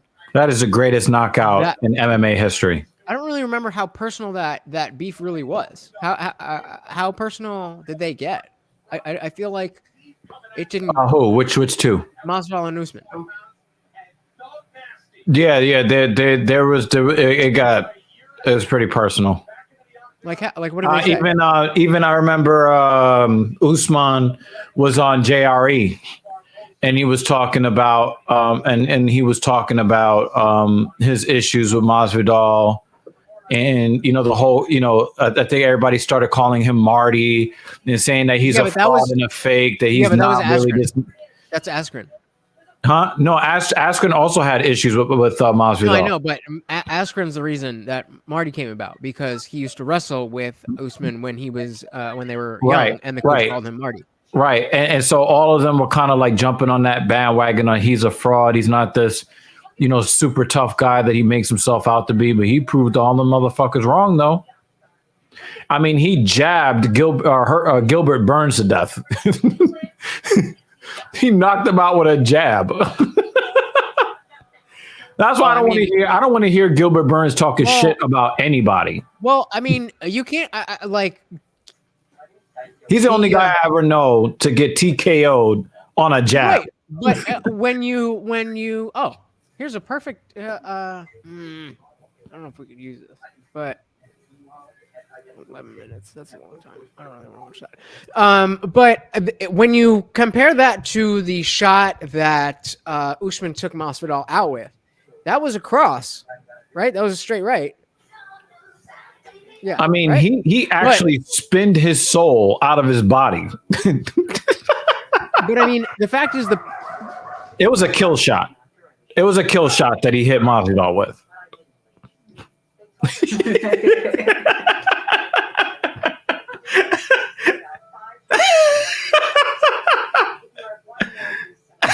Fucking dog.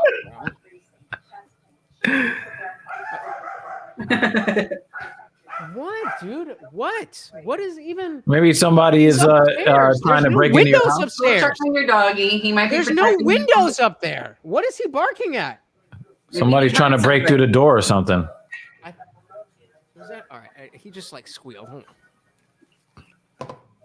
New York's favorite casinos are now New Yorkers' safest way to bet on sports. You take the over and introducing resort. Oh shit! Pedestrians dodging ice sheets falling from New York City skyscrapers. Oh, nice. You want to talk about Final Destination? Oh, woo!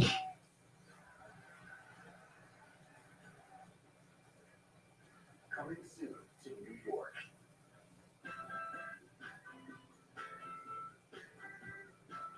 I was like, this dumbass is just fucking barking at a car outside. But I forgot I ordered pizza. Oh. Well, he was letting you know your pizza was there. Thanks, pal. Zapeliza Foleta? Not for you, motherfucker. What you think this is? What? He's like, but I told you the pizza guy was there. I deserve a treat. All right, you can get a pepperoni.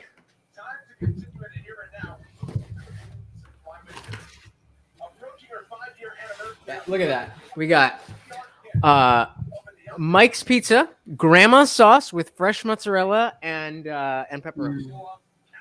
That's a motherfucking Jersey pizza. It looks yummy. Yep, I don't have a problem with that. So here's something that I think you'll find very interesting, Lutch.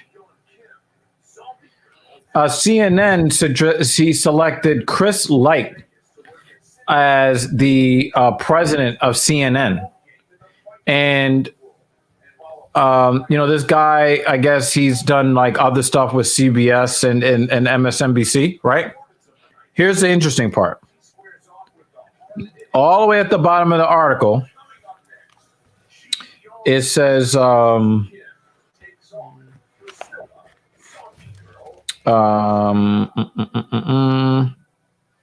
Says what? I gotta grab plate. yeah, I just lost Hold it. that thought. Basically, Hold what that they, yeah.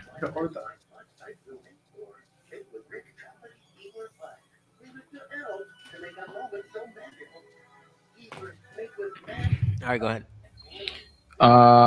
They're saying that under his leadership, they are going to go away from the partisanship opining in prime time. They're going to go away from, I guess, being some sort of voice box for the left and focus on just reporting the news.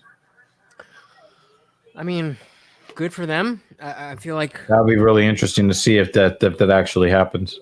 I think it's too little, too late. Like,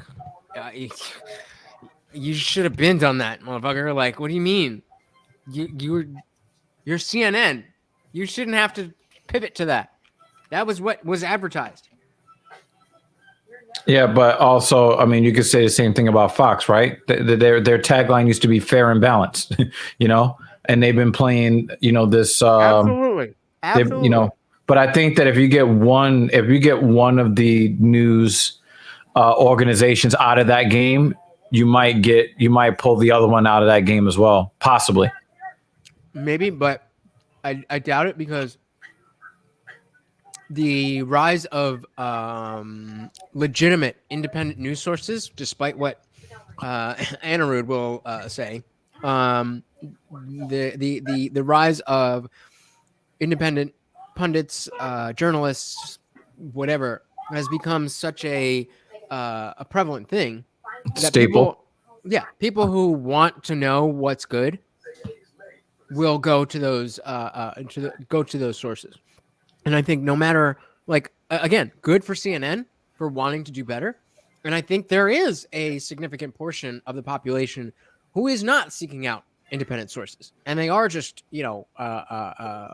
watching CNN, MSNBC, Fox News, OAN, whatever the Newsmax, whatever the fuck it is. Right.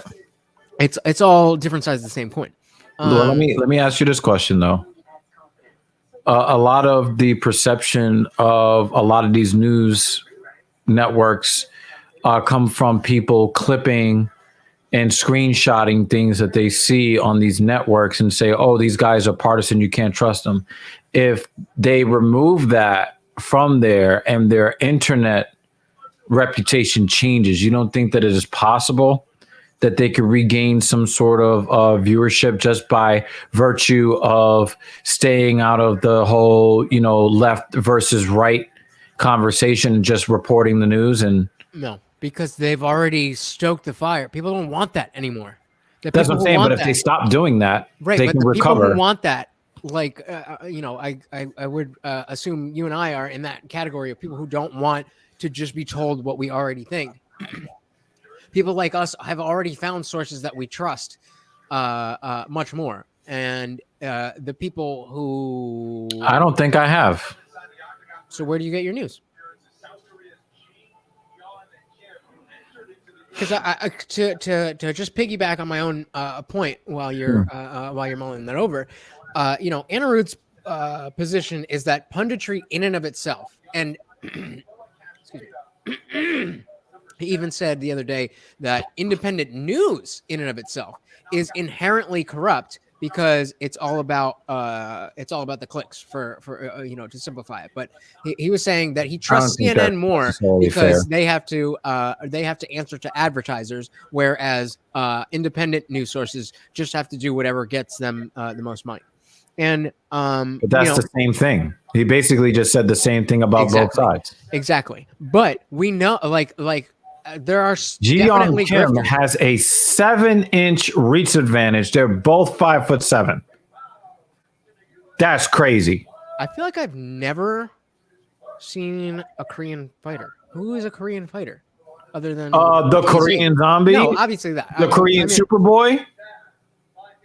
I meant. He got beat up. Women's fighter. I meant. They have several. They have several on the card. Obviously KZ, But you would see more of them when they would fight in South Korea. You would see more of them.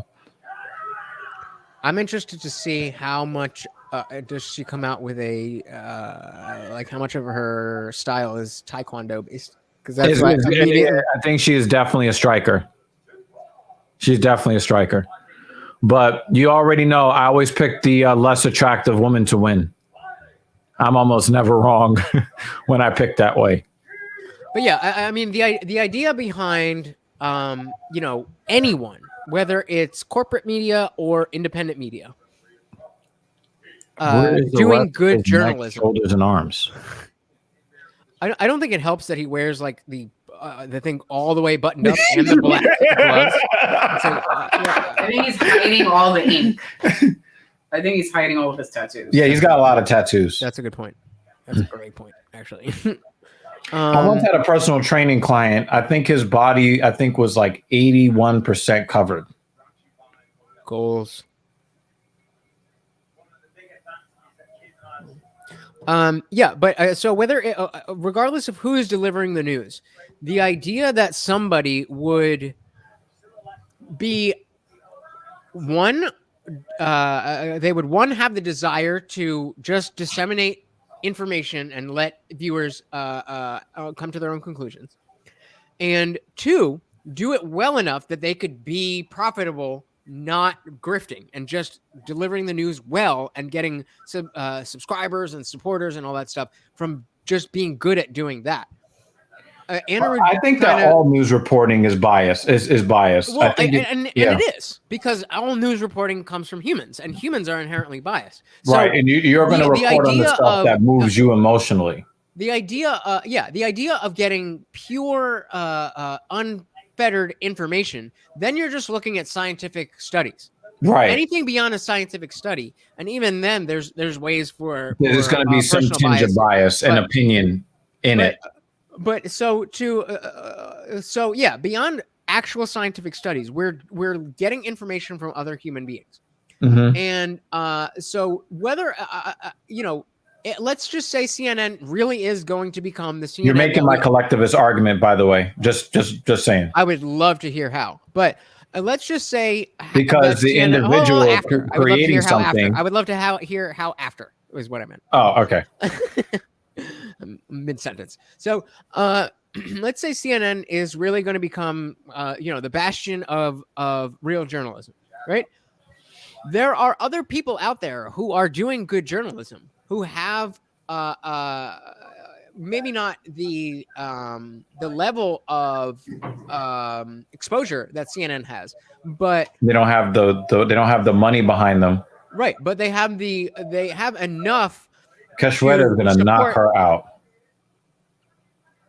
They have enough to support themselves in their operation. Now, like Tim Pool is my number one guy, but Tim Pool is no longer. I don't consider him a journalist. Crazy biased. He's ridiculously biased. And he definitely is, but he's very open about his bias. So I don't have to worry about that. I can respect that because he puts his bias out there. So I'm already aware of it when I'm and his bias aligns with my bias. Kashweta has no respect for Kim's power. Zero. Facts. She is walking her down and throwing bombs. And now Kim is overcommitting to her strike because now she feels like she's got to throw with more power. But she doesn't have it. Yep. She's going to get left open and she's going to get that jaw touch. You were saying? So after your pizza.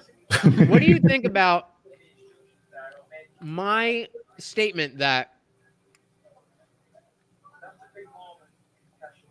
yes, Tim Pool, like every other person who talks about politics ever, has their own biases and whatever, and that I think his biases align largely with my biases. And because he puts his biases so you trust him because he aligns more with you. because he puts his biases out there, and I have points of disagreement with him, and then aside from that, I get people information from people from whose biases don't align with my own, and I can compare and contrast. Like, okay, this guy sounds it sounds good. I like what he's saying because I agree with it. Am I just agreeing with it because I like it? Let me go to this That's person called who I don't agree with. introspection. You know what I mean? And Absolutely. that's happening. So just because I agree with the guy already on most things doesn't mean he's wrong, right? I mean, that certainly is an issue when it comes to, any individual point that he may make. It may be like, hey, are you on that point? Is it that you're agreeing with Tim because you agree with Tim on most things, or because you think that? But I can accept it as long as you're examining it. Right. In the good fact faith. is, why would I listen to anybody who I largely don't agree with? Like, I listen to people who I largely feel have their finger on the pulse, which is Good takedown for Cachoeira, but it doesn't look like it's gonna stand up. I mean, does it matter? Does it matter really? I got Cachoeira. I got Cachoeira winning round one handily. And now she just got stiff for the fist bump. She's gonna come out even. But she didn't see her. She didn't see her. It don't matter. I don't feel any. I'm about to get TKO'd in the second round. That was the look on her face. 1 second, I'll be back. So I'll hold down the show while we're gone. Oh, me and Mrs. Dr. Evil Genius. How are you doing today, Miss DEG? What would you like to be referred to as? Doesn't matter to me. Mrs. Evil is fine. Mrs. Evil. Mrs. Okay. Evil. That works. Although I'm not evil at all. Make sure you didn't hear that. That's like me taking on the nickname Big Boy or Tall Guy or Small Dick. I'm good. I'm a little sleepy, but I'm always sleepy around this time. As am I. And just enjoying the violence. As am I. Well put. Yeah, because this is my Friday night. Like, I just come off a long week. And today was supposed to be the day that I slept in. But I had a client at 9 yesterday, or at 11 yesterday. It was about an hour away. And they were house sitting at their parents' house. And they told me this, but I forgot. Nice. So I showed up to their place and I was like, fuck, I don't even have, like, even if I want to, like, go and just go right from here and then just start the lesson, I have another client next. So I can't. Yeah. And so I woke up, I drove all the way there, and then obviously didn't have a lesson, and then I rescheduled it to today. So instead of having, but I still only had 4 clients. So for a Saturday, that's not bad. I set my alarm for 9:30, and I got home at 5:30. So not too bad. That's 8 hours all said and done. So I can't be happy about that. I'm just happy that these fights are ending early for the next weekends. Because when they go to 1 a.m., I sometimes have to go out the next day. It's fucking rough. And a lot of times if it's not a really, really big fight, even for the pay-per-views, if I'm working, if it's a long week or if it's a long day, I'll buy the pay-per-view, come home, go to sleep, and just watch it in the morning. Just stay off social media and stay off social media. Yeah. Oh yeah. I sometimes have to leave early. I let him finish the stream without me because I'm like, I gotta wake up early. I can't, and then deal with customers. What do you do for work? Part-time, I work at a grocery store, and full-time, I work in higher ed. So tomorrow I'll be at the store. Full-time, you said what? Higher ed. Higher ed, like higher education. Well, I know what it stands for, but I mean like high school higher ed or college higher ed? College higher ed. Oh. Well, high school is not considered to be higher ed. It's just secondary school, public school. News to me. Yeah. Yes, I think in other countries, they see secondary school as part of higher ed, but not here in the United States. That is a nice high kick from Kim. That is I a saw it nice out of the corner of kick. my eye, and it was still nice. Yeah. Oh, awesome. Of course, Crypto's going back down. I got the first. She's swinging them things. Kim is She's swinging trying. them She's things. trying. Oh! I definitely would have. I mean, obviously, this is an unequal fight, but for that reason, if Kim can pull that off, that's But I think Cachueta has the power, has the striking power advantage in spades. yeah, and I mean, she's fought some names, so Yeah. this is flyweight. Try for that so- uppercut. Yep, she did. And then she got the fuck out of there. Oh no, I got the hiccups. Oh, nice left hand from Cachueta. That is a nice left hand.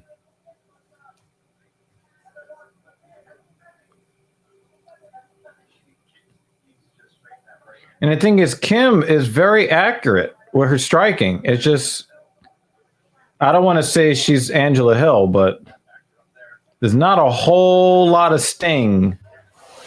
I think she has a fight coming up. Oh, always does. yo! You know what we're forgetting about Cachoeira? Something that I have a big problem with, and I feel like you would too. Mhm. But I'm not very good at guessing your positions. Do you remember her last fight?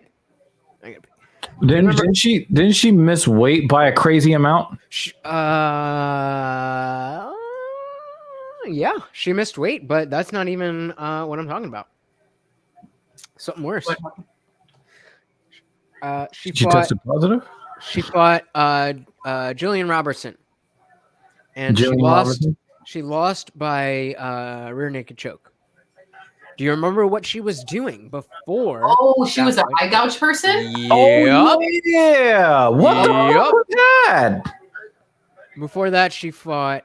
She beat Gina Mazzani, who I think is a bad bitch. I'm surprised they kept her. It was an interesting. That was a conversation whether or not to keep her, and I got Jiyoung Kim winning round 2. I got 19-19. What do you got, Lutch? That was a crazy video. The eye gouge. Yeah, that was low. I don't know. That was low. I'm looking at her Wikipedia, so I didn't really see too much of the second round, but I'm going to assume that she took that. You know, there are fighters that she already fucking bro. She already. But she was searching for the eye to dig in. Mm-hmm. Oh, the camera's still off. You know what happened on February 3rd? What? You know what happened on February 3rd? I know what you did last summer.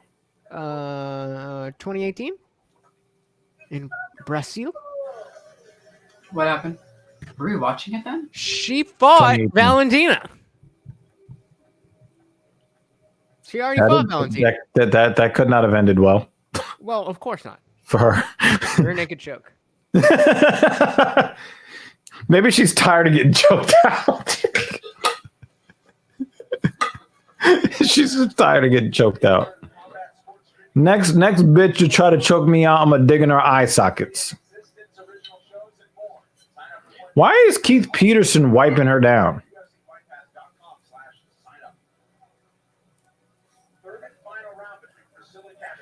Yeah, I got it 19-19. Really? What did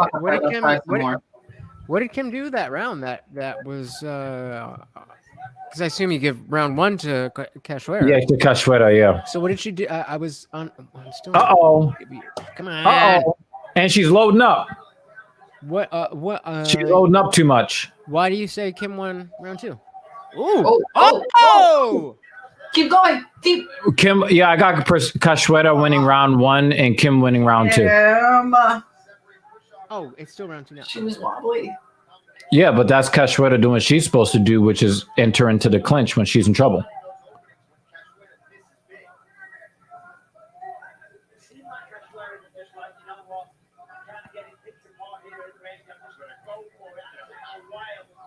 She was trying to take her head off. Yeah, she's So stiff. fucking She's very stiff. If you get knocked out by Ji-Young Kim, you should retire, yo. I'm sorry. You're eye gouging. You're doing all this weirdness, and then you get knocked out by pillow hands.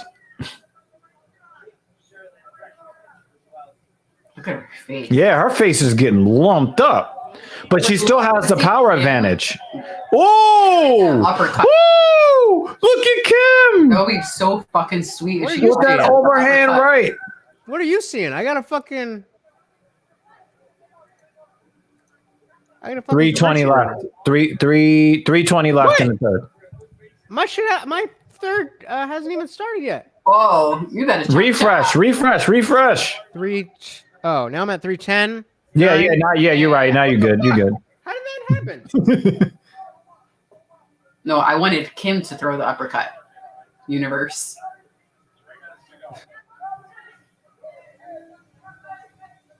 Kim's just got like a basic 1-2, you know? Mhm. She'll go 1, 1, 2, 1, 2, 1, 1, 2. Yo, she just reset her timing.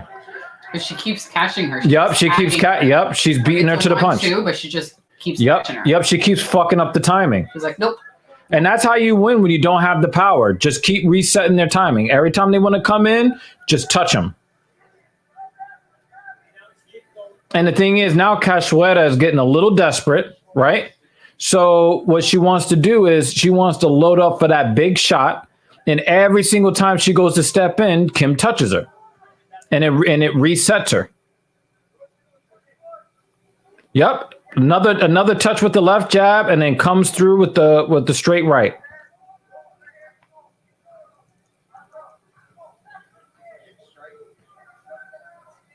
Oh!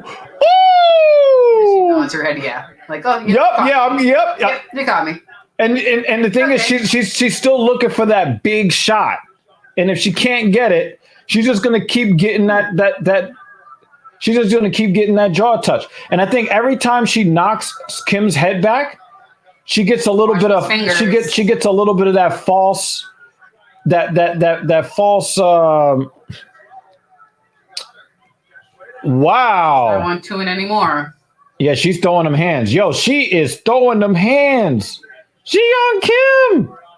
She is beating her up. She keeps trying to grab her face.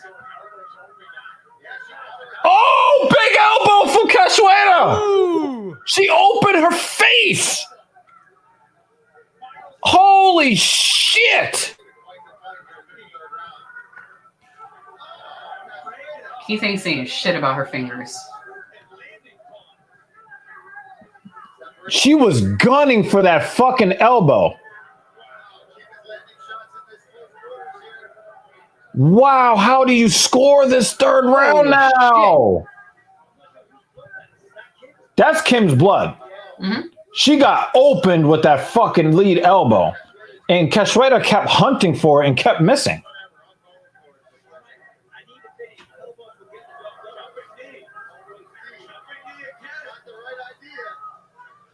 Yo, Ji-Young Kim, yo, she's a real He's fighter. not saying shit about her fingers.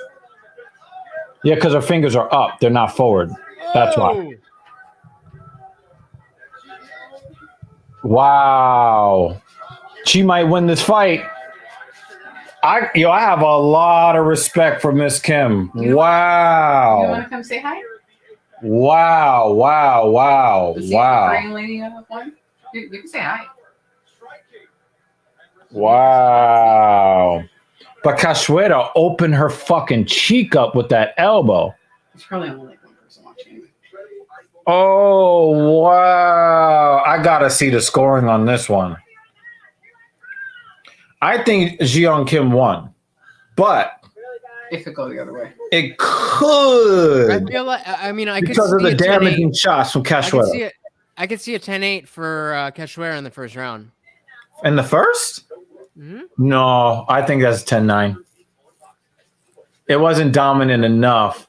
And again, you had Kim landing a lot of shots in the first. It wasn't a one-sided bludgeoning. To this one. Celebrate every guess with cash specific. Oh, I got to see the scoring on this.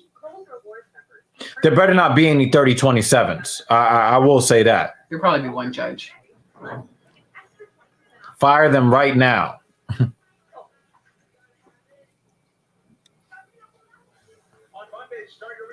What the fuck was I just doing? Oh yeah. That was definitely not a bathroom break fight. Right. Mm-hmm. But Cashweta is an asshole for reaching for people's eyeballs with her thumbs. Fuck out of here with that. That's some. That's probably some one of the shit. nastiest things we've seen. Yeah. In the cage. Like, not because it was so brutal, but because of what what it could have been. You know what I mean? Not that it was brutal, but if she. Wow, they gave it to her. 28 unanimous, nice. I thought Kim won the fight. That definitely looks like the face of a winner. Look at that face. Yeah, she looks like she won. Look at her face. She looks like an alien. Shredder thrown 206, landed 77. 206 to 77, right?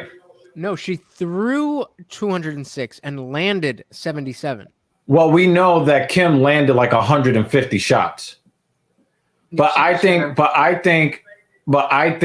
that what lost Kim the fight was taking that big ass elbow.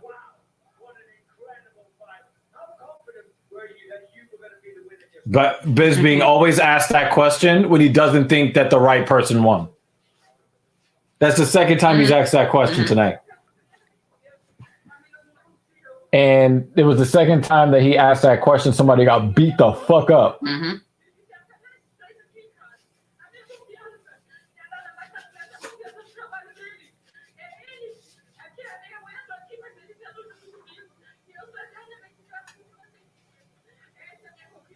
Oh, like right now, got her program.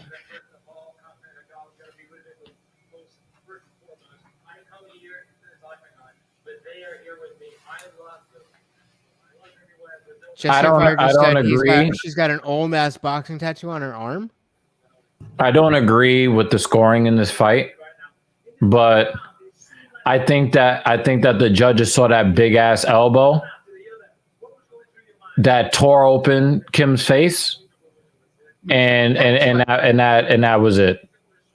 I think that if that was the only strike that she landed in the fight in the third round, they would have given her the third round based off of that. Because Jeong Kim controlled the third round and landed a lot more shots. A lot. But I think it was that elbow. Mm-hmm. So I don't agree, but I gotta learn how to eat pizza. I don't think it was a robbery, but I don't agree. I gotta learn how to eat pizza without tying my hair up. I mean, that's just long hair life.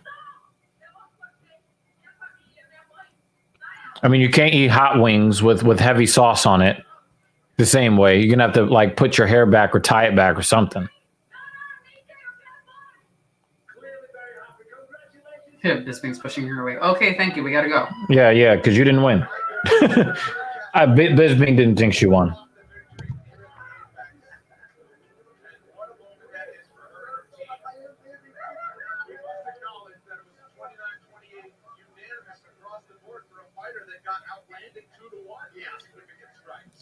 None of the broadcast team agrees.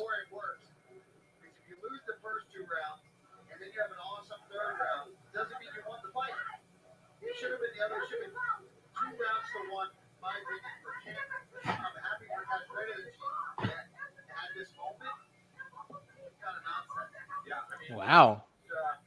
Nonsense is a strong word. Yo, that's why I love Paul Felder. No fucks given.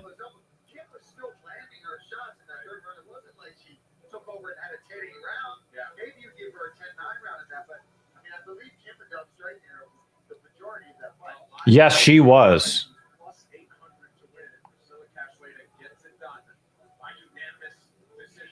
Yeah, I disagree. I disagree with the scoring.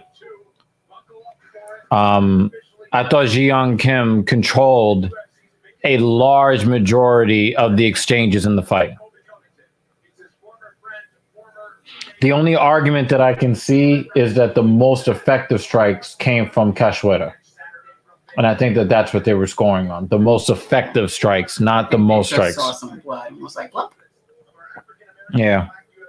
Yeah, I disagree pretty strongly, but I don't think that it reaches robbery status. Definitely. The, I mean, it was strong, but it wasn't like robbery's so overused. But you know me, I'm going to actually really deliberate about it before slapping that title on there. I just disagree. I think most people would agree that Kim won the fight. But sometimes when it comes to, I don't know if I'm right in recognizing a potential bias, but a lot of times when fights go to the judges' scorecards, a lot of the times the Asian fighters get picked against by the judges. A lot of the time. Like when I'm shocked when I see that they actually gave a decision to a Chinese or Korean fighter or Japanese fighter in the cage. I'm not saying that there is bias. I'm just saying that it's just something that I noticed.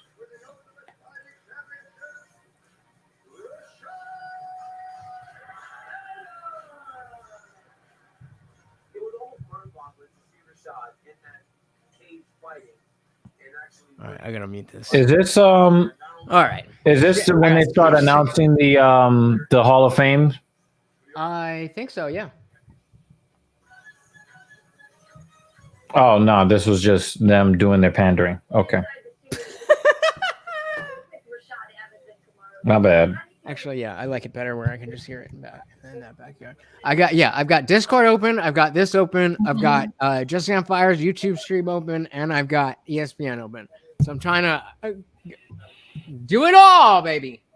Living the life. Morty, what the fuck do you want? We just went out. Go lay down. Thank you. Did you give him that pepperoni? Yes, I did. Okay.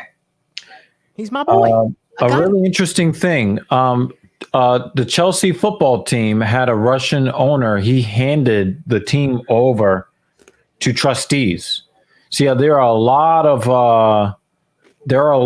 like complications in the world because the world is so intertwined, and you don't even think about stuff like this. Chelsea is one of the most famous football teams in the world. Yeah.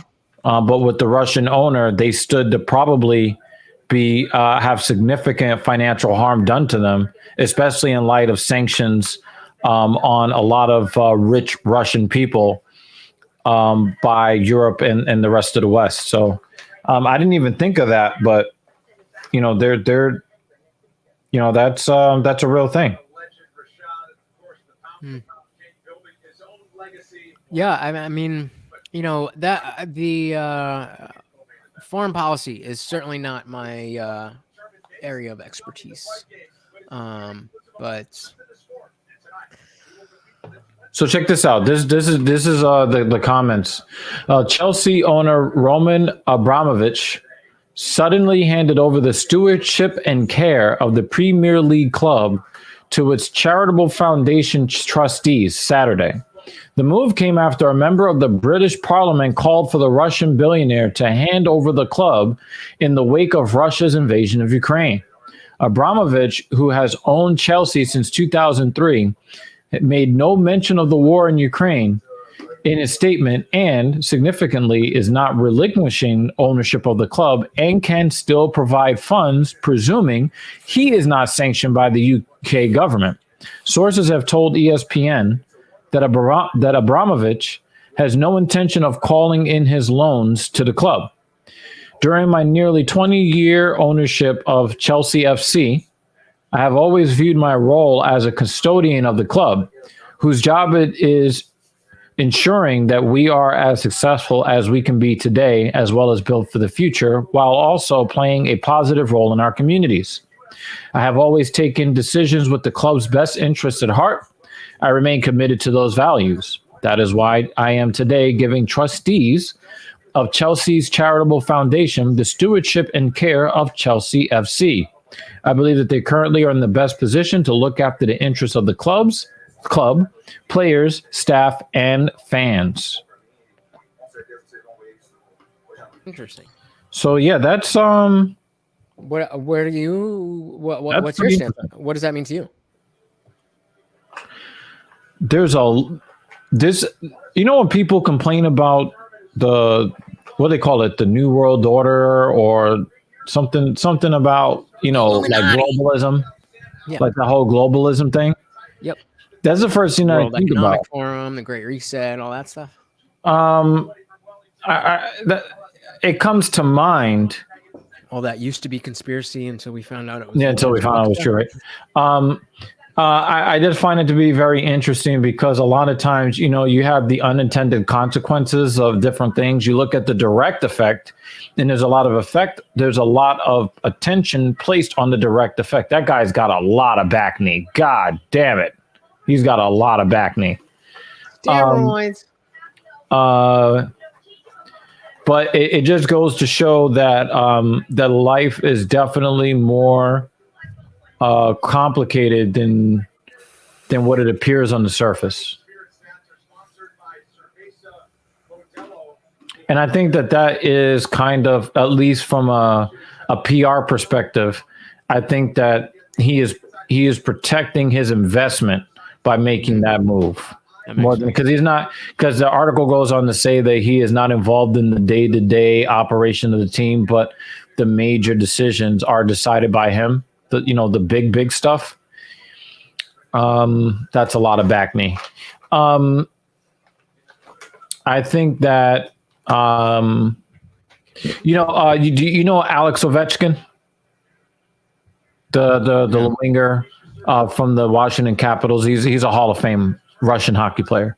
He was asked about his take on these things, and he talks about how cool he is with Putin, but when it comes to the conflict, he says, I just want there to be peace.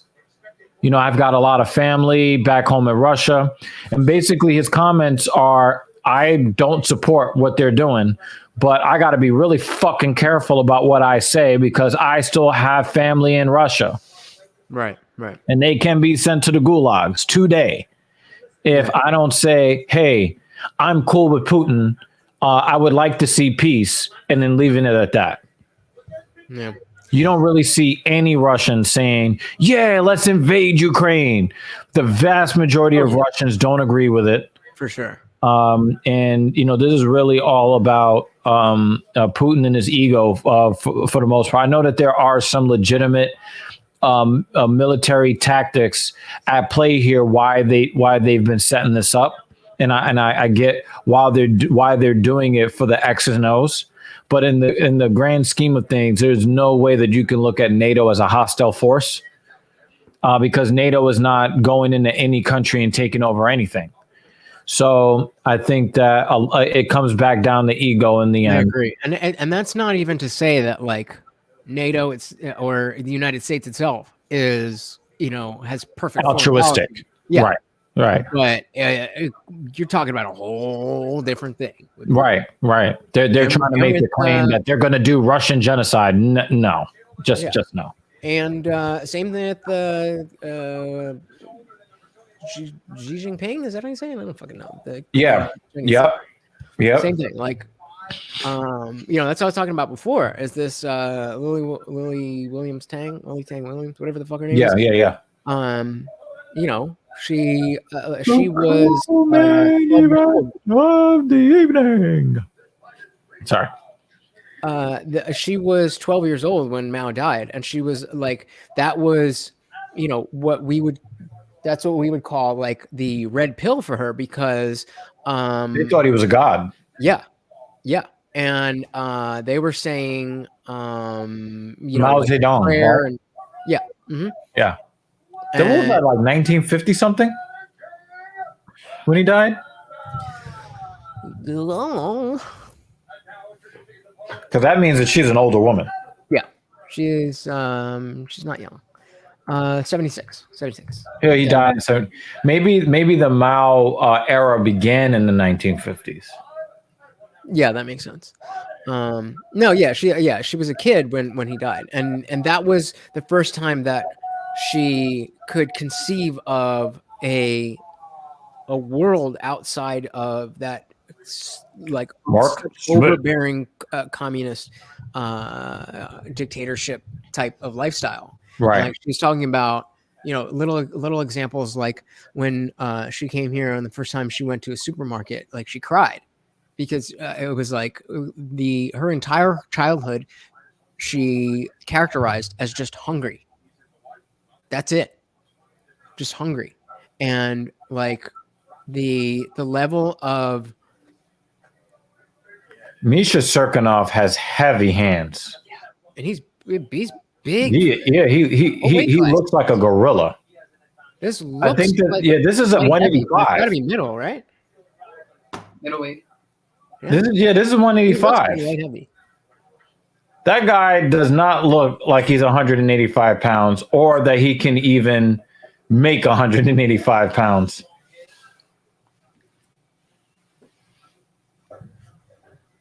Look at them trying to get that trip. Nice. Wizard. Oh, Turman gets his back.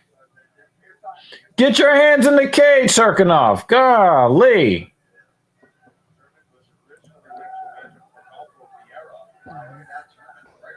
Hey, I think this is back knee power. Back knee, or what caused the back knee? Back knee power.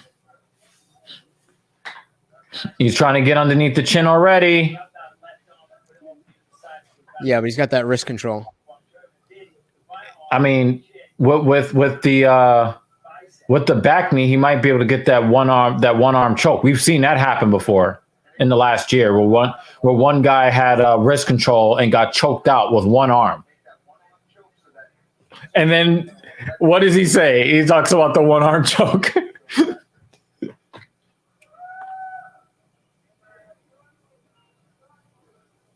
And of course, Turman is making Serkinov bear his weight. So this is not great. And of course, he has extra weight because of the back knee.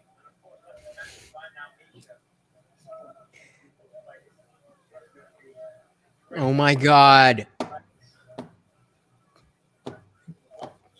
I need to mute this. Oh my God. Jesse's stream is just his daughter just being a fucking 5-year-old and just like, I want to hear what he's saying too, but I'm not like, Jesus. I mean, he's controlling well. Like, he's definitely carrying his weight, which is not great, but this has been the exact position the entire time. So yeah, but it gets worse for Serkinov every second. Right. But and there it is. There it is. No. There it is. That's on the chin. That's on the chin. He hit the hand. He's got the hand. No, he's gonna tap. He's thinking about it. And he's gonna tap. I don't think he is. There you go, baby. Oh shit, he let him. Wow. Beautiful. Yo, did you see his hand? His hand was about to go there. Oh, Serkinov! He's pissed. Yeah, Dropping pissed. bombs. He's like, I'm tired of fucking carrying you. Literally. Yo, he is trying to mash this man. Damn. Look at that GMP.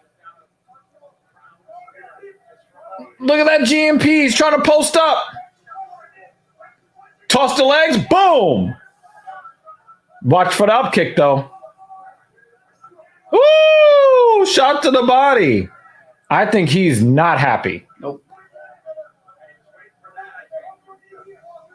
Yo, much respect to Serkinov. Woo! Why is he slapping at him? Uh-oh. Uh-oh. Uh-oh. Uh-oh. Uh-oh. That's deep. Uh-oh. That's deep. Uh-oh. Is that an anaconda? No, he's gonna turn. He's gonna Or turn. is that just like an inverted? Now he's got him. He's got him now. Is this some sort of like north-south choke? That's what, yeah, I think it's it's either an anaconda or it's an inverted head and arm. Darce. Oh, He let it go. He let it go. How did he get out of that? But No, he's he let it right on go. top. He let it go. Yeah. But the thing is, Turman is tired, so Serkinov know that he could beat him in the scramble, so he immediately took his back. Boom! Drop it on him. Drop them hammers. Drop them. Yeah, drop them hammers. Bam. He was landing so. Turman is in a lot of trouble. All right, I got to ask you this question. Who won the round? I mean, you got to say Serkinov. Like Serkinov spent over 2 minutes in the same position, though. But he was fighting. But the thing is, you always give credit to the guy who is threatening submission for the amount of time he's threatening the submission. So are you asking what? Like 2.5 minutes. Are you asking what I'm scoring it or what? Yeah, I how think you the scoring it? judges Yeah. Yeah, I'm scoring it for Serkinov. What you're talking about is what the judges may be. Right. Yeah. Because my first inclination is also to give it to Serkinov. But I also have to factor in that Turman had 2.5 minutes of control time at least. Yeah, I just don't feel like that's enough to over. And he was also threatening submission for most of that time. I mean, he was, but like he got to a position where his arm was there, but that's as far as he got. Like, so I would score it for Serkinov. I can see. I think the judges will score it for Serkinov. At least one judge is going to give it to Turman. Damage is should be considered over. And I give it to Serkinov. Yeah, but I wouldn't be surprised. I think they're both tired though. They're both breathing pretty heavily.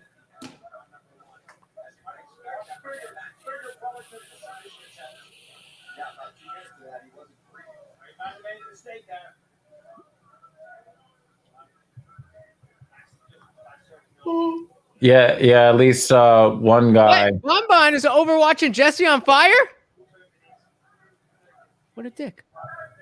He left us to go over there. I mean, that's your guy. Oh, no. I was talking about Bon Boon, but I'm wrong because I'm on the wrong tab, and this is our chat. Yeah, Gabe. Possibly. Gabe always asks this question: Is this live? Maybe.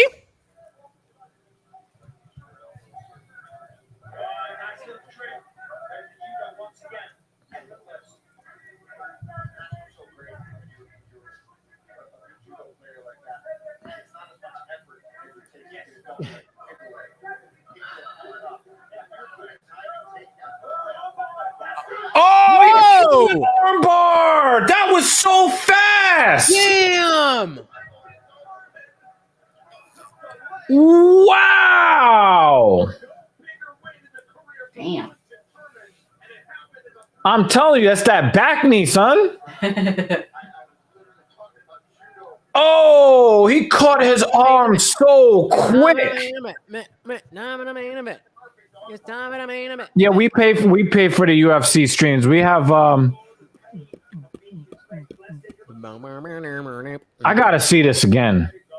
Yeah, me too. Yes, we are all ESPN Plus subscribers. He threw the arm up. He immediately caught it. Yeah, when you know, when you get it. Yeah, with the hips. Yeah, with his hips. Yeah. Oh, Teixeira. Teixeira is in his corner. Is in Turman's corner. Anthony Smith told a story about when Turman's he got cut from back the UFC the first time. He was on Believe You Me, and he was talking about when he got cut from the UFC the first time. And he was because he got cut, the UFC wasn't paying for his coaches to fly back from Brazil with him. So he was by himself, and I think there was like a leg lock exchange, and his knee was fucked up. Wait, he got cut before he even left Brazil? Yeah. that same night. Vicious. Wow. And That's so he was foul. he was in the airport, and I guess because they were all flying back to America, Glover Teixeira saw him on like crutches with 2 giant fucking bags with all of his equipment and shit, and helped him all through the airport. I'm so glad he's a champion. Like, he's not going to keep it for long, but He I'm so glad. basically humped his elbow. He got the win. That's all that matters. That is a big boy. That is a big, big boy.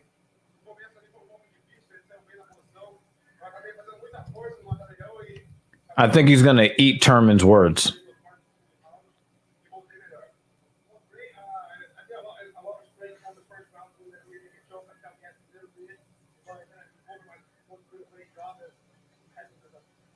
In the first round, you took a lot of shots. After you got out of the ring and choke, you landed a lot of punches. How hurt were you?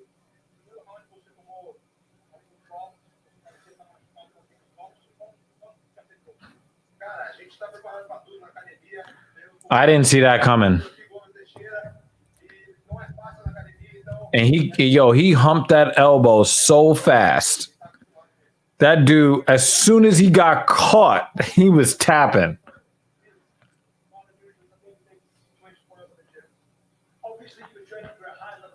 El Topo. How much did that training play a factor to you getting the alpha here tonight?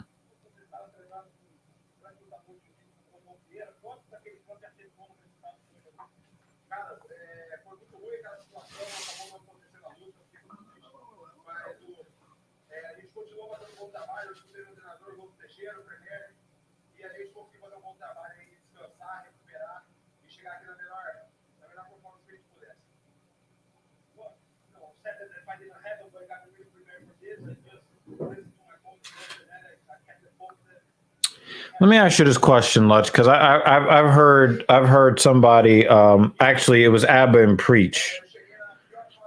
They put it in a really poignant way when they're talking about war as entertainment. Yeah, this was something I actually heard from Destiny too, the leftist Twitch streamer, and yeah, absolutely, he was both of them spot on. And the fact that the way that Destiny put it, he was talking to a guy who was like up all the previous night, like the first night shit was going off, whether it was last night or the night before, whenever.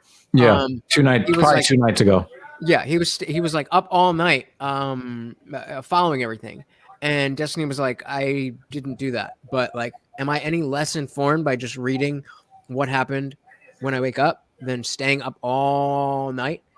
And like, people are watching like live streams of just like it's almost sick. It's almost sick. Yeah. Yeah, because it's like you're watching a city, and the only thing that you would be waiting for is like an explosion or something warlike. Yeah, absolutely. War for it's entertainment, and I don't necessarily feel like that is something that we should even condemn. I think I think it's condemning making it a spectacle. Yes, because I think it's the fact is that is like, this is world history. Like, this is real world history happening. So, but I don't feel like that's the reason people are watching. And so the reason people are watching is because they're just like, "Ooh, I want to be," you know. Yeah, it's like they're watching somebody stream Call of Duty. This is not a fucking game. Right. But I don't have I wouldn't have an issue with someone being like, "Hey, I don't fucking want to watch this. I don't want anything to go down, but this is our world history. We need to know what's going on with this." Right. Watching it, and like, if you're going to hear from somebody else and that I can understand. Because we could possibly look back at this as the beginning of the end of the world. I doubt that, because if that's where we're tracked, and this is as bad as we would conceive, then the beginning of the end of the world would be long before this. I mean, a lot of people would say it would be with the election of Trump. I would probably say that it was closer to George H.W. And No, I'm talking about direct. I'm talking about Russia. But what is direct? Invade Ukraine, and Like, unless Ukraine's it's literally- allies get involved. Then You China. mean literally the explosion of the world? Yeah, I'm talking about like mass nuclear deployments that can actually burn the atmosphere to the point where it is not livable for any human being. That's the kind of end of the world scenario I'm talking. We could be looking at the beginning of the last World War. Like, you remember the first World War was called the Great War? This could be the last war. Yeah, I could definitely see that. And for me, I can't watch that play out in real time. Like, I'm paying attention to it in a grim way, but I'm hoping that something intervenes that keeps somebody from just smashing the red buttons for their country and just letting them all loose. Because even if you intercept the majority of them, a bunch of them a bunch of nuclear weapons being intercepted in the stratosphere might be enough to kill off all life on the planet.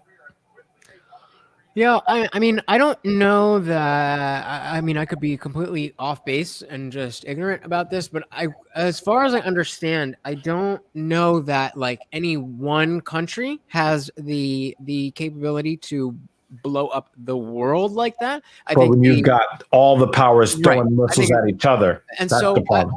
Yeah. I think that at this point, the notion of that happening is the way it would go down, because this person would go, this person would Smash the red button.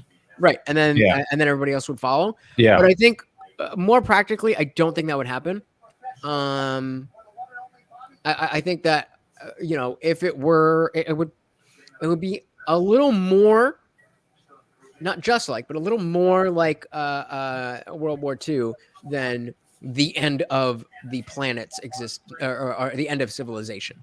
I think that there would be whoever, like, let's say it's Russia who sets off nukes and they target New York City and LA.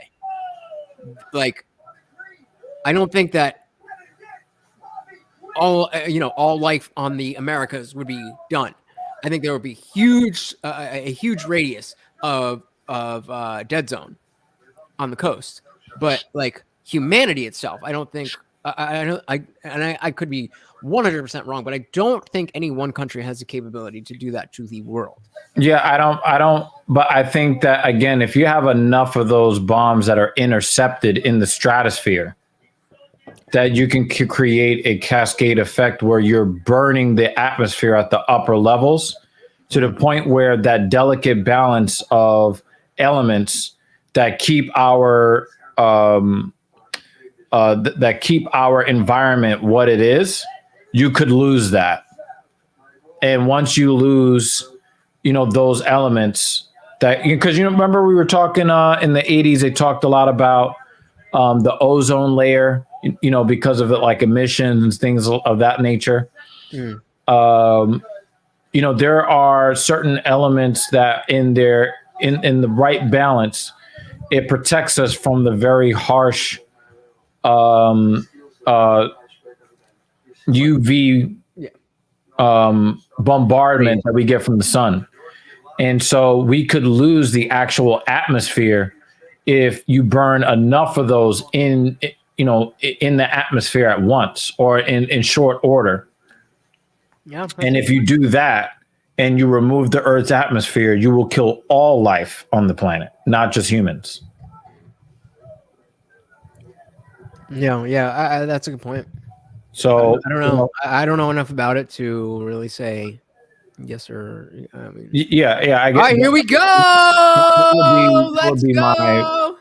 That would be my my worry. I'm trying to keep the caption, or not the captions, but the commentary on with the fight. Yep. I gotta say though, I don't think this fight's gonna last very long.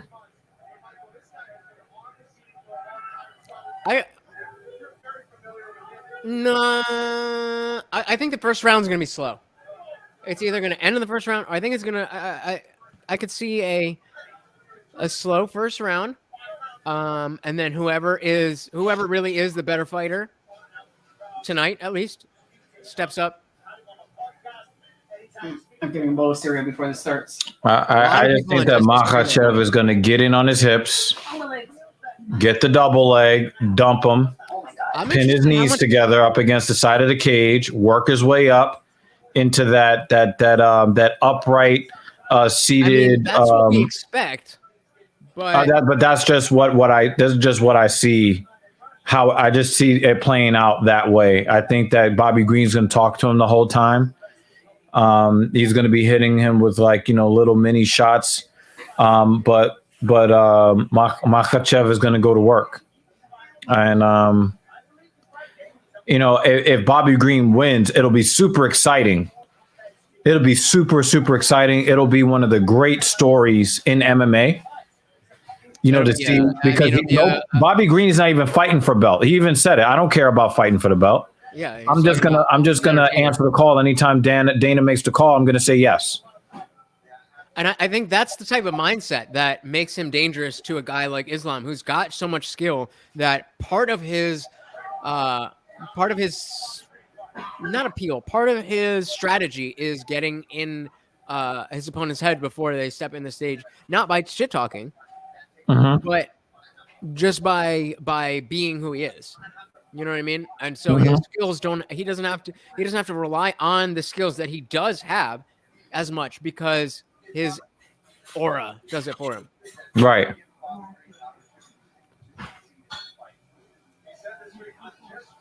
I mean, he definitely looks like, but one of the things I also don't understand is, why are they fighting at a catch weight of 160?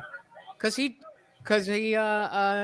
didn't want to cut all the way down, and they needed him.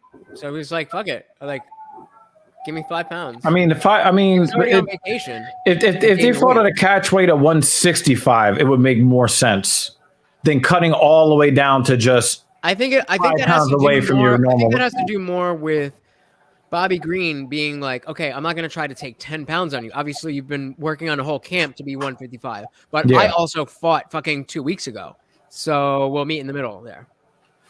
But I would think that meet in the middle, because remember, Bobby Green made it all the way up to 190 pounds. I probably would say, let's just do this at 165. To me, that would make more sense than cutting all the way to within 5 pounds. I feel like the UFC doesn't want to see that, because for whatever reason they don't. They don't want nobody to be saying, "Hey, look, these fights are really good at 165. We should make that division." I have no idea why they don't want that weight division. Yeah, I hear you on that. I hear you. Yeah, you make a good point. And as soon as you said that, I was like, "Oh yeah, that's right. Yeah." If Dana had it his way, he would make the catch weight 157.5.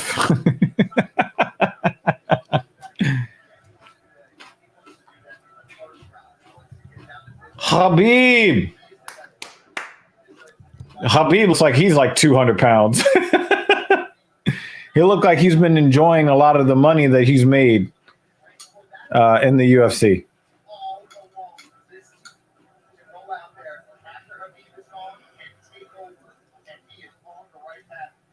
Let me ask you a question. Wow, Habib, he's 200 pounds. Let me ask you this, Lutch. Yeah. Do you think that Habib relinquished the title in part because he did not want to infringe on Islam? No, because I don't think he's. I mean, like, if you think about the fact that was almost or around 2 years ago, like, Islam wasn't there at that point. Remember, his mom didn't want him to fight. Poirier, was it? But he didn't want him to fight Poirier. But he was already, in camp and all that stuff. No, it wasn't Poirier. It was Gaethje. he had already choked out Poirier when his father was still alive. Yeah, I get you. El Topo. The legacy his father left is so important, and part of that legacy is making Islam Makhachev the champion one day, and not just a me. Perhaps the next step comes right here, right now. Here's your tale to take for our main event. Makhachev 5 years younger than the veteran Bobby Green, who is 35. See, Bobby Green made it closer to 155 than Islam, and Islam was already supposed to be cut. You see what I mean? Which is some Russian ass shit. Means he probably walks Oh around my like God. 190, 200. Oh my God. Do you see my point now? I mean, yeah, but I don't have enough information. Yeah. I get it. Like what you're saying makes sense, but obviously there's a reason they went with 1 second, Lutch. 1 second. 1 second. Herb Dean. Continue.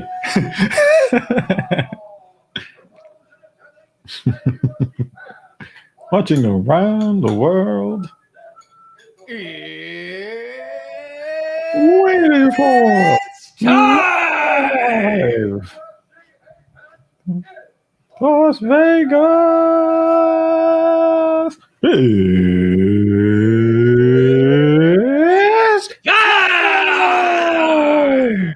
Five rounds. You can do that job. 160 I need to be drunk, pounds. but First, firing. Firing. you just said if Bobby wins, the world shifts. Oh yes, that's the rooting interest for Bobby Green. The rooting interest on the other side is you're watching a steamroller going through 155.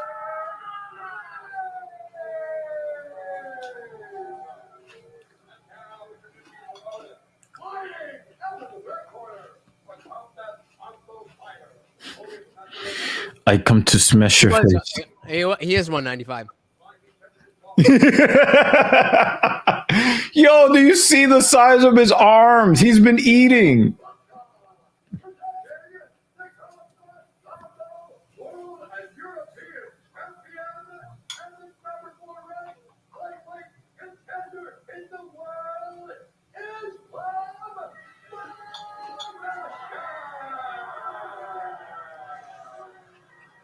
Well, people booing him. I know you're from Dagestan, but that's still Russia. Boo!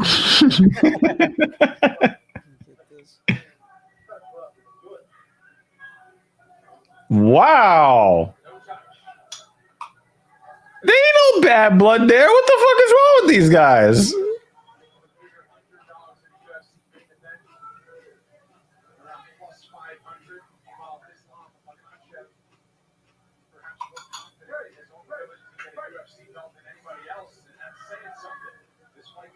Let's go! Wow, he goes for the head kick right off the bat. Hey!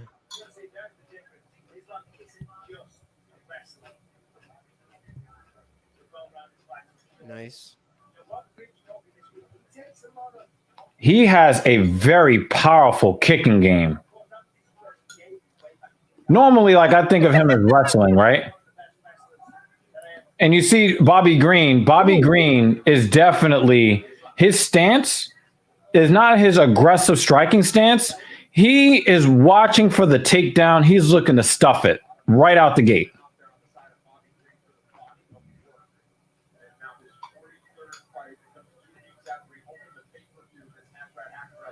Fuck, I gotta piss again.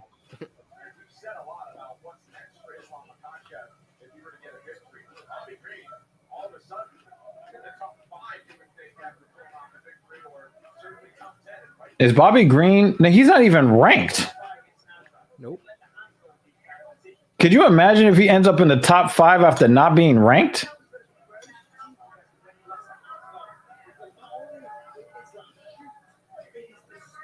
What did I tell you? First round. Oh, nice.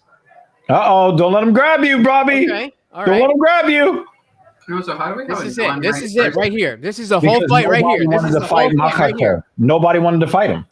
So Bobby Green said, "I'll do it." If this doesn't end in a takedown, oh.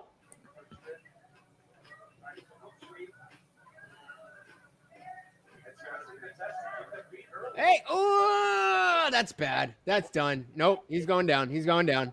Yeah, and there he goes. Yep. All right. And he's Nice elbows though. yeah, he's not accepting it. But again, this is what Islam does. He just imposes his will on you, wraps those legs up. Yep, he's smothering him. Yep, just what Bisping said. Heavy downward pressure. And look, he's neutralized Bobby already. Oh, big elbow from Makhachev. That was a big elbow. And he's going to be heavy on Bobby. He's also got very powerful GMP in tight spaces. I'm feeling like maybe no. You're trying to see where kind of possibly. Yeah, I'm like, well, he's long. Maybe if he gets what is this? Is he going for a Kimura? Like maybe if he gets a Oh, leg, he's in full butterfly. No. He's going for the choke. He's going for that rear naked. Wow, we can't get out of the first round. Oh, he flattened him out. He's done. He's done.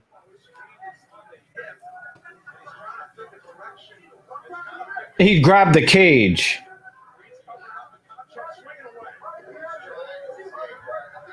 There's nothing he can do. Damn. There's nothing he can do. There was nothing he can do. I did not see that fight going any other way. I mean, we hoped, but that's what's gonna happen. I mean, that's the thing. It's like it definitely. We needed to see that to know that is what was gonna happen. Obviously. But the thing is, I told you exactly, step for step, what he was going to do to Bobby Green, step for step for step. Because again, we're going right back to that same conversation we had about Khabib, right? Oh, Khabib, he only wrestles and he chain wrestles and things of that nature. Okay, you know what he's going to do, but you can't fucking stop it. That was like the Anderson Silva. I didn't like how he grabbed the cage though when he was in full mount. I didn't like that. Yeah, I mean, look. Oh my God, this is dominant. The thing is, Bobby Green doesn't even have the space to do anything, and that's that Khabib type shit. They don't give you any opportunity to do anything, but have the ref stand in between you.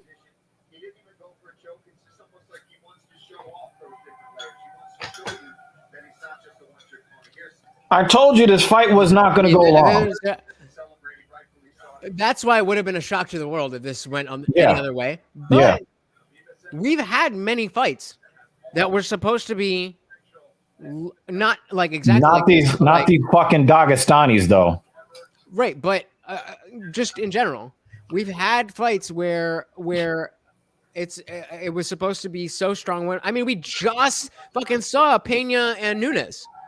There was no chance, like literally before that fight started. I thought that fight was a waste of time. And I was like, does anybody here think that Pena has a chance? And everyone was like, nope.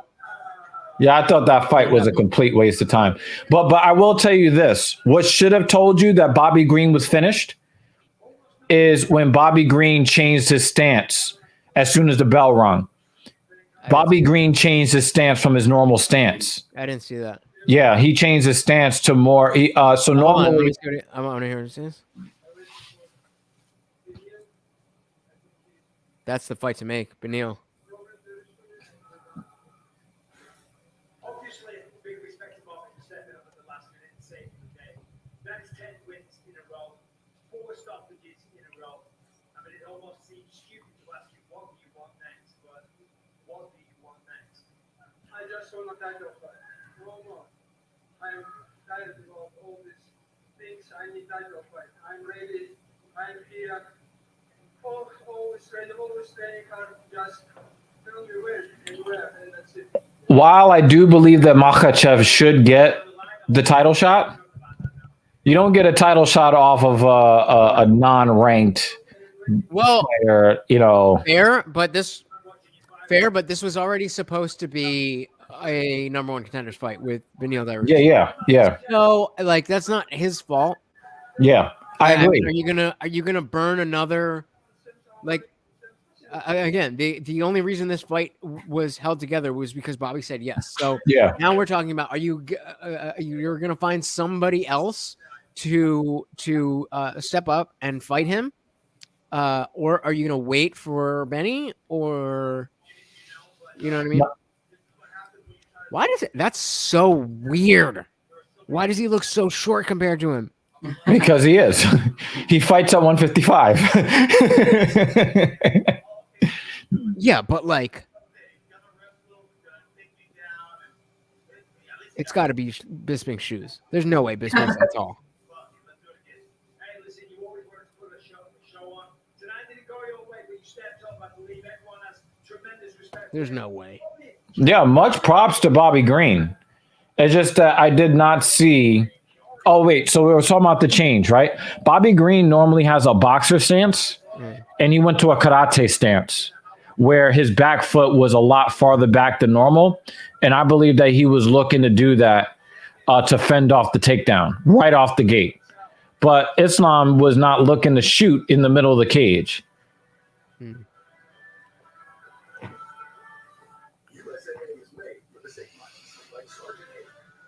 Oh wow, he's 6'2". Big ass. Bisping? Bisping's 6'2". I mean, again, he was a middleweight. Makes sense. I'm gonna prep for work. All right, Lutch, man, you've become a staple for the Filthy Casual MMA Watch Party. You are always welcome to come through and watch fights. Next weekend, we will be off. Next weekend, I will be in Vegas. Yeah, he will be in Vegas watching the fights up close. Do you have me on?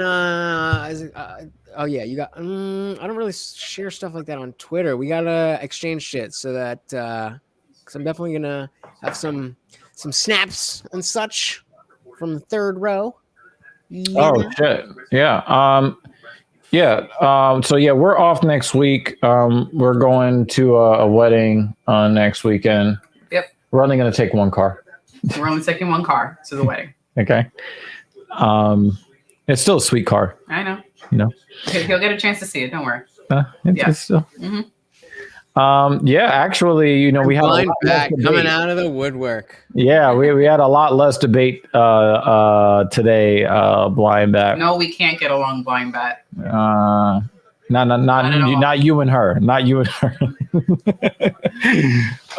But is there an event? Is there an event? I think there is. Right the weekend after a UFC fight night. I just want to be sure. Saturday the 12th. There is. Yep. And Thiago Santos versus Magomed Ankalaev. That's going to be a good Marlon fight. Rice comes back against Oh God. Song Yadong. So they're going to be dong jokes for most of the evening. Thank God I will be late for that one because it's my sister's birthday. All right, guys. Well, I want to. But you will be here right in time. Probably be here right in time for that one, of course, because the universe loves you. Yeah. That much. Naturally. Well, I want to thank you guys again for hosting the show and letting me on the platform. And fuck you guys. I'll see you around. Yeah, man. Enjoy your trip. All right. So, yeah, we're going to be up out of here. Thank you to Islam Makhachev for making the stream shorter. We appreciate you. You did exactly what I thought you were going to do in about the time frame I thought you were going to do it. We're going to be out of here for a couple of weeks. At least as far as Filthy Casual is concerned. Yep. We will be up with a TSP, me and Captain Paul, pretty soon. Until then, we up out of here. Peace.